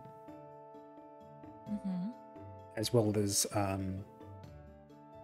somewhere like inside, like just under her chest, somewhere underneath her shirt looks like an emanation of a bit of evocation. Okay. And then for John, he has neither of those, though he does seemingly have his boots, which otherwise look normal, like just typical leather boots, have some transmutation about them. See. Okay. Yes. All right. Outwardly, no traces of illusion on the two of them. Weirdly enough, the only person with any outward illusion obviously visible is Maria. Because of her armor. But that's fine. Okay. So, assuming no further interruptions, and speak now or forever hold your peace. Okie dokie. My within my hour was able to cast a spell though. What spell are you casting? I am casting because I feel like I need to be a little bit more perceptive lately. I'm gonna cast See Beyond. See Beyond. Let's see. I thought about that too, but I wasn't sure about invisibility or illusion. But we're covering our bases. I love how being given some of the king's most trusted agents immediately draws immediate suspicion and nosiness. I love it. Though this wasn't against them. I was planning to do this in the first place. Did you buy incense worth 300 gold? I bought components, but other than that, I didn't specifically buy incense. I just thought that would be covered by just buying components. In that case, yes, I would say that if your character, if your character bought components with the intention of using See Beyond at some point in the future, yes, you would have just a chunk of premium incense that you then begin burning. And then it suffuses the wagon over the course of an hour. As a sweet-smelling smell then also overwhelms and overcomes the previous smell of cookies that soaked into the air in the wagon. Now it smells like sweet, slightly burnt incense. As your awareness expands.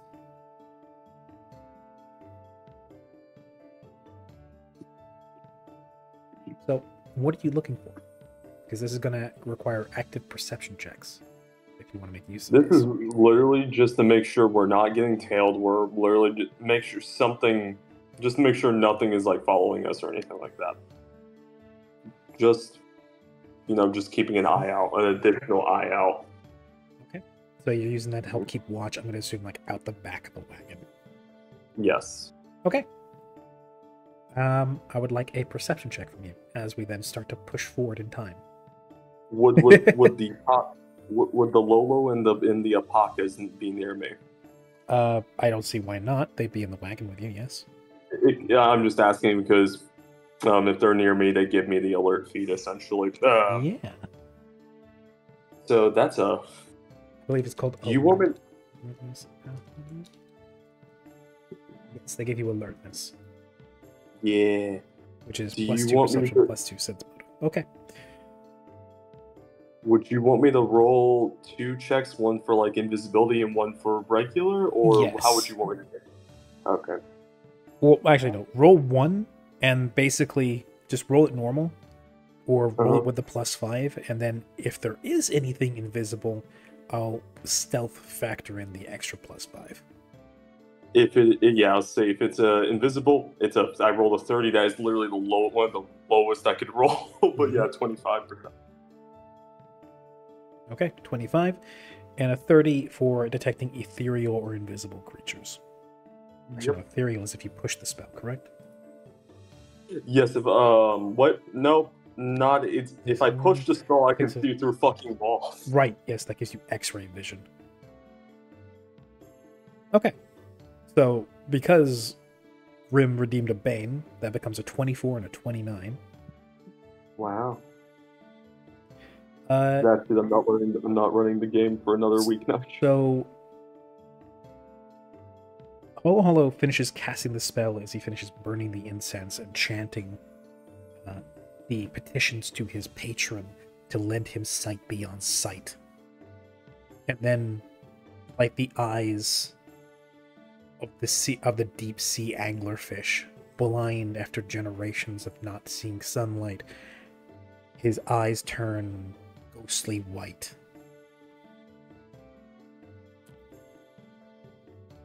And you gain spirit sight.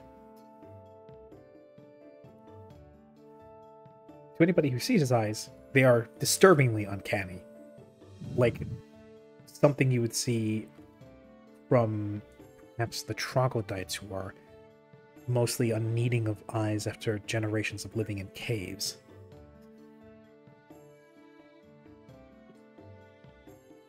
But yes, besides looking weird and looking a weird way, I assume you just kind of park yourself at the back of the wagon and stare out the back.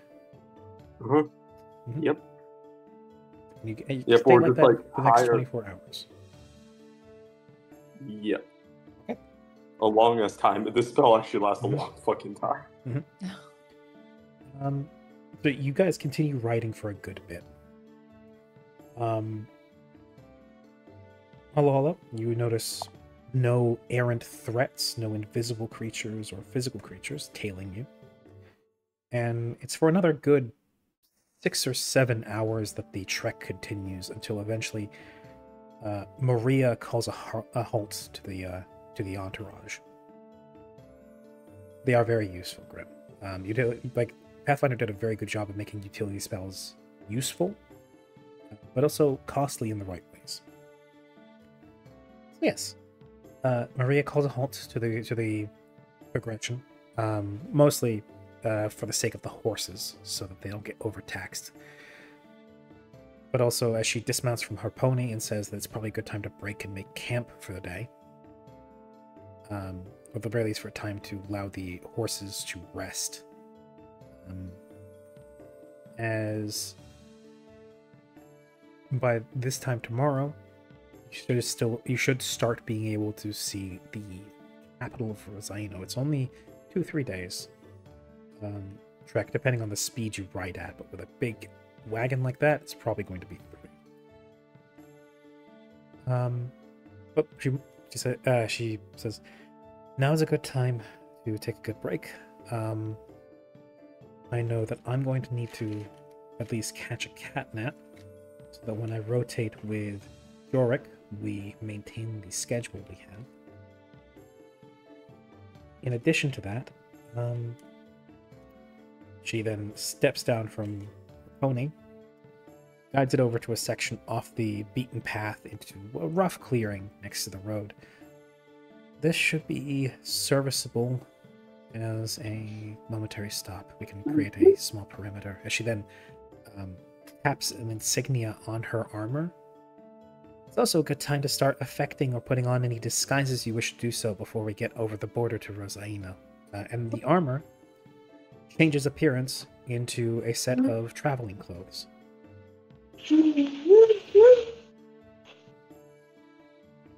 And I know for the mages in the group, you may wish to roll spellcraft on that. Do I have belt? I would say it's Do I been, have but yeah, belt? after about 8 hours of solid work in the back of the cart, you would have finished the belt. Cool. You hear a dink, dink, dink come to a stop. Ikaria. Just and from the back, I presume, hits him in the back of the head, literally throws the belt at him. Oh, wonderful. Thank you, my royal smith. You have done well. Nah.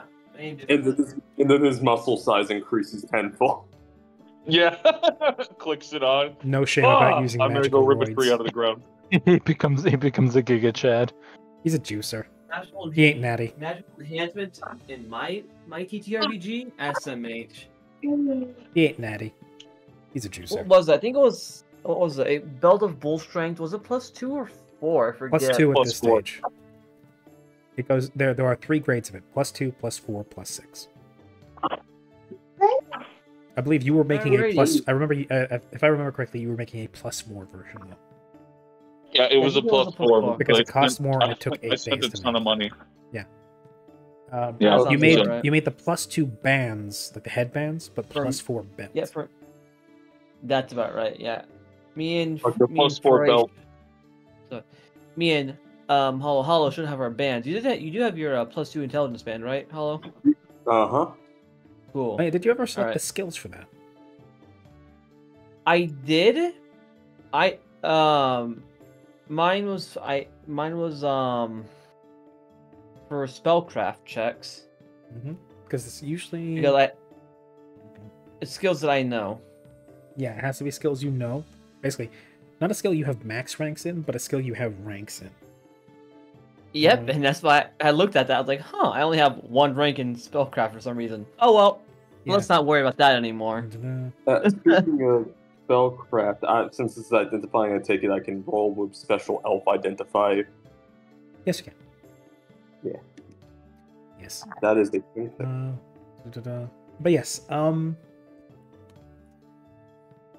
yes, so you basically count as having ranks equal to your level in spellcraft as long as you wear that headband. Mm-hmm. So 5 at this stage. Yeah, okay. So you guys settle down for a little bit. It's about what was it? It's about late afternoon as you guys are setting up camp.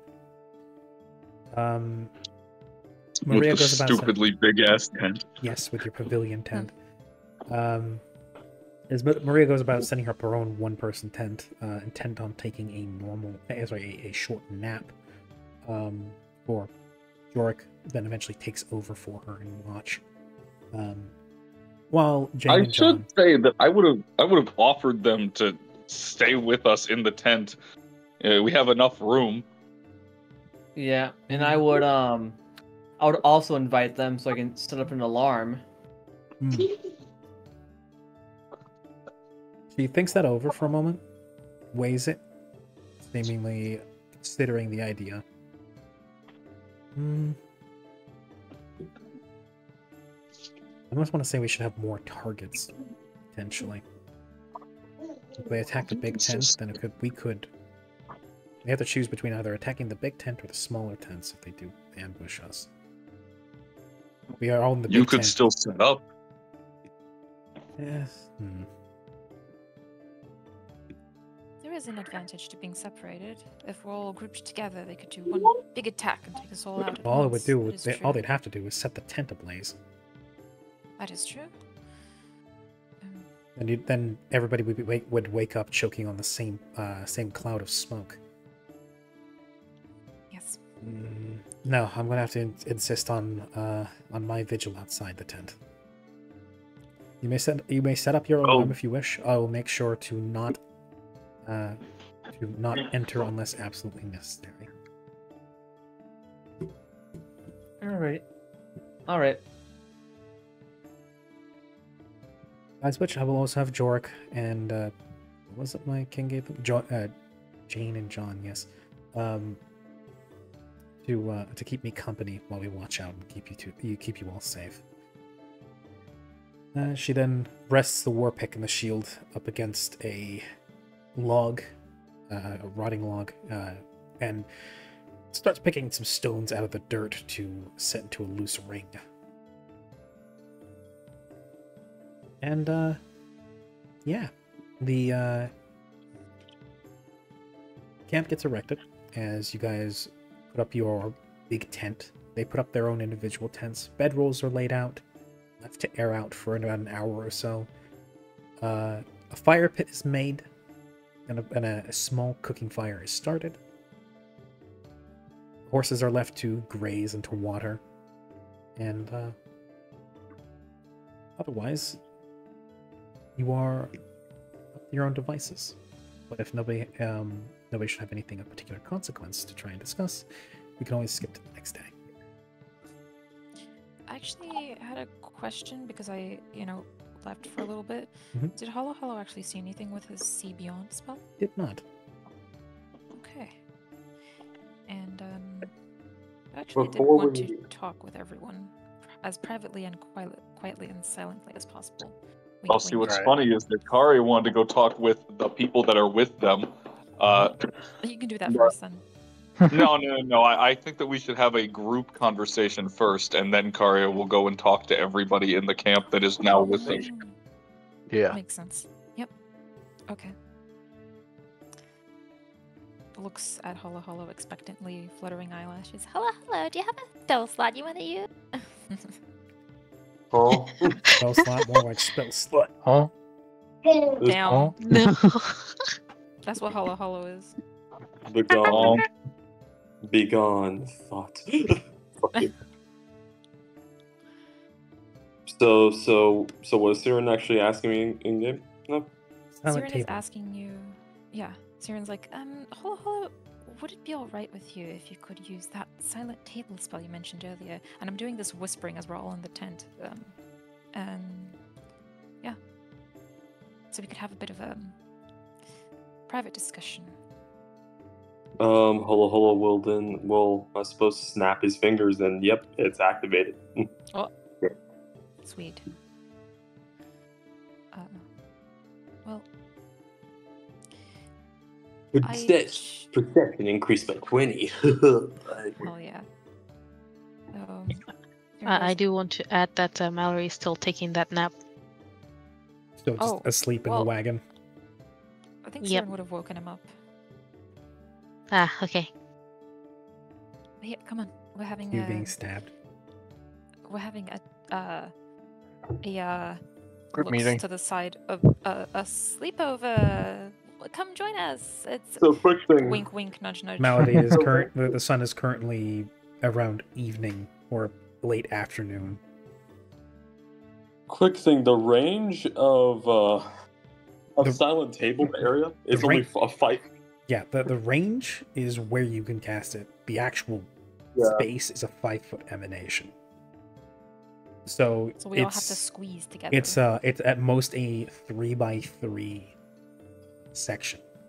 So it's a maximum of 9 people can fit into a silent table. If they all huddle huddle mostly shoulder to shoulder. It's like a football huddle. Football huddle, exactly. Yeah, that's what we do.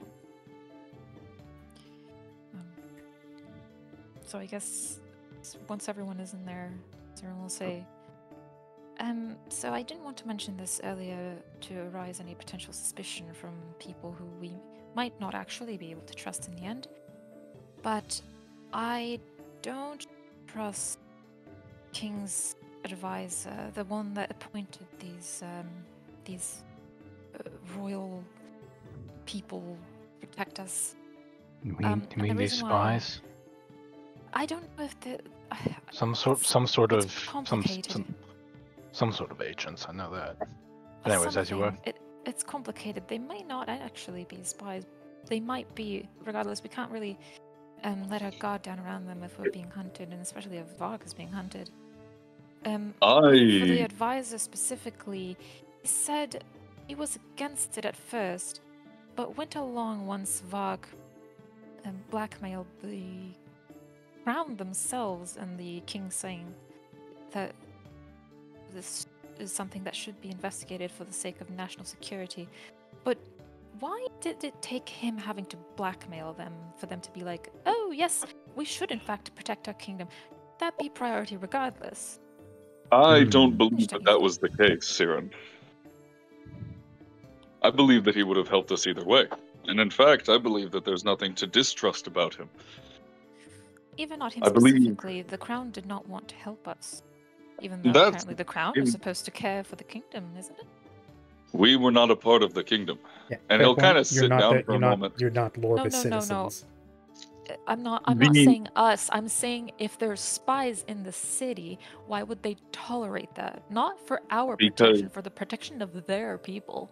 Because they are spies to the crown. But I'm saying if they're not spies to the crown.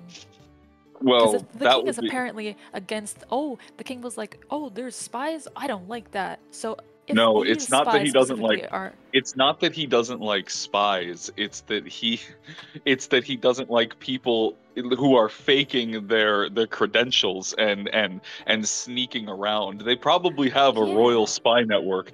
These people that get information and the whispers about the kingdom. Because he definitely also just straight up lied to us when we first met and acted as like the king himself was like, ah, yes, why do you want to see the king? Because he knows that people will act differently. So these spies are probably working for the crown and admittedly listening to the advisor.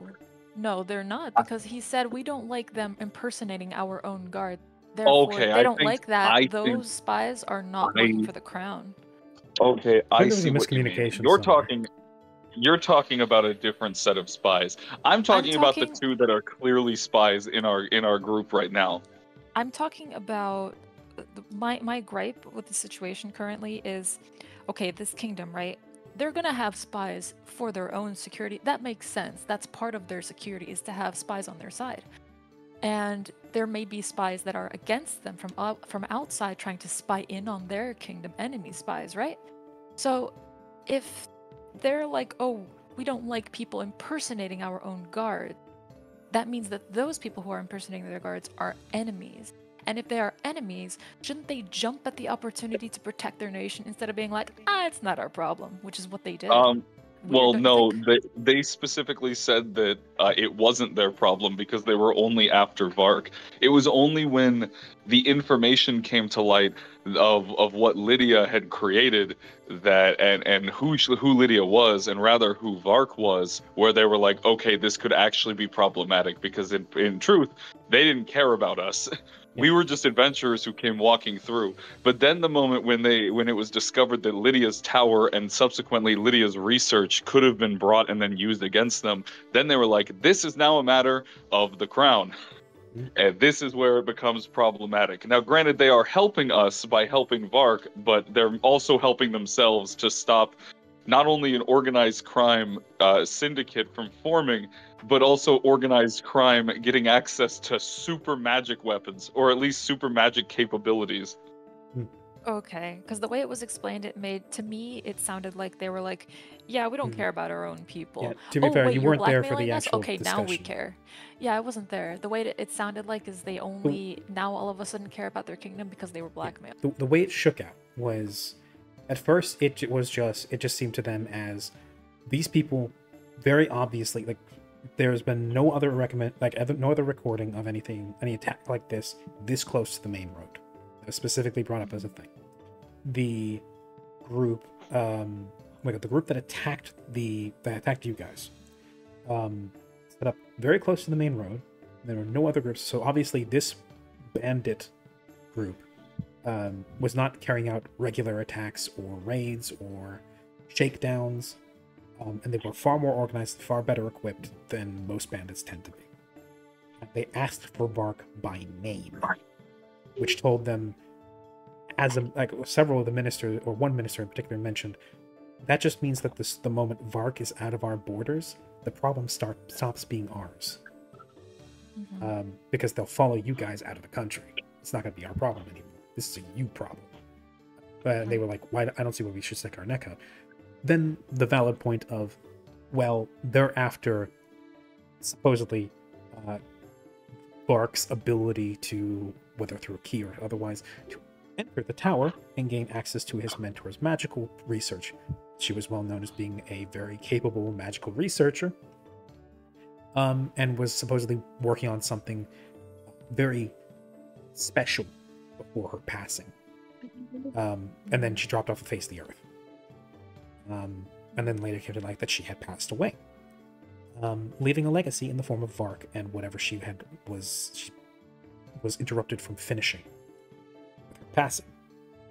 Which then is like, oh, well, if they get access to that tower and whatever unknown magic that Lydia was working on, that's good, because they're right next to us. That becomes a matter of national security. Yeah, because magic is fucking unpredictable, and Rosaino is already the main hub of magic in the Quantum.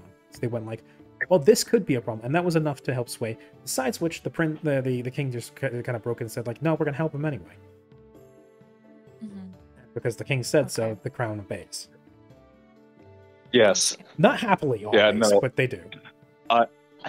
On that topic, though, Kari will kind of shake his head and look to Siren and go, "No, I don't believe that he is. This advisor is not untrustworthy. Though the many that we have seen, I can't necessarily say that I trust any advisors, but, well, I believe, if nothing, he is a staunch loyalist and believes in his king, and acts almost as...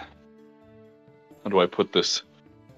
He is the last wall of getting in the king's ear, and I believe he takes his job very seriously. In truth, when he approached and he expressed his anger, I was quite impressed. Originally, I believed he was just following the king in a tired position that he didn't truly care for, other than yelling in his ear and making sure that he didn't do anything, well, at least advising against it. He stood before all of us, though I did not suspect he himself was powerful. I believe that he, regardless of this, out of loyalty to his king, made it very clear that that was not to be tolerated. And at first, I had my suspicions, but when I quickly realized that he was simply acting out of loyalty, there was nothing to fear from him. If anything, I don't suspect he would be the one who is behind anything, but I do believe that there may be someone more dubious waiting in the throne room, or rather, behind the crown. One of those members of which Vark may have called out. I don't believe it would be the advisor. I see. Well, makes sense. You're right. Oh. To touch on what Flick said earlier as well, do you guys think that any of them that are here with us tonight rather, are trustworthy? That is what I intend to go find out. Should we discuss the questions you'll ask?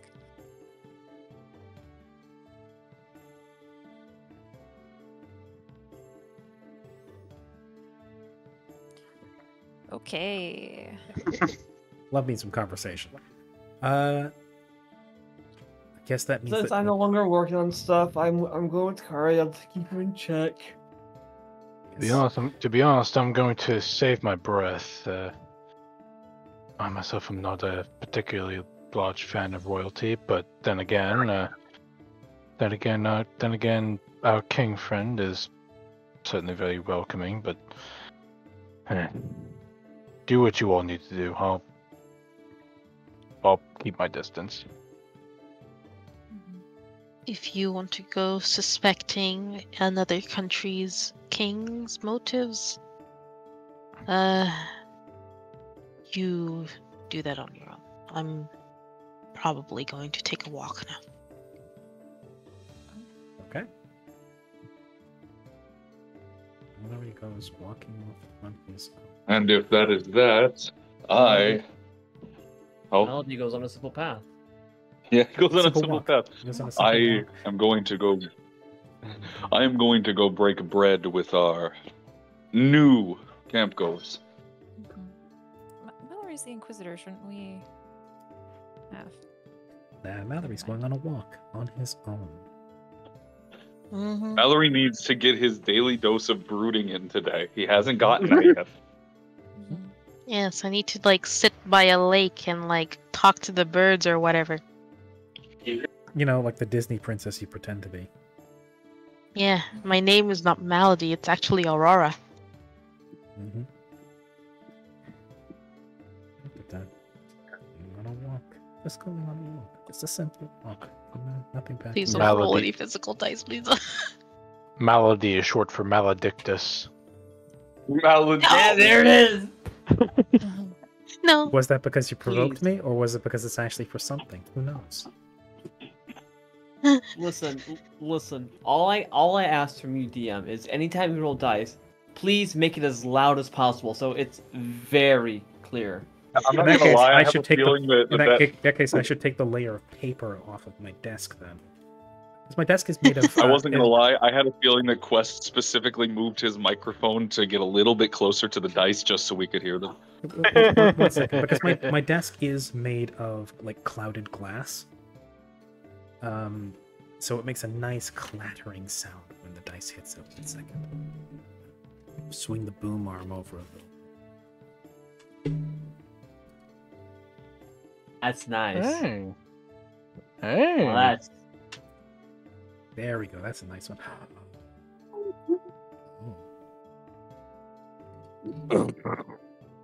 So who am I rendezvousing with now? That's a good question. There goes my leg.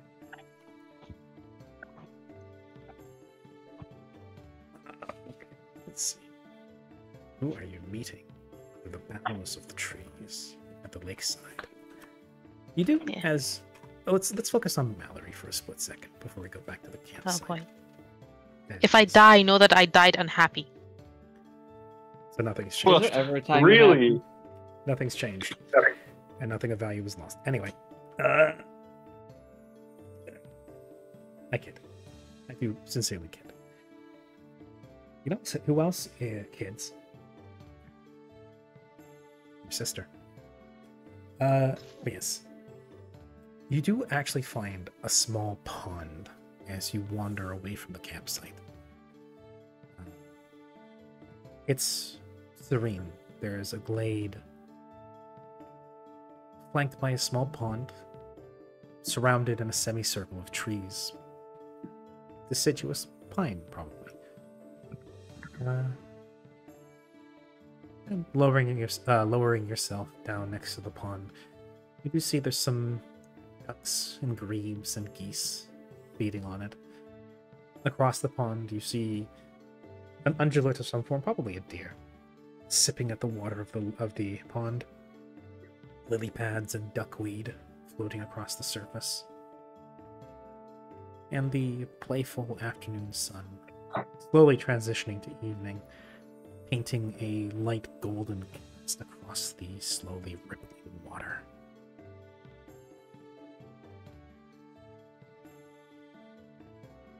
Does Mallory think, ponder, consider? What does he do? He kind of eases his mind. Mhm. Because the entire situation isn't exactly the best for just traveling on a day-to-day basis. Mhm. Being targeted for something or another, and being just in general close to an area where he might have his life threatened if anybody from a neighboring country knows about him, or just the actual Dutchies know about him. Mhm. So he's just taking the time to decompress, looking at his surroundings, interacting with the grass, interacting with the pond water, just vibing. There's there's a serenity to being parked in a small glade next to a pond.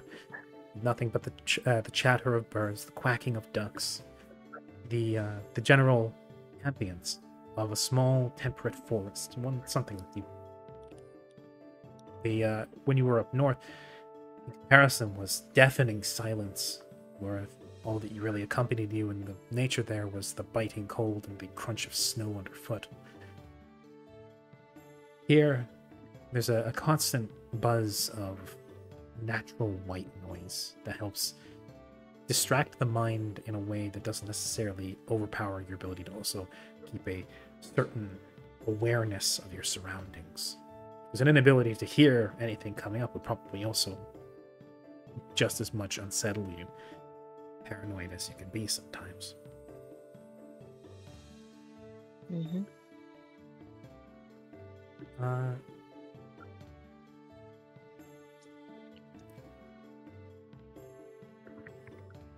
Yeah, that's when you sidle up by the water, it ripples gently.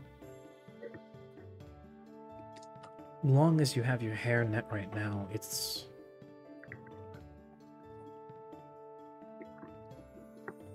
hard in a way to shake a disconcerting familiarity with your reflection in the water. With how feminine you framed yourself, disguising yourself as Malady, a glance at your reflection in the water throws back somewhat irritating, perhaps, or maybe somber, saddening impression of a girl you knew back when you might have, on the occasional visit back to your hometown, when it was absolutely required, so you could speak with your father, communicate your holdings, dealings with him, that he may pass that to the Grand Duke, if the Grand Duke would ever even bother to listening to anything to do with you. As superior up the chain as he was, very rarely cared about the feelings of baronies, but you still dutifully reported. And occasionally that required you to visit your home, if it could be called that. And every now and again, you catch a glance of your better half. She was in the full bloom adult beauty. And while perhaps you don't necessarily look quite like her, there's enough of a resemblance there in that slowly rippling water to just remind you of a ghost of a young woman.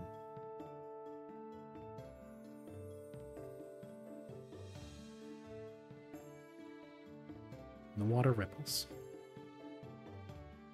For a second, it distorts your face just enough that you look more like your old self. The hair becomes wavy again, shorter almost in appearance. You could have sworn that instead that feminine face with the long hair instead seems to be peering over your shoulder, and there's a small, slim hand on your bloused shoulder. And when the ripple settles, it's back to Malady.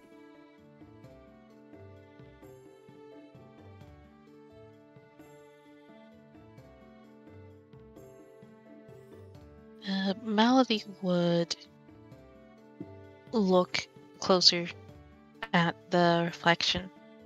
Just trying to see that face peering over his shoulder again. Looking at the details, the resemblances, the slight differences too.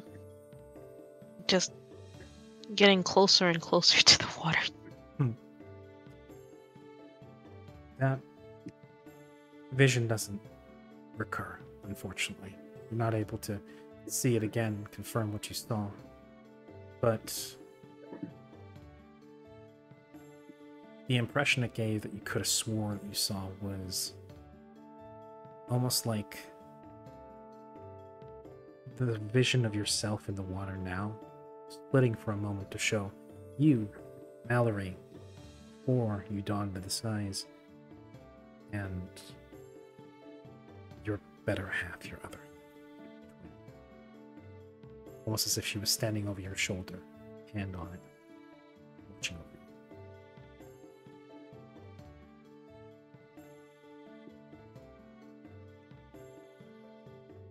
Well, he would take a deep breath in and let out a short sigh and pull back away from the water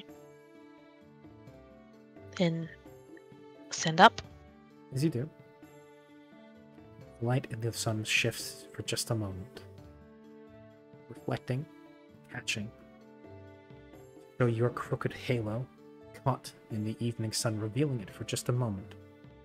As an ASMR's halo, when it's extinguished, does not disappear, it simply becomes non-luminescent. But when caught in the right light, it can be seen. Just behind that, you see a perfectly level one, without the spikes, the jagged edges that yours has. Perfectly circular.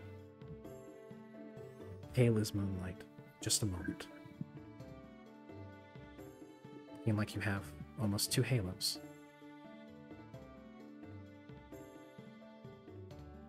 And then it's gone.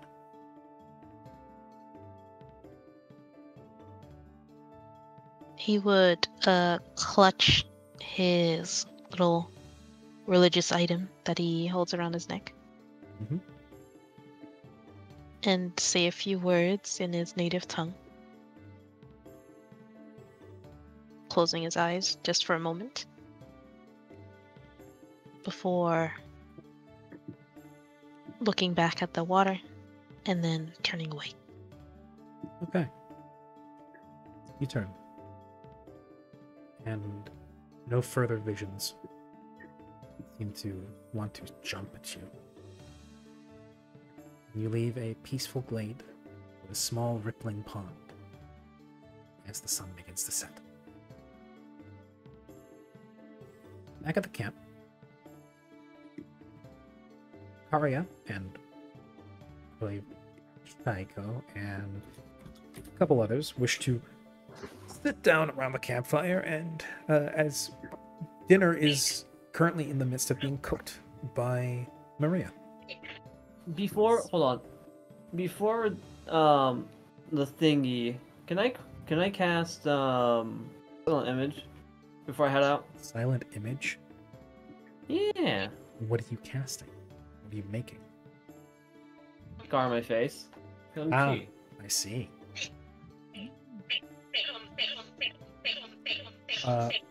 I believe before you had your mask on and now you're taking it off then? No, I'm gonna keep it on just in case. It's just in case, you know, they go, "Hey, what's under the mask?" I can go. I don't like to show that. Precautions. Look, I'm down 2 spell slots now for right now, but you know, I get those back when I get sleepies.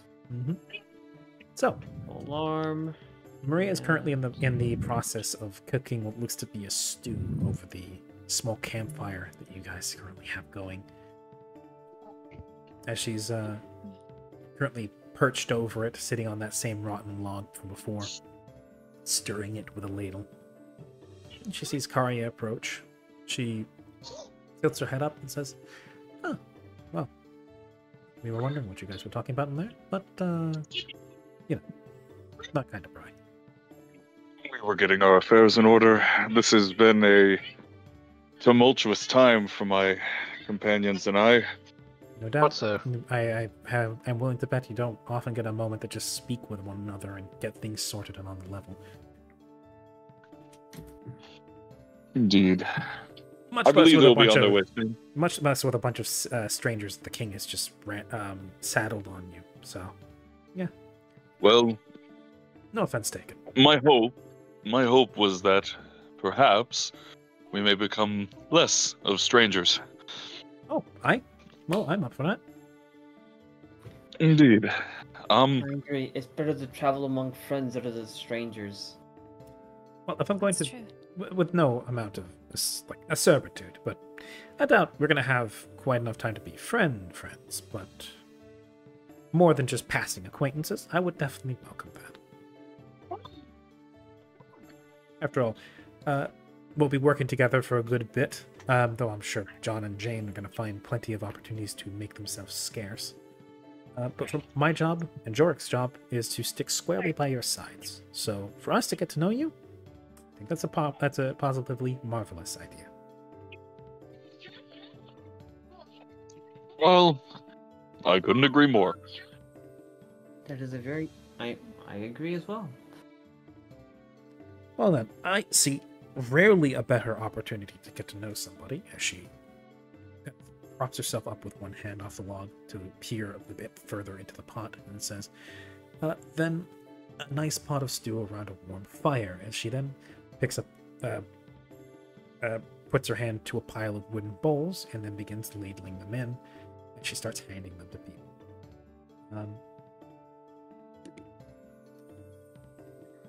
Fortunately, we don't have any leavened bread to put this with, but stew is stew. Anybody that wants some, rubs up, and we can chat after we've finished eating, I think. Well, during it. Indeed, I'll be because honest, I've grown a bit tired of all the chiding of eating with my, talking with my mouth full. This isn't court, and I'm very appreciative of that. That's right. I couldn't agree more. Though, Inkario will look around for a little bit, and he'll go, who's all out there? Is it everybody but Mallory? Like at the think so. campfire? Yeah. Jorik himself is currently making himself busy with something on the perimeter, and Jane and John are currently not visible. So it's Mallory, Jorik, who is kind of at the periphery, and then Jane and John, who are nowhere to be seen. Well, we are missing a few. One by one. Obviously, we don't know where Jane and Jork are. But I would grab, like, a bowl. Presumably that's what's being given us to. It's the wooden bowl full of stew. Mm-hmm. I'd grab one, and I'd go, yes, but one moment. And, he'd walk his way over to the perimeter near Jordan. Jork is his name? Jorik, the half-elf, yes. Jorik. And I'd go, excuse me?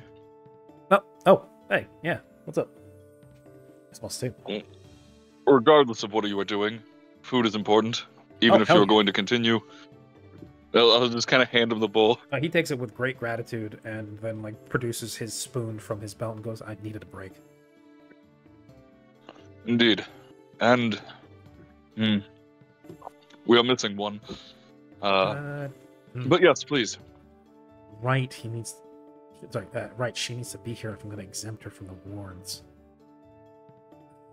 I was intending to go and perhaps find her. I already got permission from Lynn, that's why I asked. I believe I will go and do that. Vair, for his part, is kind of still up your side, and yes, he still exists. Says, I could probably sniff her out. Him out. That would be wonderful. As I turn to look at my dragon, yes. Yes, the dragon. Okay. Yeah. I guess an extra bowl of stew in hand. You would, I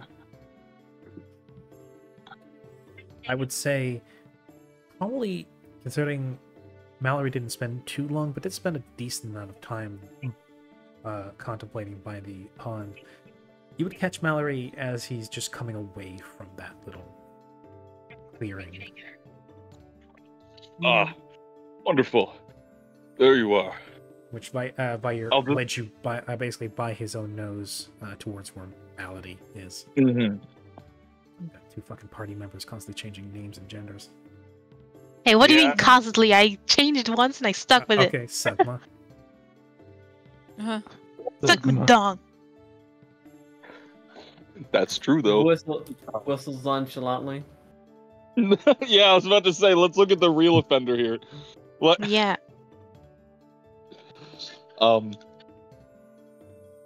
Upon catching Mallory just leaving the lake, he'll go, there you are. I didn't want to start eating without you. And, frankly, you need food. And he'll hand Mallory a bowl. Grim, you say it's time to break out the changelings, but you're assuming I already haven't. Oh my god. Every time. Am I seeding more paranoia? Perhaps. Perhaps. Whistles nonchalantly. You don't count as a changeling. I barely trust my GMs as it is. Oh man. Oh man. I've done Have I got a nothing to rude make you not awakening trust for me. you, my friend.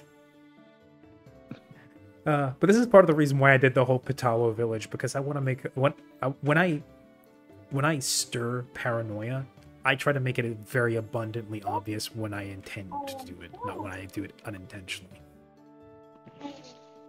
That's true. Not doppelgangers. Yes, that's true. That's true. Changelings actually have a general like personality and sense of will and individuality.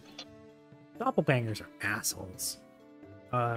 Very murderous, choky assholes. Mhm. Anyway, sorry, you guys were talking about something. Oh yeah. When Malady looks down at the stew, what stew is it? What kind of stew is it? It's got chunks of meat. It's got some chopped up carrots and potatoes. It's got a thick gravy broth. Mm. Is it too late to say that Mallory is a flexitarian? Flexitarian. Oh my, such luxury in these times. I know, right? His rations are not rations.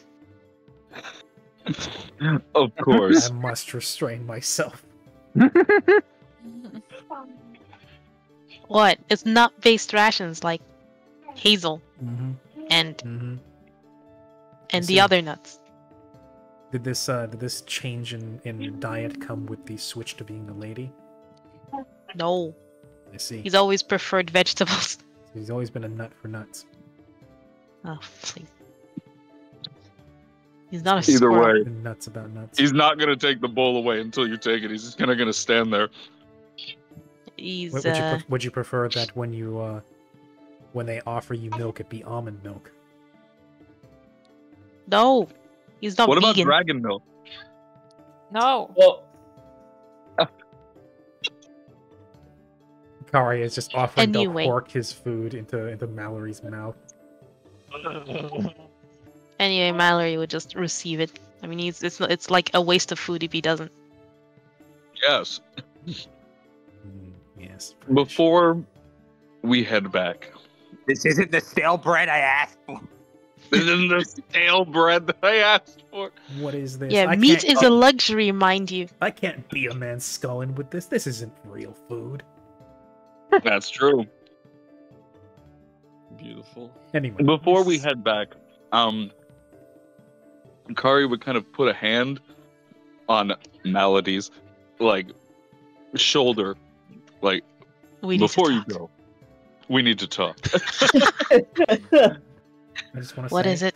I'm very proud of you, and I will affirm you no matter what. You're very brave. You're stunning and brave, Mallory. You've been doing. I really am so proud of you for coming out like this. You know, we all love you. No, I'm kidding. We're just being mean. In the mouth. It's mostly me. You have been out of sorts. More.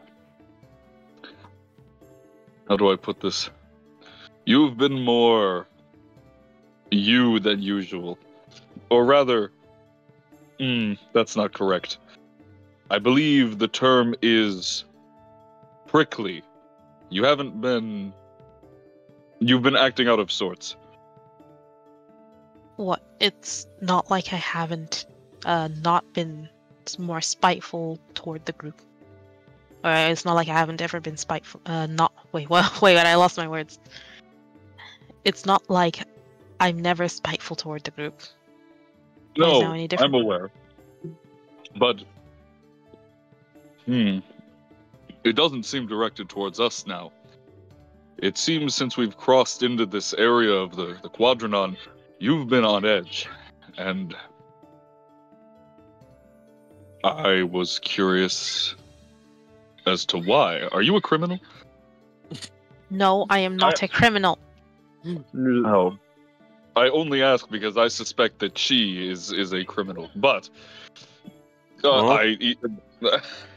listen, she's been very shady about her past. Kari is a simple man. Leave him alone. Oh. Then why? It's not like she all but directly said she was. Yeah, no, absolutely. No, I never said that. No, you I just said said it someone about else was. a specific girl you're looking for who's totally not you. Yeah, another girl I'm looking for, totally not me. Who I'm looking for, who's Someone totally else not me, took care by the way. Anyway, are you a criminal? No, you are not. Uh-huh. When will you be a criminal? Then, are you a real? Then, what is of all the group that we have traveled with in almost half a year now? Actually, with the distances, more than that. Actually, it has nearly been it's been more than that. Yeah, I was about to say because the amount of time you spent traveling to and from the northern, the northern waste and everything. That was like a month. Yeah, it's been about a year. Holy shit! Wow. All right, we have traveled. Add a year to your ages. No, I don't want to age. You will get old. Time will not be denied. No, I just learned that a decade has passed since the incident. You just learned that you're okay. Wait, we're gonna get on that later. I'm tempted to call this group roadside baggage. Mallory has no sense of time. Exploit this maliciously. Noted. I age very slowly. So... Yeah, I've been keeping it tight since like the last decade. Actually, half dragons age at the same rate as normal human beings do, or specifically whatever their half species is. Ah. The half elf, half dragon elf ages at the same rate an elf would. There is a slight increase to longevity from the dragon blood, but the race it mixes with is the primary basis for it. Oh, I see. Oh, that's kind of cool. That's why, because you're like 20-something, you actually look like a 20-something. That makes sense. Meanwhile, Holo's old enough to be someone's peer's great-great-grandfather. But he's still generally considered a young adult by elven standards. Yeah, by elven standards, yeah. No, I just find that funny, though. And I just look deceptively young. Yeah. Dad, she's for the 106. year that we have traveled. Yes. Emphasis 106. Yeah, for the year. Oh, okay. Wait. Let me. There you go. All right. Okay, I've killed the fairies. Oh. Also, yeah, I was killing. All good. For the year that we have traveled together, Mallory, I have observed many things. One of which is that things don't tend to bother you. And since we have arrived in the Quadranon, and this quest with Vark has begun, you have been bothered. How perceptive of you.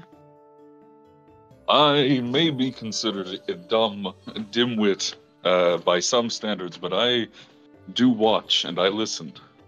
Dude, that fucking chair. Hey, Stillwater, how you doing? That fucking chair.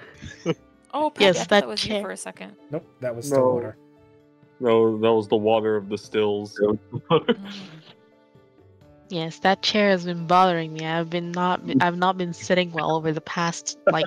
That's why Mallory's so out of sorts. Angry. He's been so asinine for that reason. Oh my god, I knew it. Go. Leave. Yeah, but continue. What were you saying? Well, you've been out of sorts, and though my knowledge of the civilized world is still coming into its own, I keep an eye on the people who I have kept close for just about a year, and I know when something is bothering them. I'm not blind in that sense, and so something has been bothering you since we've entered, well, the Quadranon in general, and it's only gotten worse when we arrived at the city, so what? Well, Karya, you know what I am. You've called me it before. A runaway. I want you to take a good guess where I ran away from. Oh. I assume that Asimar capital where they killed all of you. Yes. That capital. The duchies. The ex-duchies.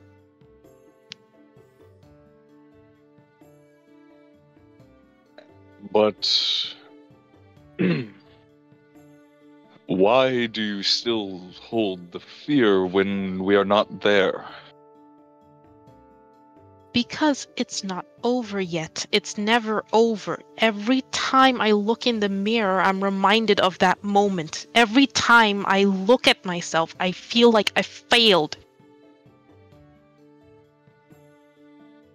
And the closer I am to my home, the more I'm reminded of how harsh and how cold the world can be, and how cruel it can be to the most innocent of people.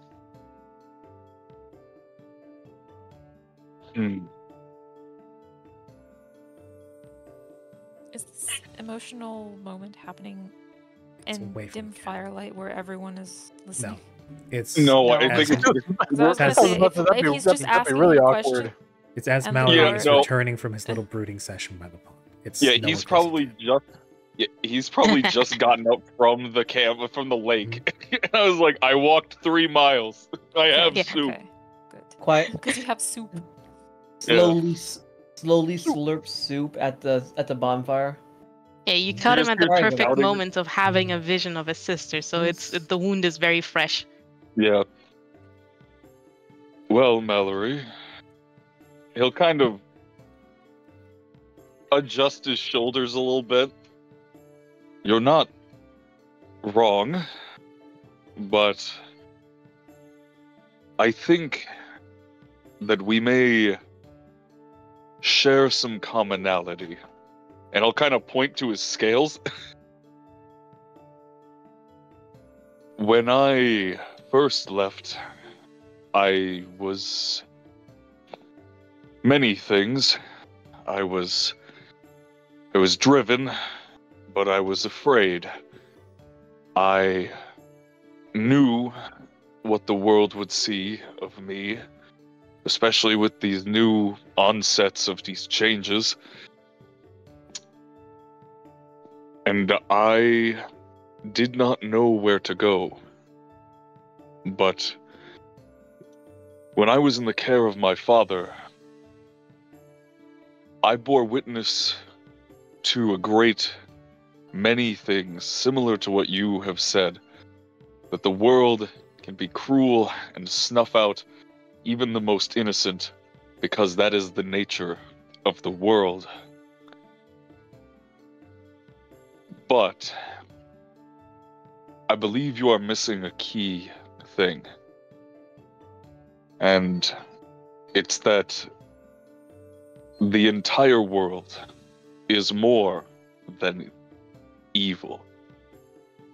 The world is indeed filled with pain and loss, but in my travels I have come across just as much kindness and compassion and love. And I fear, Mallory, that you are so focused on the fear of these, well, the fear of everything you experienced returning, that you have stunted yourself from looking and enjoying the good, because you always expect the bad.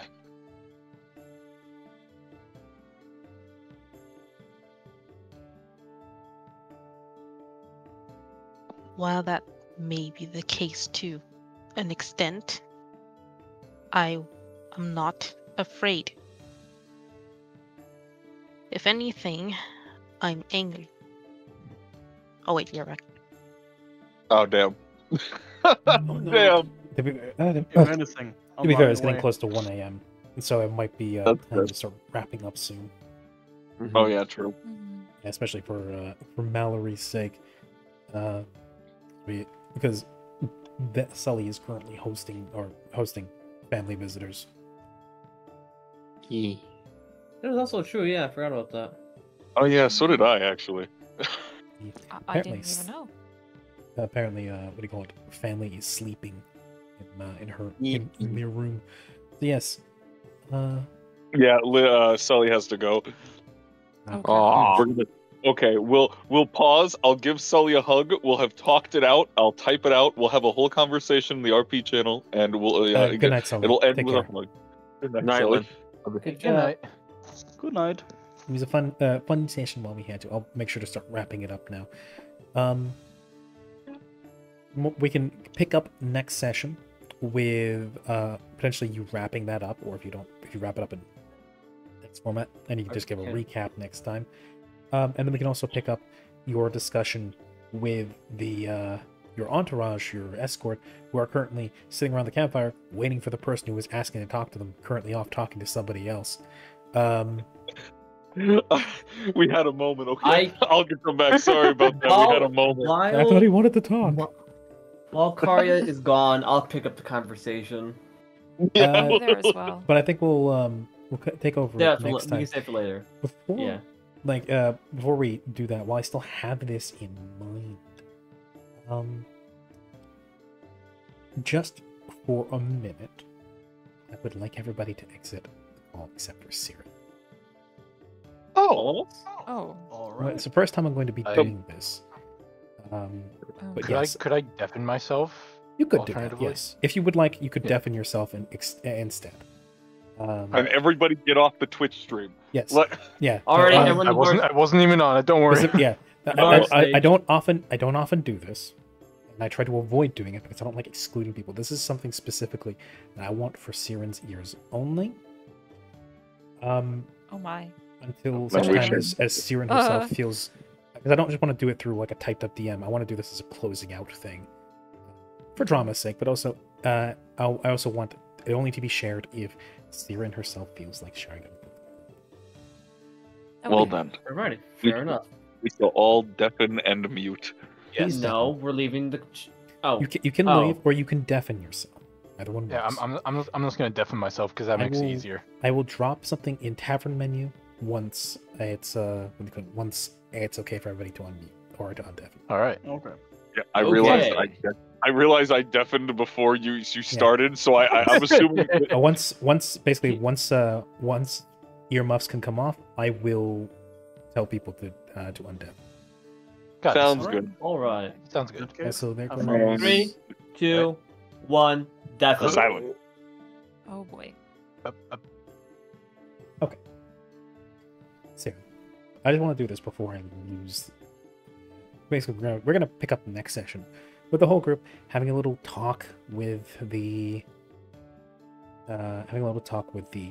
entourage, minus the spies, unless the others are spies. Who knows? But basically, I'm gonna make a little assumption. I'm gonna skip forward a tiny bit for when people lay their heads down to sleep. And the reason I wanted to have everybody else deafened for this is because something visits you in your dreams. Oh boy. You have something of a unique. though if you would call it a gift, is sometimes in dispute. Ever since you were a kid, you suffered from nightmares. You know this already. And it's through Yes. the kindness and the succor delivered unto you by your goddess that you were able to eventually be spared of those. So eventually, those dreams stopped coming. And in your adulthood, it's not very often you get it's very often you have a dreamless sleep. It's very rare that you get a dream or a nightmare these days, which is why that previous nightmare was a bit shocking, I would imagine. Yes. As you lay your head down to rest, you drift off. You expect, like any other night, where you lie down and then just wake up the next morning with morning light and feel yourself from your sleeping bag. This time, you almost immediately recognize that you're in a dream. It's lucid almost immediately. It's a sensation you're familiar with, but it's not common these days. As you awaken,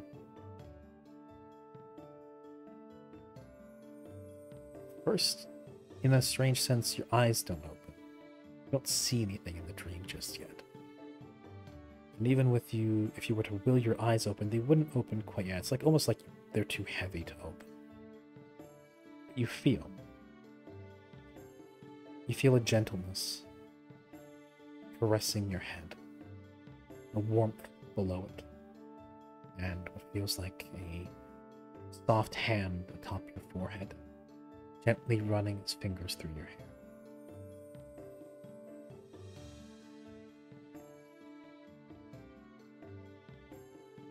The hand is gentle and affirming.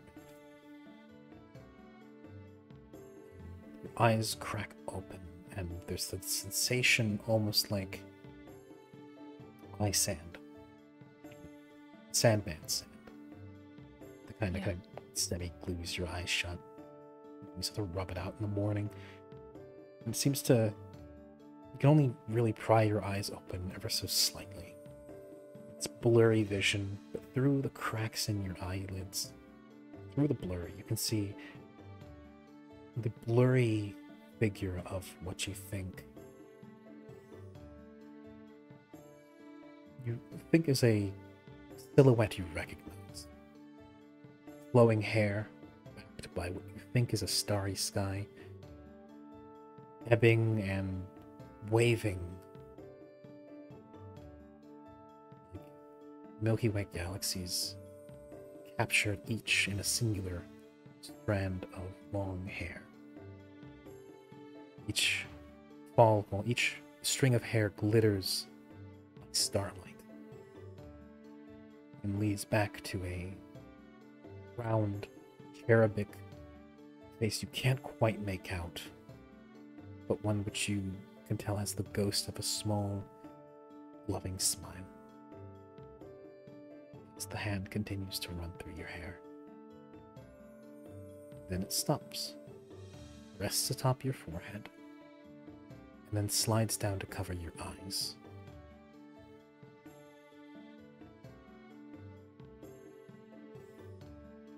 The dream twists a little bit after that.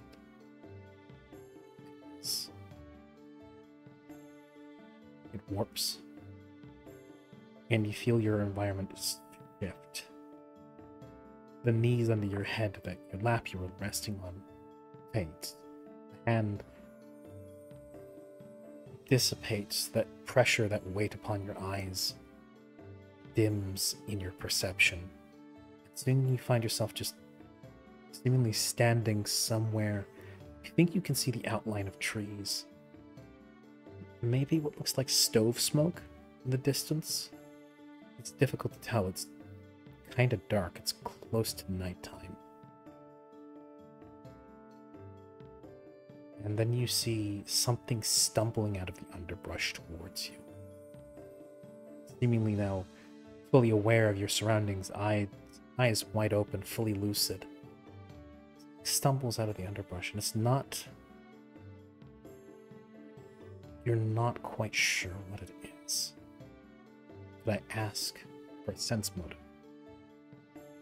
This Yes. is more intuition than it is actual sight. Yes.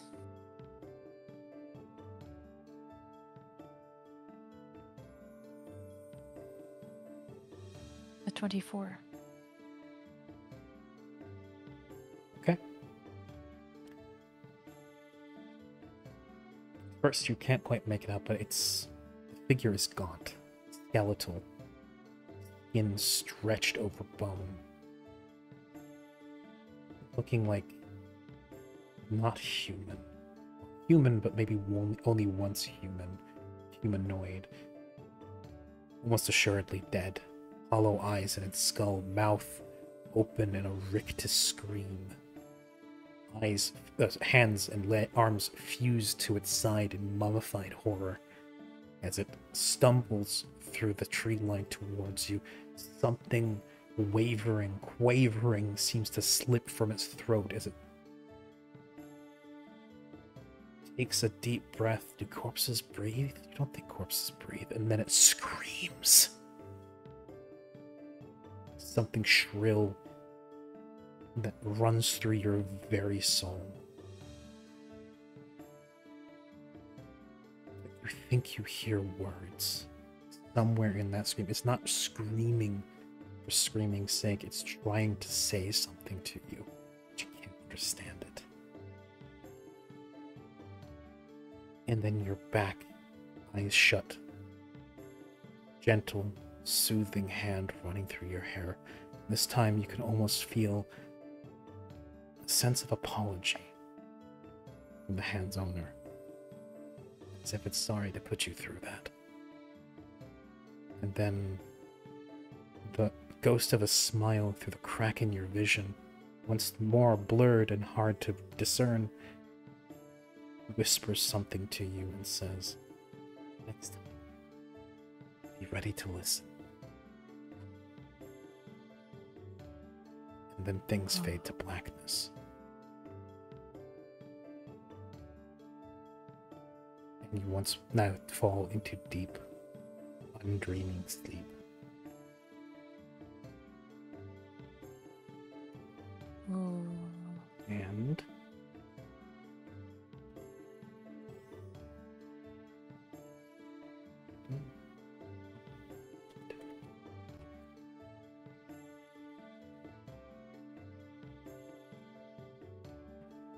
And how you interpret that will be up to you. Okay. You scared Are we good? scared the crap out of me. Uh-huh. Yes, good old Kari is overdosing on the cookies again. Yes, how you interpret that, Siren, is up to you. Okay. I see.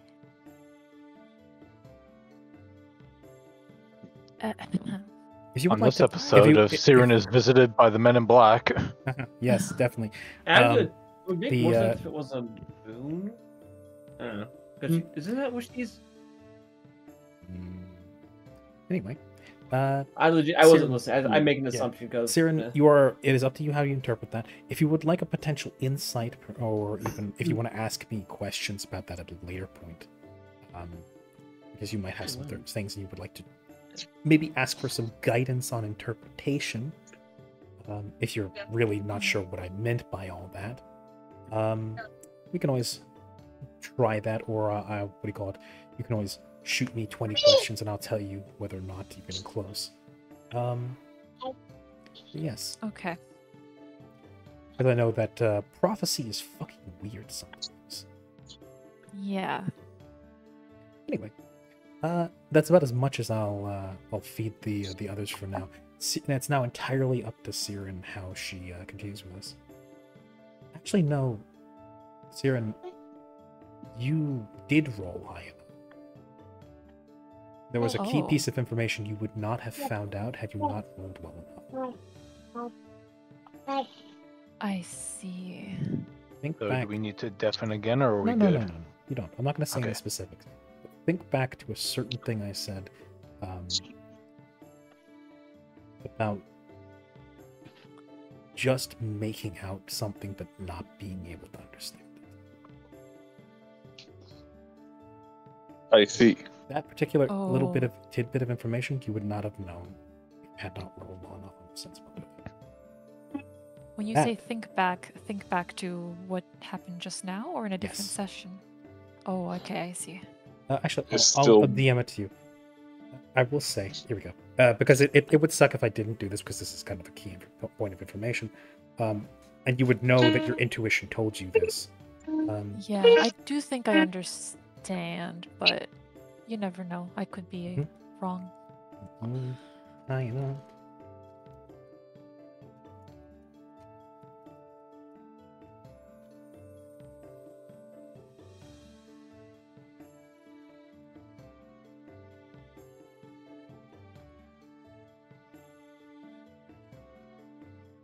Ah, yes. Yeah. It just so happens you potentially have a spell that can help with that. Spell that can help. Keep in mind what the characteristics of the thing. So, That is true. Can you cast spells in your sleep? not in your sleep. But who says this is going to happen in your sleep again? Oh.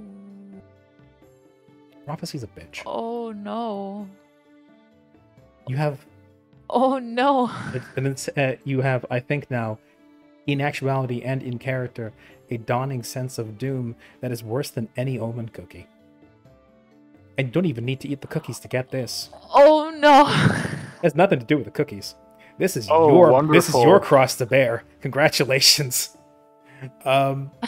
Oh no, our cleric's doing cleric things. Oh Yes. no. It just so happens she's a cleric of a goddess of magic, the moons, and portent. Fuck. What's portent? Portent is foresight, clairvoyance, Oh. prophecy. Oh. Oh, That- what? I think I've already said enough. Thank you, everybody. Yes, That's the session for today. indeed. I leave you Call with me that the ominous master. bit of information. Call me the masked salesman, cause. Oh. Oh, I'm gonna go cry myself to sleep. Oh, I can't wait. We're gonna wake up the next morning and the moon's gonna have a fucked up face and is really close. It's gonna be looking directly at Siren. Make your decision. 3 days. Oh. I have literal goosebumps. Oh, have fun with that.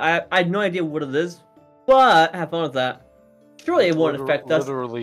Literally shaking, pissing, farting, Crying. puking. Look- And okay, Okay. Varka's back to normal now. Oh, Oh, now cool. he's out of the catatonia. Okay. Now he's back to normal. Now he's back to normal. He was just like they just kind of dragged him and sat him next to the fire as he drooled and stared into the distance. Like, here, have a stew. He And just then- kind and of then- loosely holds it in his hands. And then suddenly he jumps up. He's like, "Okay, I'm better now."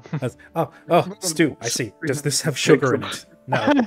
Then I do not want No, it. that's the beauty. It's like, yeah. So what is this soup? Takes a sip. Yeah, we added nothing but sugar flowers. Vark gone again.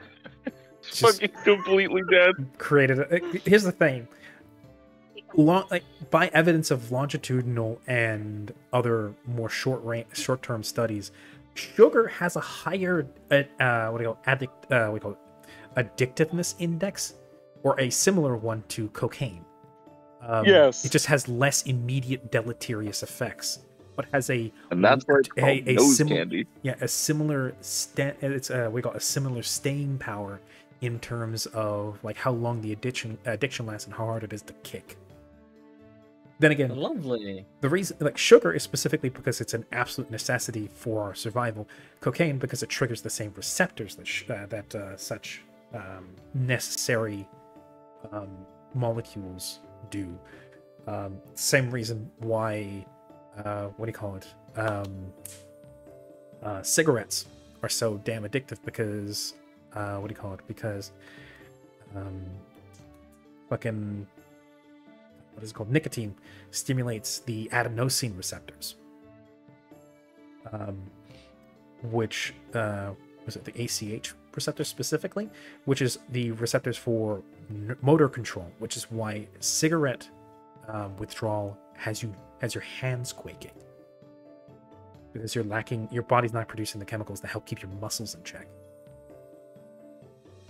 So yeah, fun times. Anyway, I leave you with that bit of ominous prophecy.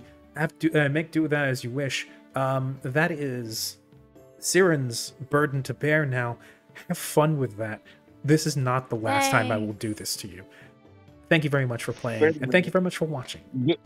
To confirm, this was like we sat down to eat. Kari was like, "Oh, I'm sorry, we're missing somebody. I'll be right back. I'm gonna go get them." And then Siren just tripped the fuck out around the bonfire. This is me jumping forward to when she would have later head down to sleep, while I still had it in mind. I was like, "Whoa!" Yes, Bart comes out of his sugar coma.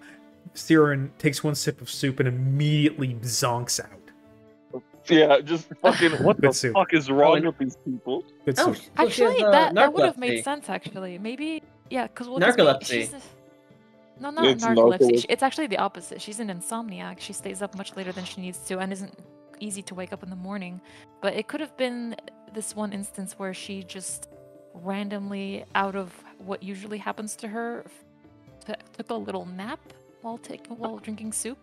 And then maybe she felt warm and full and kind of like sleepy because of the soup, and then laid down for a nap while everybody else was talking. Vark wakes up from his sugar coma, looks to Siren unblinking with wide eyes. Actually, it would make sense because stew that's heavy in like potato and meat would trigger that sort of Thanksgiving food coma in like a smaller dose. That's true. So maybe she felt sleepy after getting up so early in the long trip. And later head down to rest for an hour's nap before, whatever else that would then force her, like her insomnia, would keep her awake. Maybe that sleepiness was a result of the impending little dream she just had. Maybe that wasn't just sleepiness. Maybe you should check your food next time when it's served to you. Anyway, congratulations on that little nugget of paranoia. The more we draw out this ending, the more I'm going to keep stoking the flames of paranoia. You guys are playing a dangerous game. Listen, I'm not paranoid. Mm-hmm. All I'm going to say is, hey, criminal. And I'll do it again. So all I gotta say is, keep your mumbo jumbo prophecy what's it to yourself. I'm fine. It's probably not going to affect us. It's not like each of you being in proximity to one another is then wrangling the others into being within range of each other's threats. It's fine. It's fine. Listen, keep your problems to yourself. I keep my problems to myself. We good? We good. That's assuming that your problem. Different nations. That's assuming that your problems are going to make themselves only a problem for you. Yeah, let's do a tally. Assumption. So we have two different countries at our throats. We have a potential bad negative prophecy. We have another country in our throat, actually. Potential bounty hunters as well, if Chico is to be believed. Yes, bounty hunters, not even counting just Chico, but also counting Flick, and then pirates, dragons. Well, actually, not even pirates. Then also potentially half dragons and dragons. Half dragons, potentially actual dragons. If I could add to the privateer thing, it's basically like a whole company of privateers.